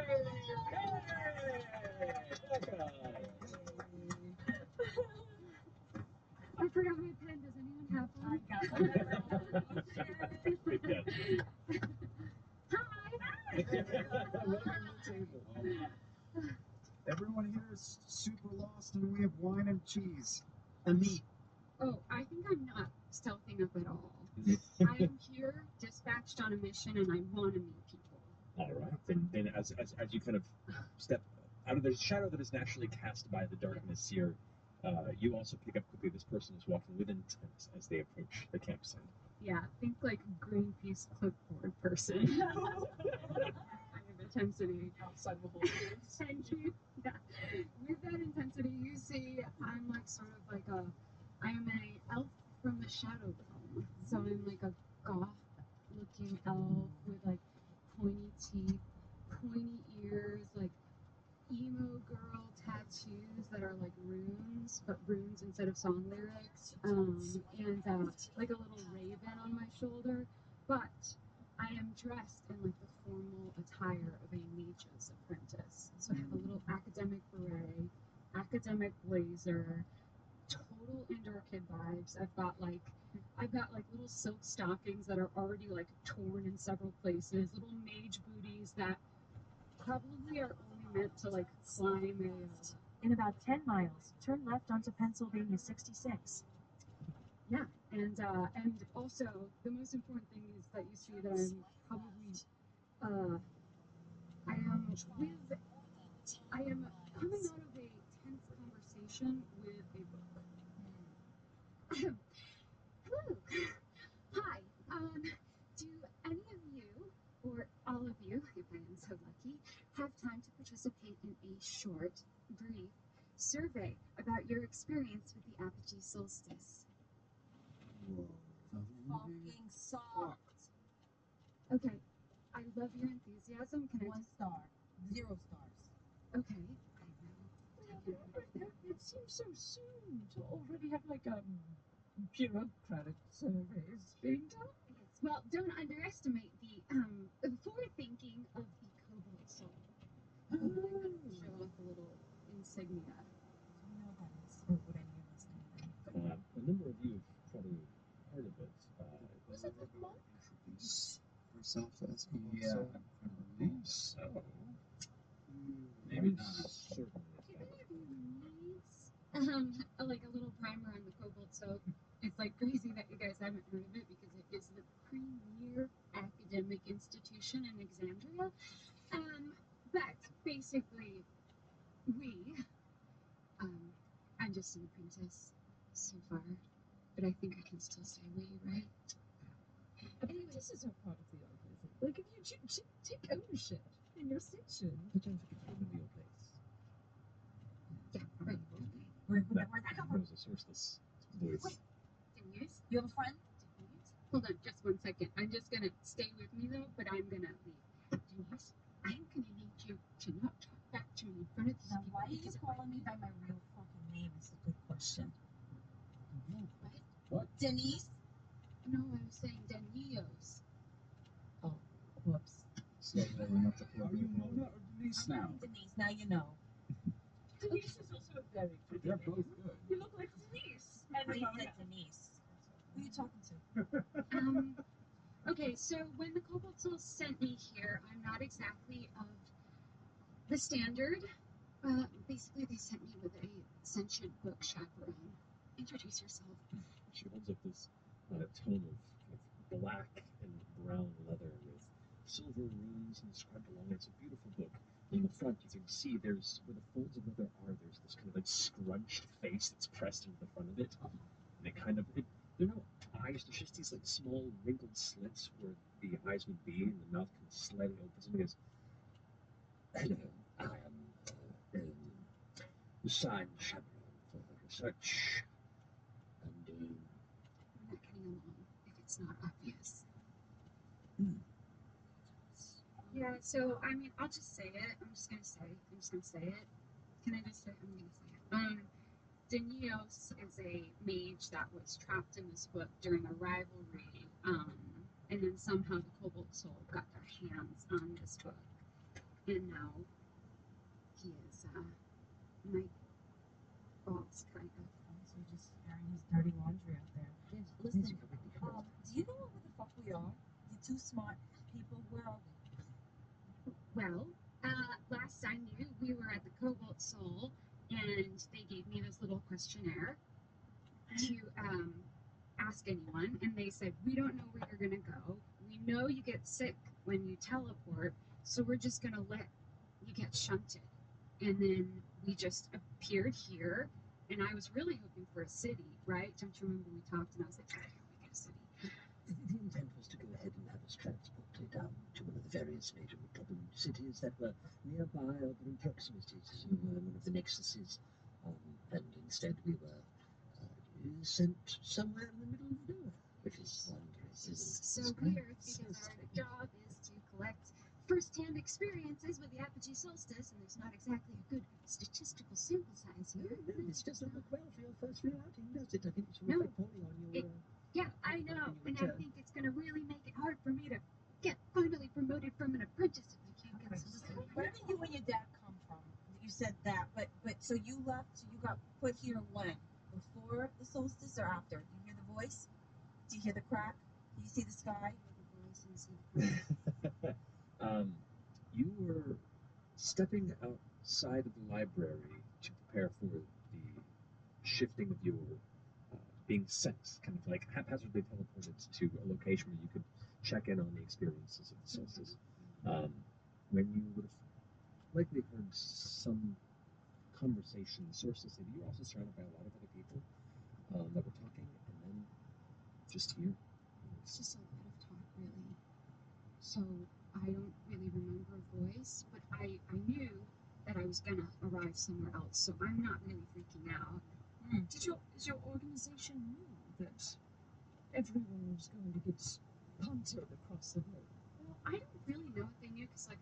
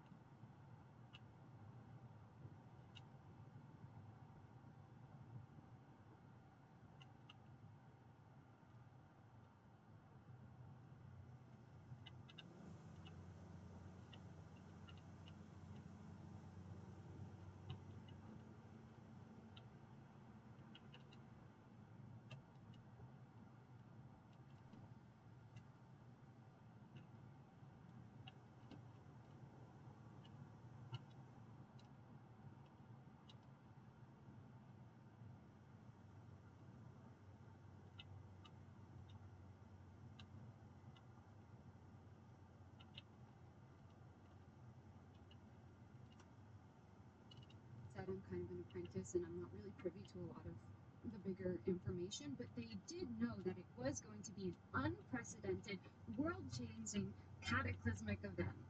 We can attest to that. This is why I don't fucking trust organizations. Because they knew it was happening.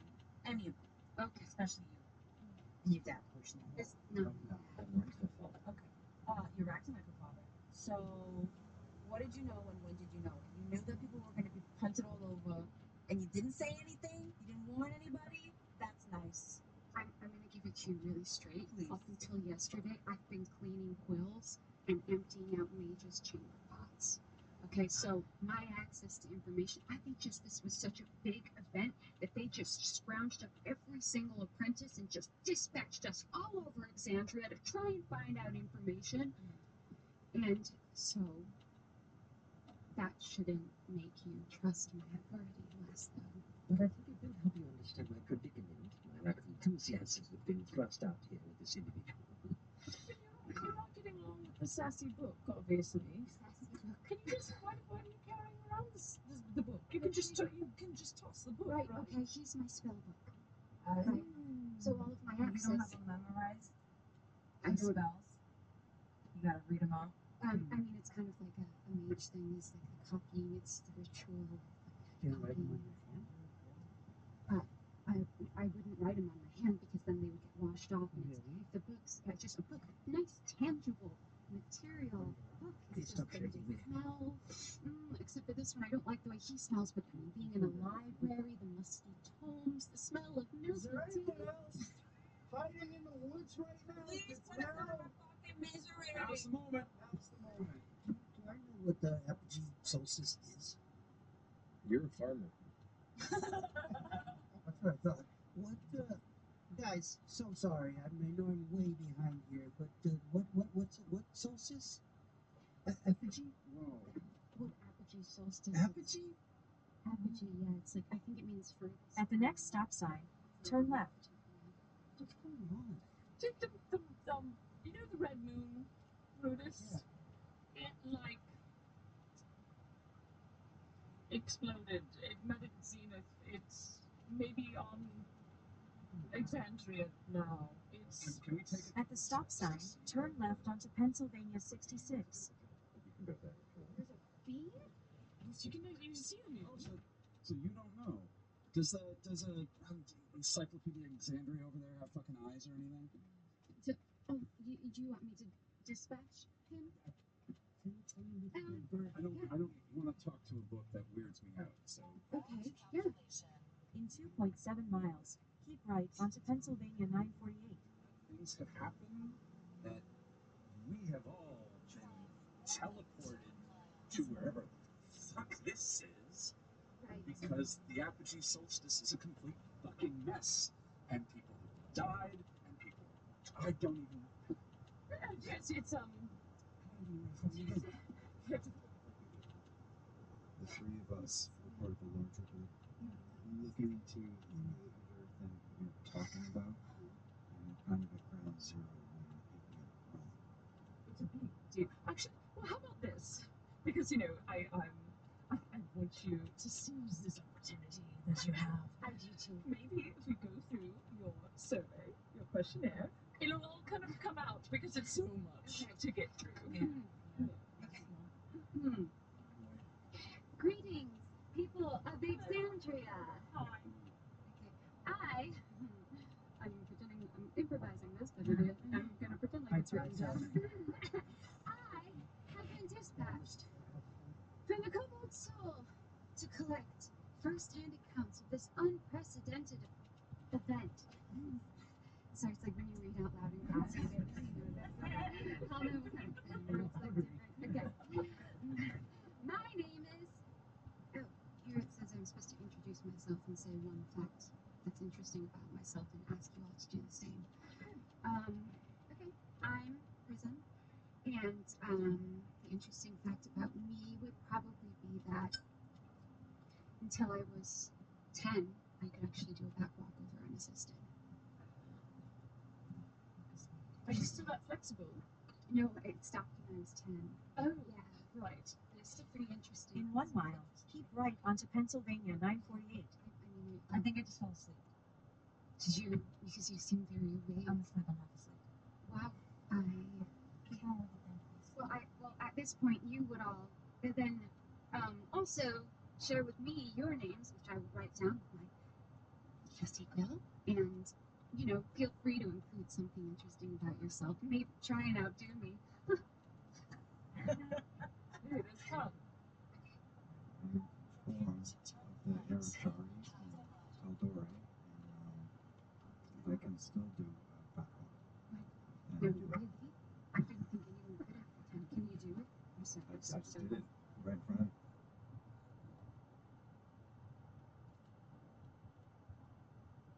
Use the right lane to keep right onto Pennsylvania 948.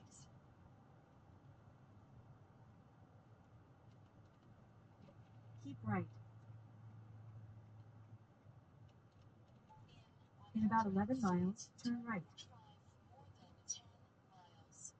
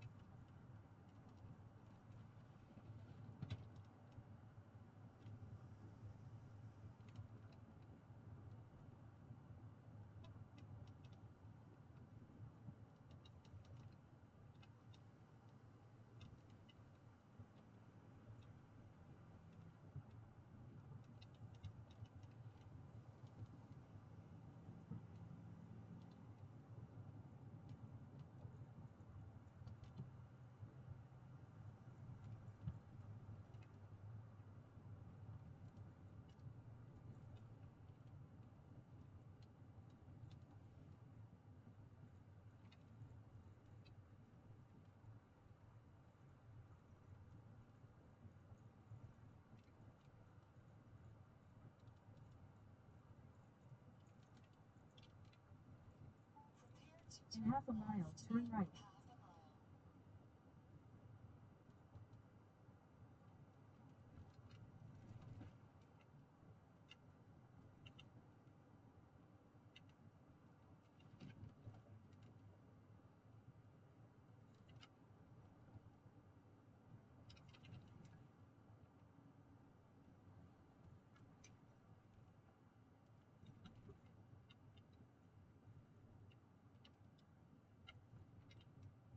In quarter of a mile, turn left.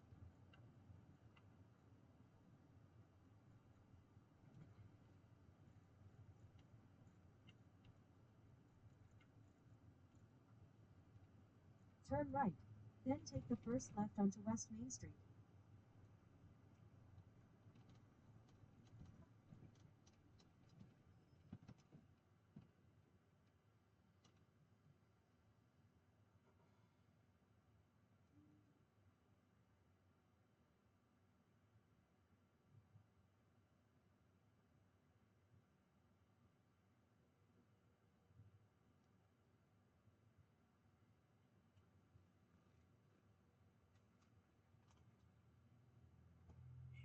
Hey. What you doing? What you call me? What's that? Almost. We're in, almost to Warren. We're in Sheffield. Oh, okay.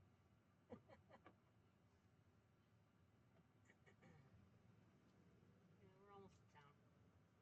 And we'll unload. In 100 feet, turn left.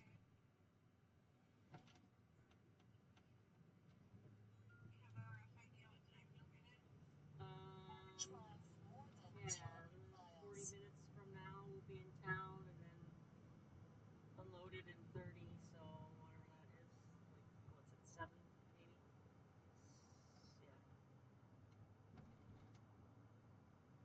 7 to home.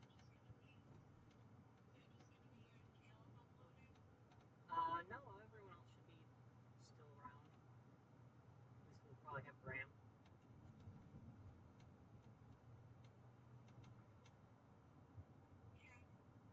Okay. Okay. There we go. Yep. Okay, bye.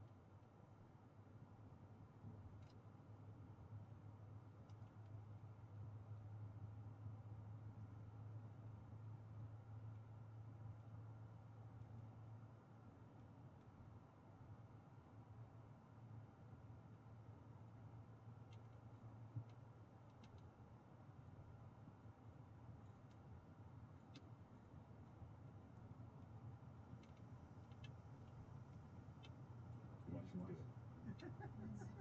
Can you do it again? Just one more time. Holy fuck. That's fucking crazy. It's the way gymnastics grounds. Are you a gymnast now? Sort of. And I pull the blade out lightning quick, and do like a pirouette and a shot of a plant and vine to a tree 15 feet away, and then yank myself to it. You just did that all with so little enthusiasm. Is this foreplay? What? No, no. No, I get my rocks off with books. Well, I mean, like reading It's them. not me, Dad. No, no, no. Okay. Your feet some of those. Shut me up, son.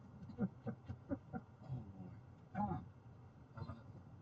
Ashton Graymore, something interesting about me. It doesn't have to be backwalking related. It's not really in the backwalking. It's I have a dimensional nexus of infinite personalities and a hole in my head. I don't know. That's pretty good.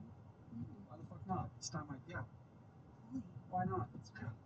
There's a big glass window in my head that just goes off into a little sparkly bit of something. It is disconcerting. That is beautiful. You all are so much more interesting than mages. Can you go in there? I mean, I wouldn't. We had a friend who can do that. It got very complicated. I wouldn't recommend. Wow, that's something else. It's okay. What about you? This conversation. I've given up. Well, my name's Denise, as you so rudely revealed. The S is a money sign. That's awesome. And retroactively, I'm going to retcon it that the S in prism is too. Yeah. Oh, so I copy. Oh, wow. Well, we got an original live one here. Fun fact. I am a scribe, so copying is kind of my thing. Oh, that's cute. That's cute. Listen, my nails are as sharp as fucking tacks. They can cut glass. And you see Denise's nails, they're like stiletto shaped, kind of like these, but like so sharp. I don't really know if they can cut glass, but they can definitely pierce skin a little bit.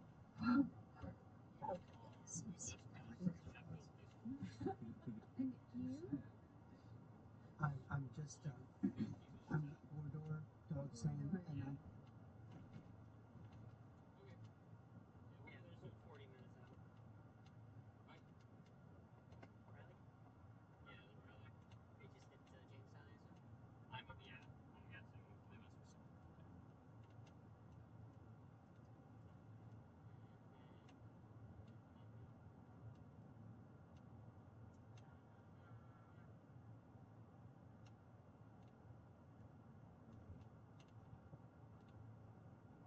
And I'm just afraid, and I need to get back You're home. just afraid. I need to get back home to my brother. He's sick. He's sick and he's ill, and I have to take care of him. And I don't know where we are. I don't know who you are. But I need to leave. And His newfound abilities. right, I don't know. I mean, Got a lightning bolt. That's interesting. I looked up. Is there like a little well, not if you don't side? know. Okay. Wait, sorry, magic is just happening to you? Well, I guess. Does magic happen to you too? No, I studied really fucking hard to get it. It's like 10 years of apprenticeship. Sure. That's... She doesn't even memorize. She doesn't memorize nothing. It's the ritual of the book. It's just a good book. Sometimes the magic is in the book. I don't have a book, but maybe you could teach me.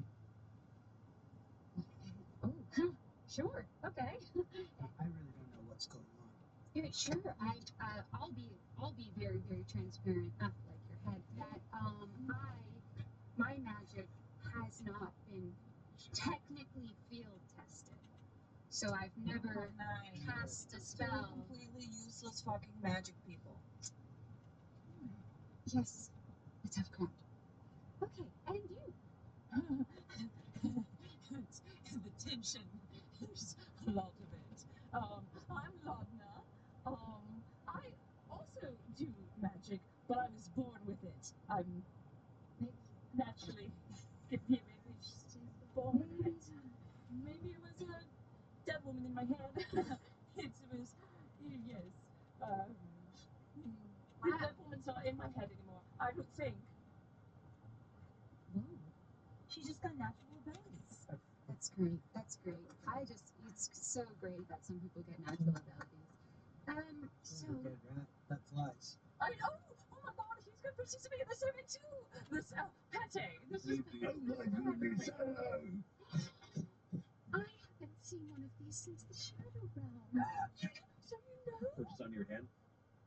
Absolute pleasure. I'll feed him some corn nuts. Although this is interesting. Just eat the jumping rope. Eat it. They're all over the Shadow Realm and they love corn nuts. He's a little wonky. He was a craft. He had a nice craft day, and then he came alive one day. And what's something interesting about you? Only I'm a part of this too. Okay. You got this. Pate. And Pate. What's your last name? Rolo. And really holy. Oh, do you have an answer for these? What they want? That's just tragic. Death is the greatest release. What the fuck is happening? Well, thank you all very much for your information. Oh wait, I haven't even asked the questions yet. Right, back to the scroll. Okay. Now, question number 1. On a scale of 1 to 10, how would you rate your experience with the Apogee Solstice? Goose egg. 0. Yep. So it's 1 to 10 actually. Maybe like a 3. I don't want to be so. Well, I feel like you're compartmentalizing a little hard right now. I have to, or I will break, and I will not ever be the same. Pick up some more rustling in the bushes. Your first instinct is, oh, more people have found the source of light. But then as everyone else is talking around you, you focus in as their voices begin to drown out. And it's larger and more consistent. Like someone pushing a heavy log through the floor of a forest. Okay, this could be more people, and I have been deputized to seek out a statistically Just shut the fuck up and you just stand right there. Just stand right there. Pause the survey for 1 second. I was just gonna go walk.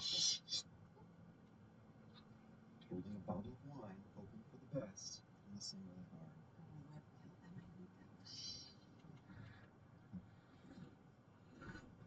It's almost like someone's dragging dozens of ropes across the underbrush.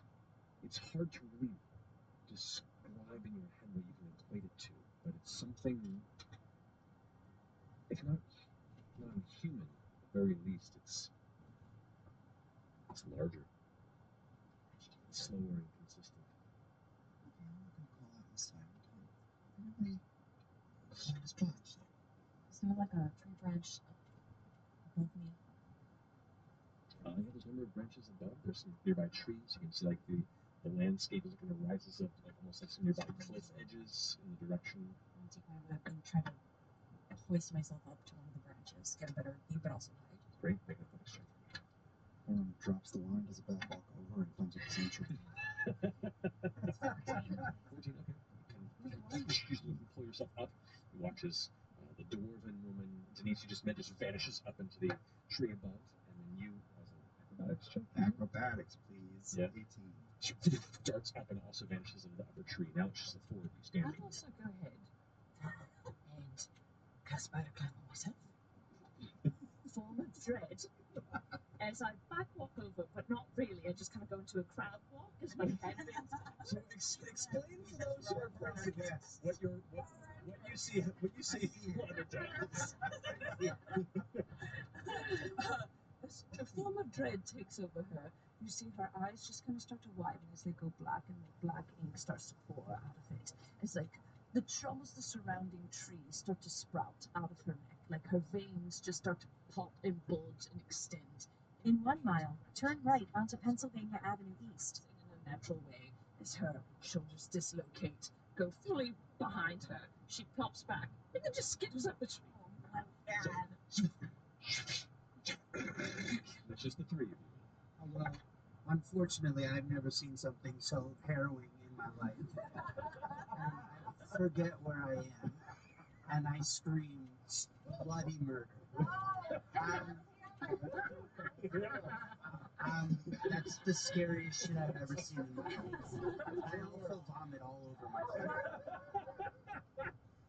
Mordor just screams out loud, upchucks a little bit,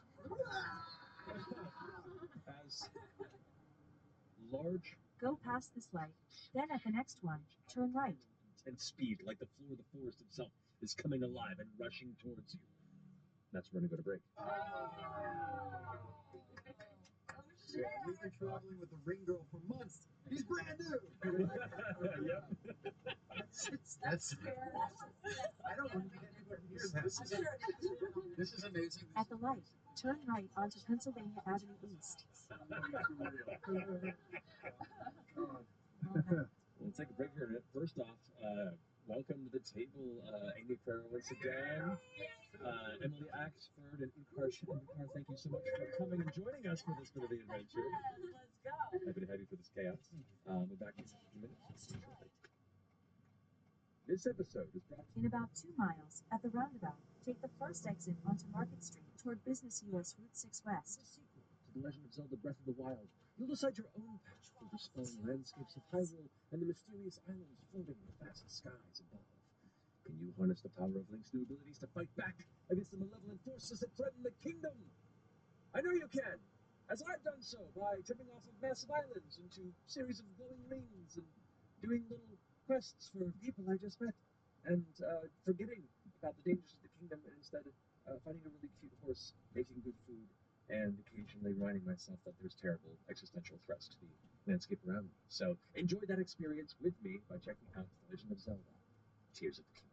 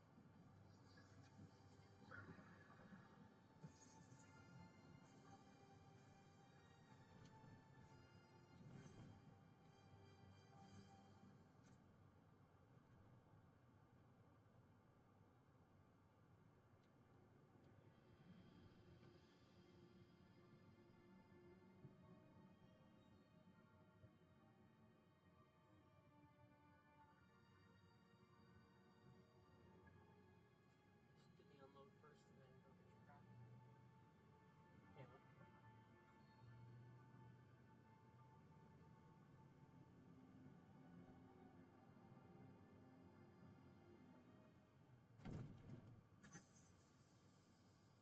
Welcome to the Fairlands, a vibrant, diverse coastal valley found within the northern country of Hyrule. The year here is 1907, a time that feels very similar to your world at the turn of the century. In half a mile, at the roundabout, Prepare to take the turn first right exit onto in Market half Street a toward mile. Business US Route 6 West. Wake of tragedy. Within the metropolis of New Fair, citizens celebrate the sudden influx of technology and wealth by embracing all manner of vice and revelry. But beneath the city lies the remnants of an ancient alchemical civilization that fell to the misuse of horrifying magic. This same mysterious power still plagues the Fairlands today. Sinister creatures roam dense forests, enigmatic lighthouses illuminate dark waters, and diabolical powers harness arcane artifacts. For as long as this corrupted magical bleed has run rampant through the Fairlands, a secret esoteric order known as Candela Obscura has used their centuries of knowledge to fight back. Each circle of investigators is composed of brave individuals recruited by At the roundabout, take the first exit onto Market Street toward Business US Route 6 West. mediums to magicians. This team is called to protect the world from the horrors of the unknown. They are guided through the darkness by an enlightened veteran Take known as next a light right. keeper. Today, I will be yours. For Drive about 16 more than miles, 10 continue miles. straight.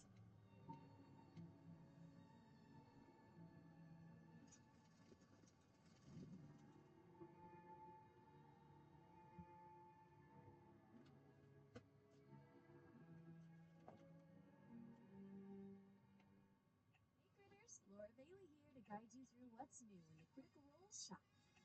Could anything be more perfect? It's the little things in life. Look at this. Isn't it fashion? So much fashion happening here. I mean, the traveler always says impulse purchases are a good decision.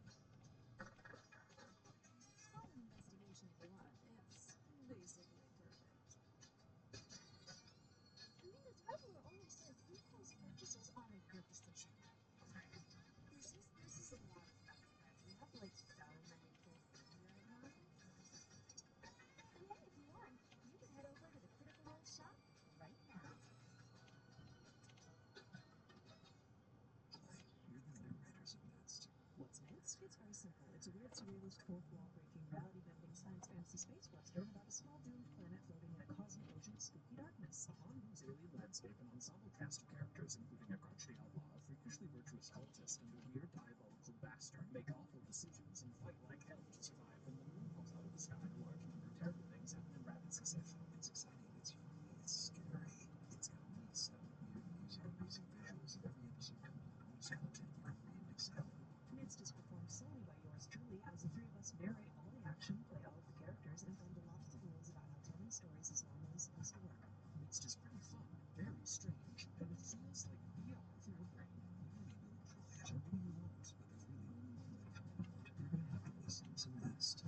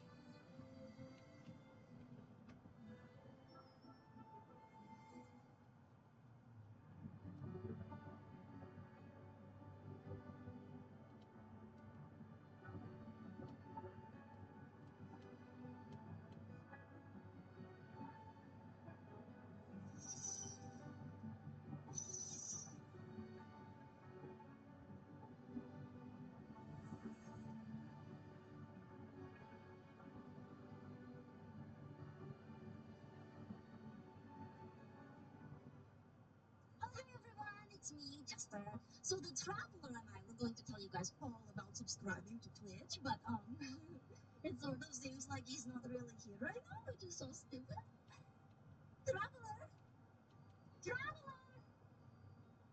Artie! You know what? It's fine. I can do it by myself. With myself. I invoke duplicity. Oh, hello, Jester. Hi, Jester. Okay, so what we're going to do today is tell the people at home all about the good stuff they get when subscribing to Twitch. Oh, I don't know what Twitch is, but that sounds good. Let's go. No, that's perfect, because this works for you too then. Okay, so there's a professionally moderated live chat, and if you subscribe, you can post the links in the chat. Like a link to a cool hamster video? Exactly like that. So what we do here is tell, like, really cool stories, right? And sometimes, like, crazy shit happens when we're telling those stories, and people that subscribe get special emotes so you can express how you feel.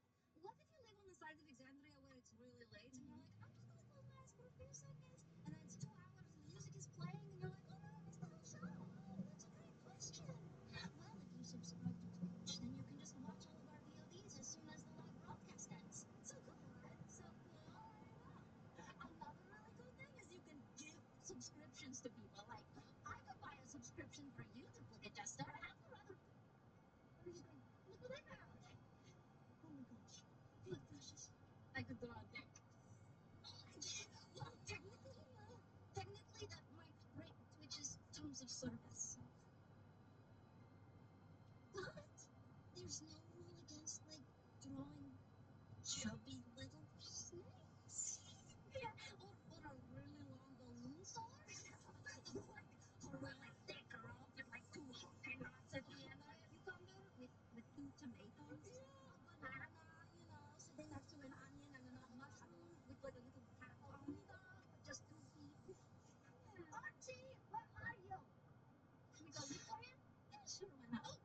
forget to subscribe to Critical Role. Okay, let's go. Okay.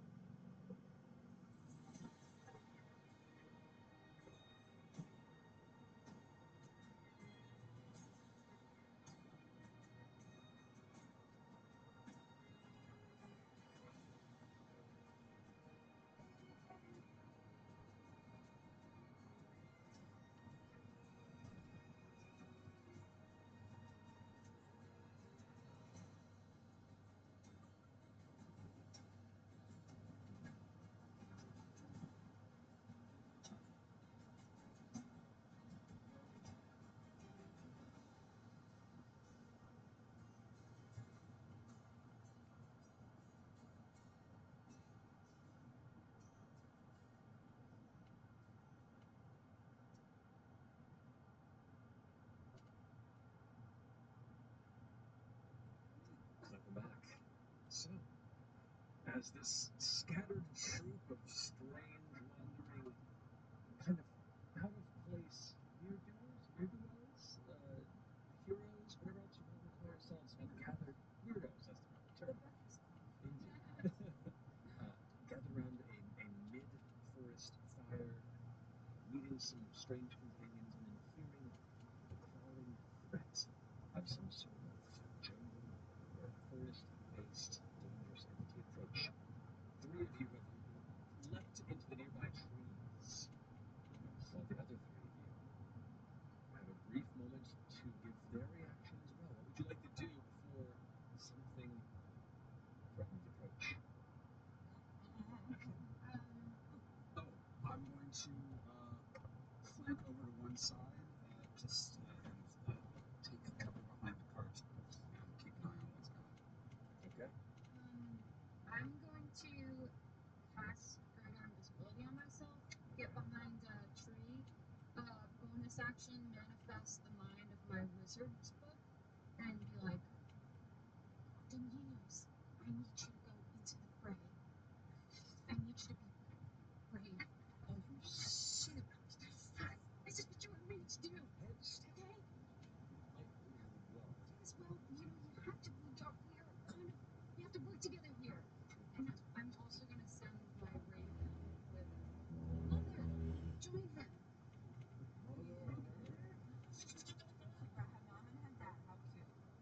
Stop my dad.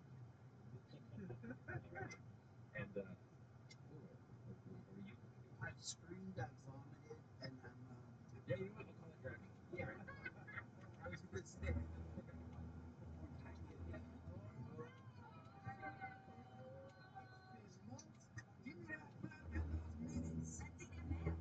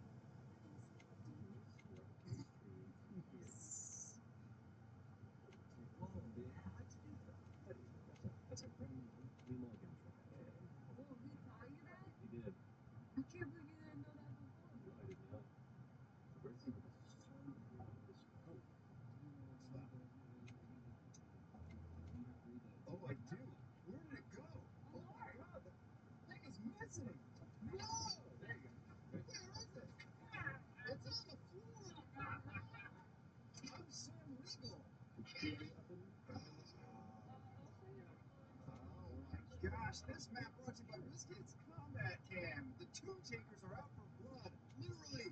This dark and mysterious group is now available for pre-order. Find them and many more for more Critical Role miniatures at wizkids.io/CR Minis and your local game store. Yep. You did good. Dad, I owned a creepy man. I think instead of the flask, I think you now need the fan. You just need to. What do I have to just represent the tome that's in the fray? The tome is in the fray. The tome and the raven. I'll use that for the tome for the time being as a proxy. As you watch crawling through the brush, it's almost like the very floor of the forest begins to curl upward and reach out and grab and emerge, and the underbrush is fighting to dispel or destroy these strange invaders.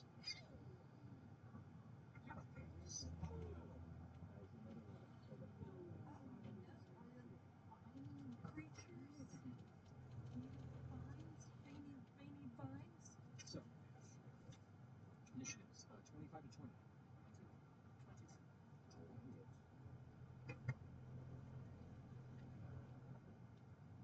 20 to 15. 19. 16.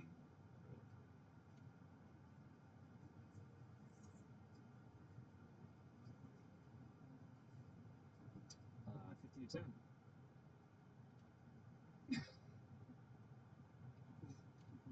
10 to 5. Oh, 8. Alrighty.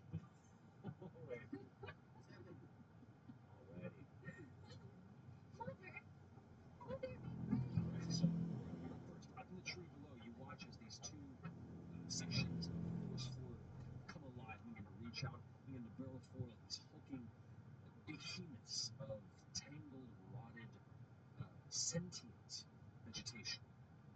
Okay, I think to begin, this is not going to go anywhere I want here, so I'm going to spring from the top of that tree and land here on my boat.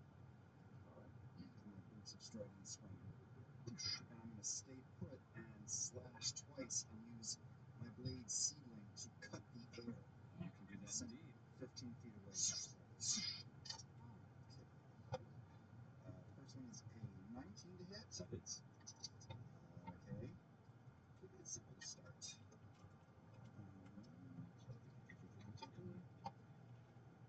That is 11, and then second slash is lower, it's a 15.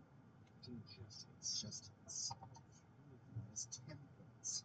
And I'm just going to hold there and see what we do.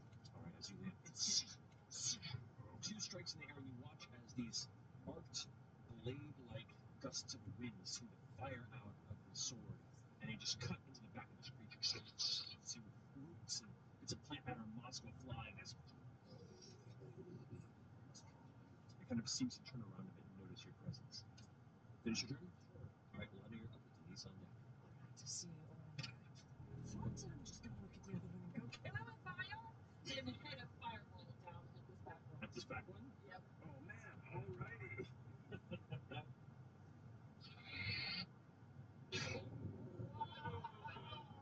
Massive detonation emerges and engulfs the surrounding area in a sphere of burning fire as a small localized explosion splinters some of the nearby plant life and like burns into a cinder the floor of the forest in its vicinity.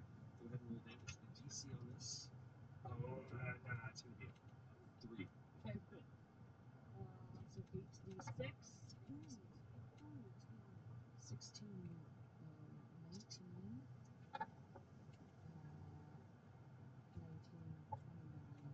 32 damage. 5 damage. It burns everything around as the flames subside. The creature there looks singed, but strangely a little more resistant to fire than you'd expect a plant-based creature to be. What? He's a good friend, so he does have to make a wisdom saving throw. It does. And ask how close my friends are. I said I cast Fireball. That's a 12. Fail. So he's afraid of me and has to go the opposite direction. He is afraid. Closer to you, please. Can I take a moment to noticing that it didn't seem to work as well? To shout out to everyone and be like,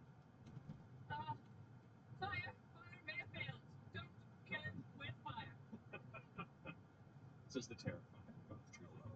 The creature sees you and begins to recoil in terror from your strange, also plant-like nightmarish visage. All right, that finishes your go. You want to stay put or move? Hang out in the tree. Cool, that sounds good. Denise, you're up with Ashton on deck. Okay, here we go. We're gonna slow things down. Denise is going to leap off of this tree. She's gonna rage and use her fucking sickle to cut twice. Yep, that guy right there. Leaps onto him, I think. Yeah, I'd love to do that. And strikes him twice. Try to do like a slicing motion where its head would be. And so Go ahead and make 2 attacks. 2 attacks. Your standard or reckless? Well, he need reckless. What do you see? Because he didn't see me. He didn't see you coming. You're up in the tree. So yeah. Shoot, your first attack will have advantage because he didn't see you. The first attack would have advantage. Okay, so. Oh, do I add anything to this? Sorry, guys. Yeah, you had your attack modifier next to your weapon showing plus. Oh, that's great. So that's going to be a 24. That definitely hits. Great. Go ahead and roll damage on your great sickle. Okay, it's rolling. It's gonna. The app is doing it, or I can do it. The app is lagging. Here we go. So we're gonna. What is that? Oh well, that's a 1. So 9. 9. Oh, that's weird. It's also a 9 on here too. Weird. That's fucking weird as shit. Okay. 9 damage to plus 2d6 because of sneak attack. Plus 2d6. Sneak attack. Here we go. And that's gonna be a 5. Alright, so roll 14 damage in the first strike as you land, like sickle down, from the front of where you think its head might be, pull it free. It kind of shifts underneath you like it's trying to shake you off like a massive dog. You make your next attack. Okay, so that's gonna be. Sorry guys. This is annoying. Okay, that's gonna be a 23. That hits again. Go ahead and roll damage. Yay! Here we go. Damage. That's gonna be a 10. 10 points of damage the next roll. Great. After drawing the blade a second time, you giant arc slice, this time sending a big chunk of plant matter flying off in the nearby shadow. Yes. And then as I do that, can I also do the thing where I kind of maybe knock it 5 feet back? You can knock it 5 feet away from you, but you're on top of it. Yeah. You can't really push it down. If you want to step off the bat, you can do that. Yeah, what if I, oh yeah, that's a good idea. So what if I, as I step off, I like sort of kick it with the back of my foot and see what that does? So you land behind, I mean, 5 feet forward, right up into corridor. oh no, I'm sorry. Let's play it back down. Fair. That's fair. Land, does this kick off, land behind, your whip on your side, your great sickle in your hand, and that's the end of your turn. My turn. Alrighty, that's Silent, and you just hear the trickle of urine flow down. Ashton, you're up.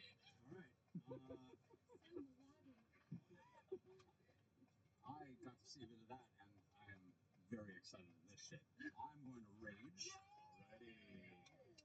Ooh, now we're having fun. Okay. Oh man, can I do this? Yeah, I can do this. It'll be great.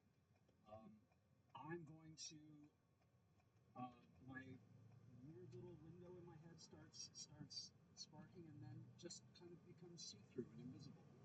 Like you can just see right through my head. One of my eyes just sort of becomes like a window straight through my head, and my hammer starts to get a little phasey, and I run around. I'm going to take a 25-foot run straight at that thing. Here, That one, I'm gonna like turn around and take 25 feet directly at it. you got it. Full speed, hammer back, and I'm gonna take a swing. And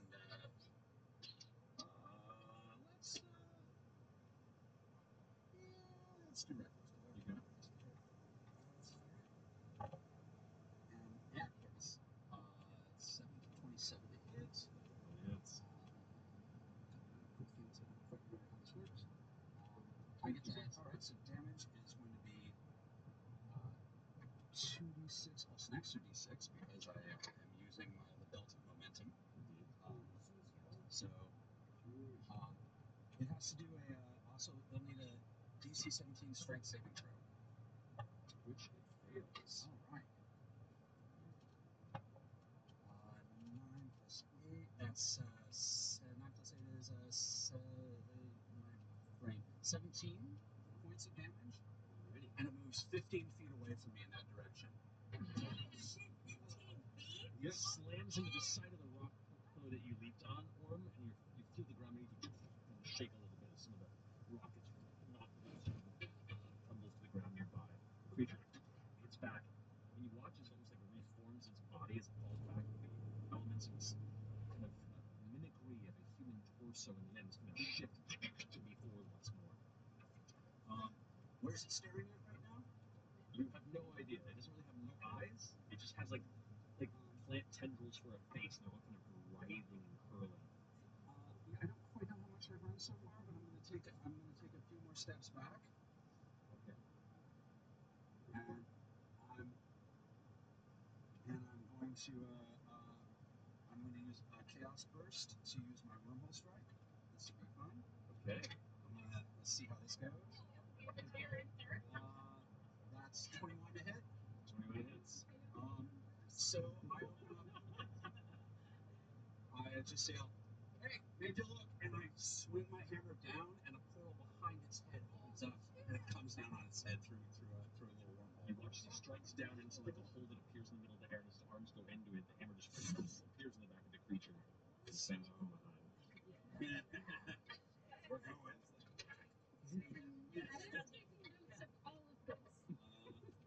That's 12 plus 8. So 20 points of damage on top of that. Right. A heavy crack with that. She watches the center of where a head might be kind of splinters open, and the tendrils kind of writhe and scream, trying to reach any sort of form of matter it can around before it reforms back into its torso. Looks like it's taken some hits. All right. Yeah. That's everything I got. All right. Thank you. Oh, is that it?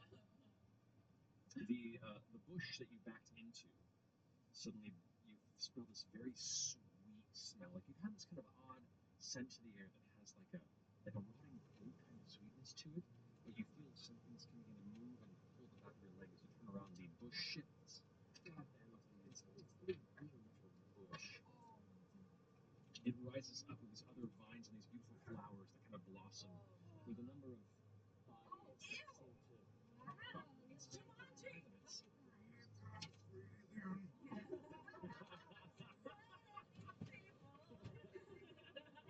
right fucking behind me, isn't it?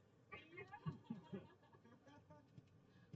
Lord. At which point it's going to go ahead and have 3 of its tendrils whip at you from behind is 24 to hit. That is. 17 to hit. That's my AC.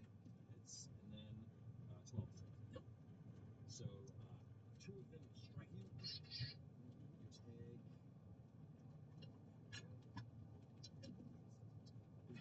take 13 points of bludgeoning damage, reduced to 6 because you're raging, as well as. Oh, make that noise.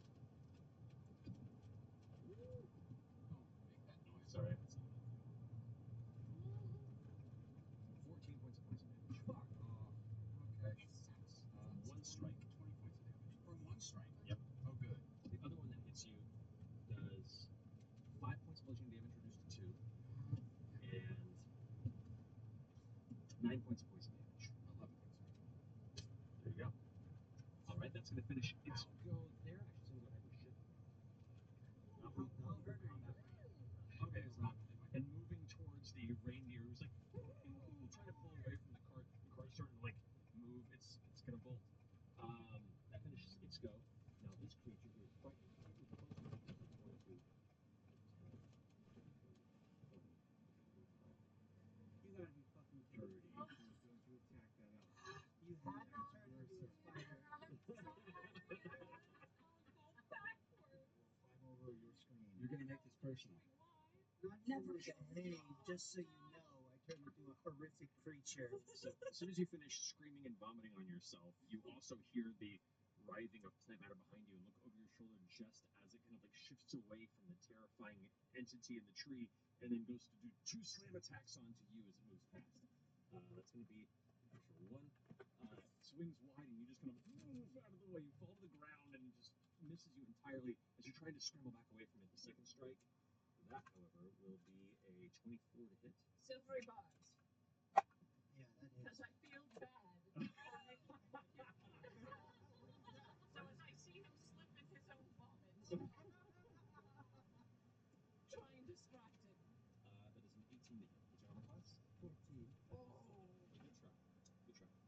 So you take. Hey, buddy, I wasn't expecting this. Hanging out with a bunch of sheep.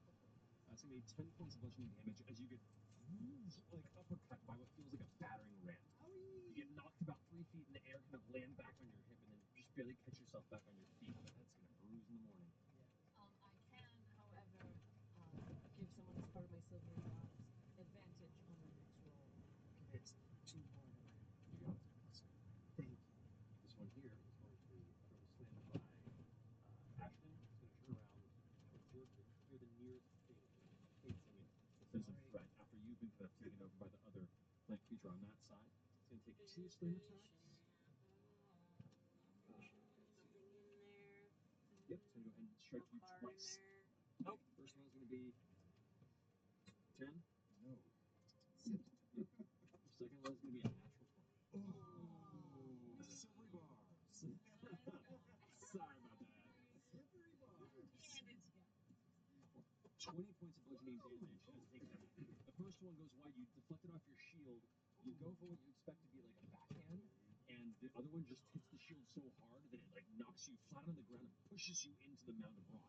You hear the whole top of this like upper platform kind of crack inward around you as you eventually shove it off. Question, why don't you skip it, but if you say no, but on the first it was a miss. I've never used this and I keep meaning to. Can I riposte Yes, you a may. melee attack that missed? Yeah. So when the minor retcon on the first one slams, it hit the shield up and then stab out with blade. Totally. Catch it or Roll clots for an me in the attack. face. That'll hit. That's 24. That definitely hits. We'll call that a 7 of damage, and I'm going to do a superiority die and goad the a-hole. Just keep him on me. Okay. So he has to make a wisdom save. Save is a 7. It's a failure. Failure. So any attacks it makes against creatures that aren't you, it has disadvantage. So total it. So I had another 7.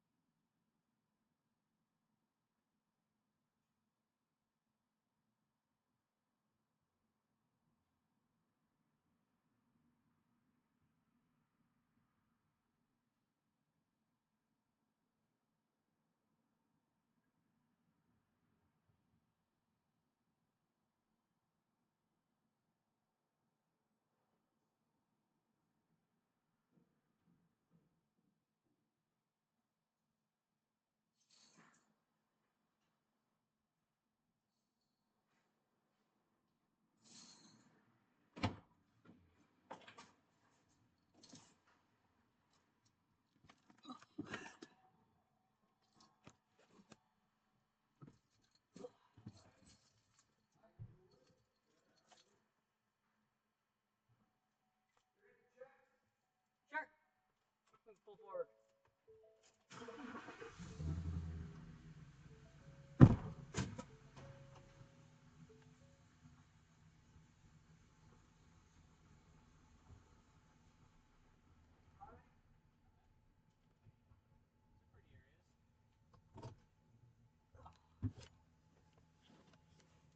For the person I was awake for.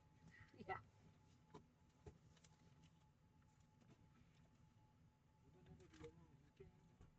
Full breakdown. It's got merch and everything in here too. Right. You probably don't do well merch there. Nah, you did 1840 both That's not nights. bad. That's not bad. It's not bad. It's not bad. 900 a night. That's $3 a head. Yeah. You did 16 sellouts, so you need 1900 back end. Right. So 40. They had their $20,000 deposit. Yep. So the balance was the 21. Great. This one, 10K LLCC. Perfect to be out. Yep. Really? That's super nice. Yeah. And then there's 427.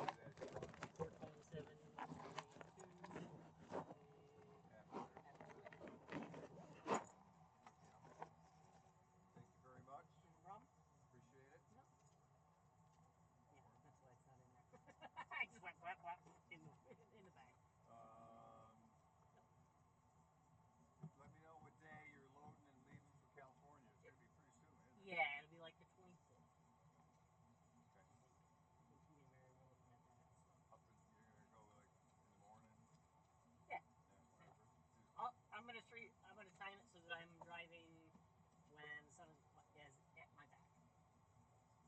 Right. Trying to not drive into the sun all the time. All day. Yeah, right. You know, like I'll stop when the sun like comes below my visor. Yeah, right. You know, start at sun up so that I can drive away from the sun. Right. All right, and then Riley's got his hotel room and the night before. Yep. All that information should be in there. Yep. You're flying with us. Are we gonna need to get more merch? I would assume. I'll take a look at it at some point. Do you know what? We are out of a ton of well, because those are the sizes that tend to go. Yep. Because we only had extra larges in. Well, I'm gonna want to get orders like soon. 2 or 3. Yeah, I'll come in at some point, like super soon. Let me know. I'll sort it. I'll come down. Okay. I'm Tuesday mornings I babysit, and the rest of the week I'm pretty free. I'm down here on Thursday or Friday for physical therapy. I'll probably be down here every day. Oh yeah. I'll say because if I come in also, you and I can talk about Kansas. Well, my physical therapy is on Friday, and the next week I'm pretty free. But I mean, we got to get that order in now if we want to get stuff to get so they can order shirts and print them. I mean, really, like tomorrow or Wednesday.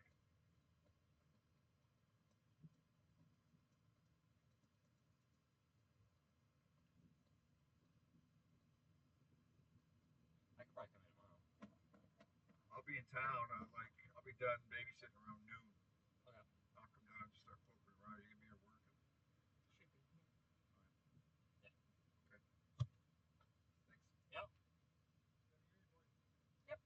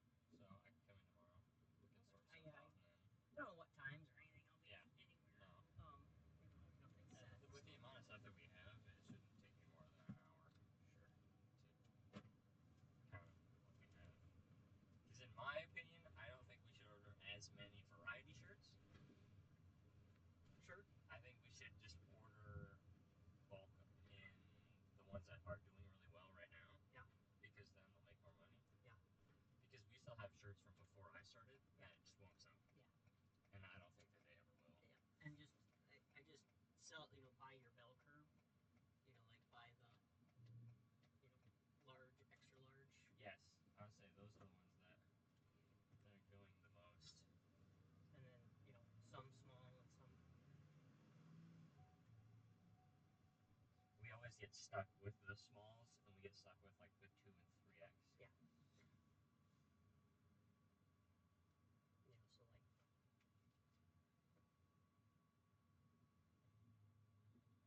Well, like Maddox tables are flying. Yeah. Mary shirts, if we got more of those would sell pretty good, especially because they're soft. Yeah. The drum set ones always sell well. The revised version of the Blind Man Zoo, the black and white and red, that one has been doing pretty good recently. Yeah. Like the greeting shirts, they're fine, but they don't sell as well. We're stuck. Well, We're stuck with so many of them. He ordered 100 of each size. Like 100 smalls for that is way too many. Well, 100 smalls for that would be fine if you were also ordering 400 mediums and 400 larges. Like, that's an appropriate ratio if you could expect to sell that many shirts. Yes, I agree. But if all you expected to sell was 50 larges, then you should have had like 10 smalls. A lot of people want posters too, but I don't know. Yeah. I don't know how all that would work. I don't know if I got like a flat tire or what's going on with this truck. I think I'm getting out of it. Is that? Oh, where'd the cord go? Did it just fall? Yeah, it's right here. Oh, okay. Is that us? Nope. Too big.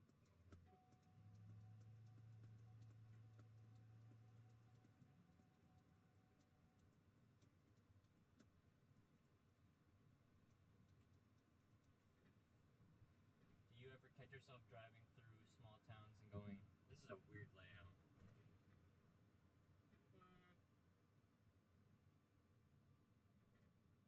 Like, I'm just so used to the layout of Jamestown that I think when I drive through other towns that are very different. No, I don't. Because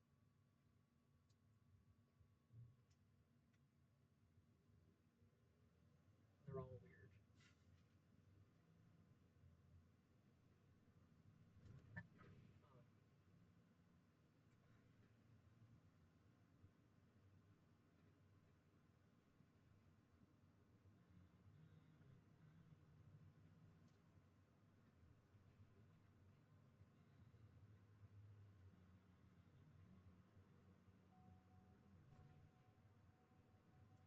I occasionally complain about small New England towns that are like too small for a truck. Yeah. We're like, oh, son of a bitch. I can't go there. there. Yeah, take up the whole lane. Why? I gotta go around 3 blocks to get to where we're trying to do. And a lot of times that's more so bitching at like the venue for not having appropriate space for the truck or bus or whatever, versus just bitching about the town's layout. But ultimately, like I said, all towns are weird. Jamestown's weird.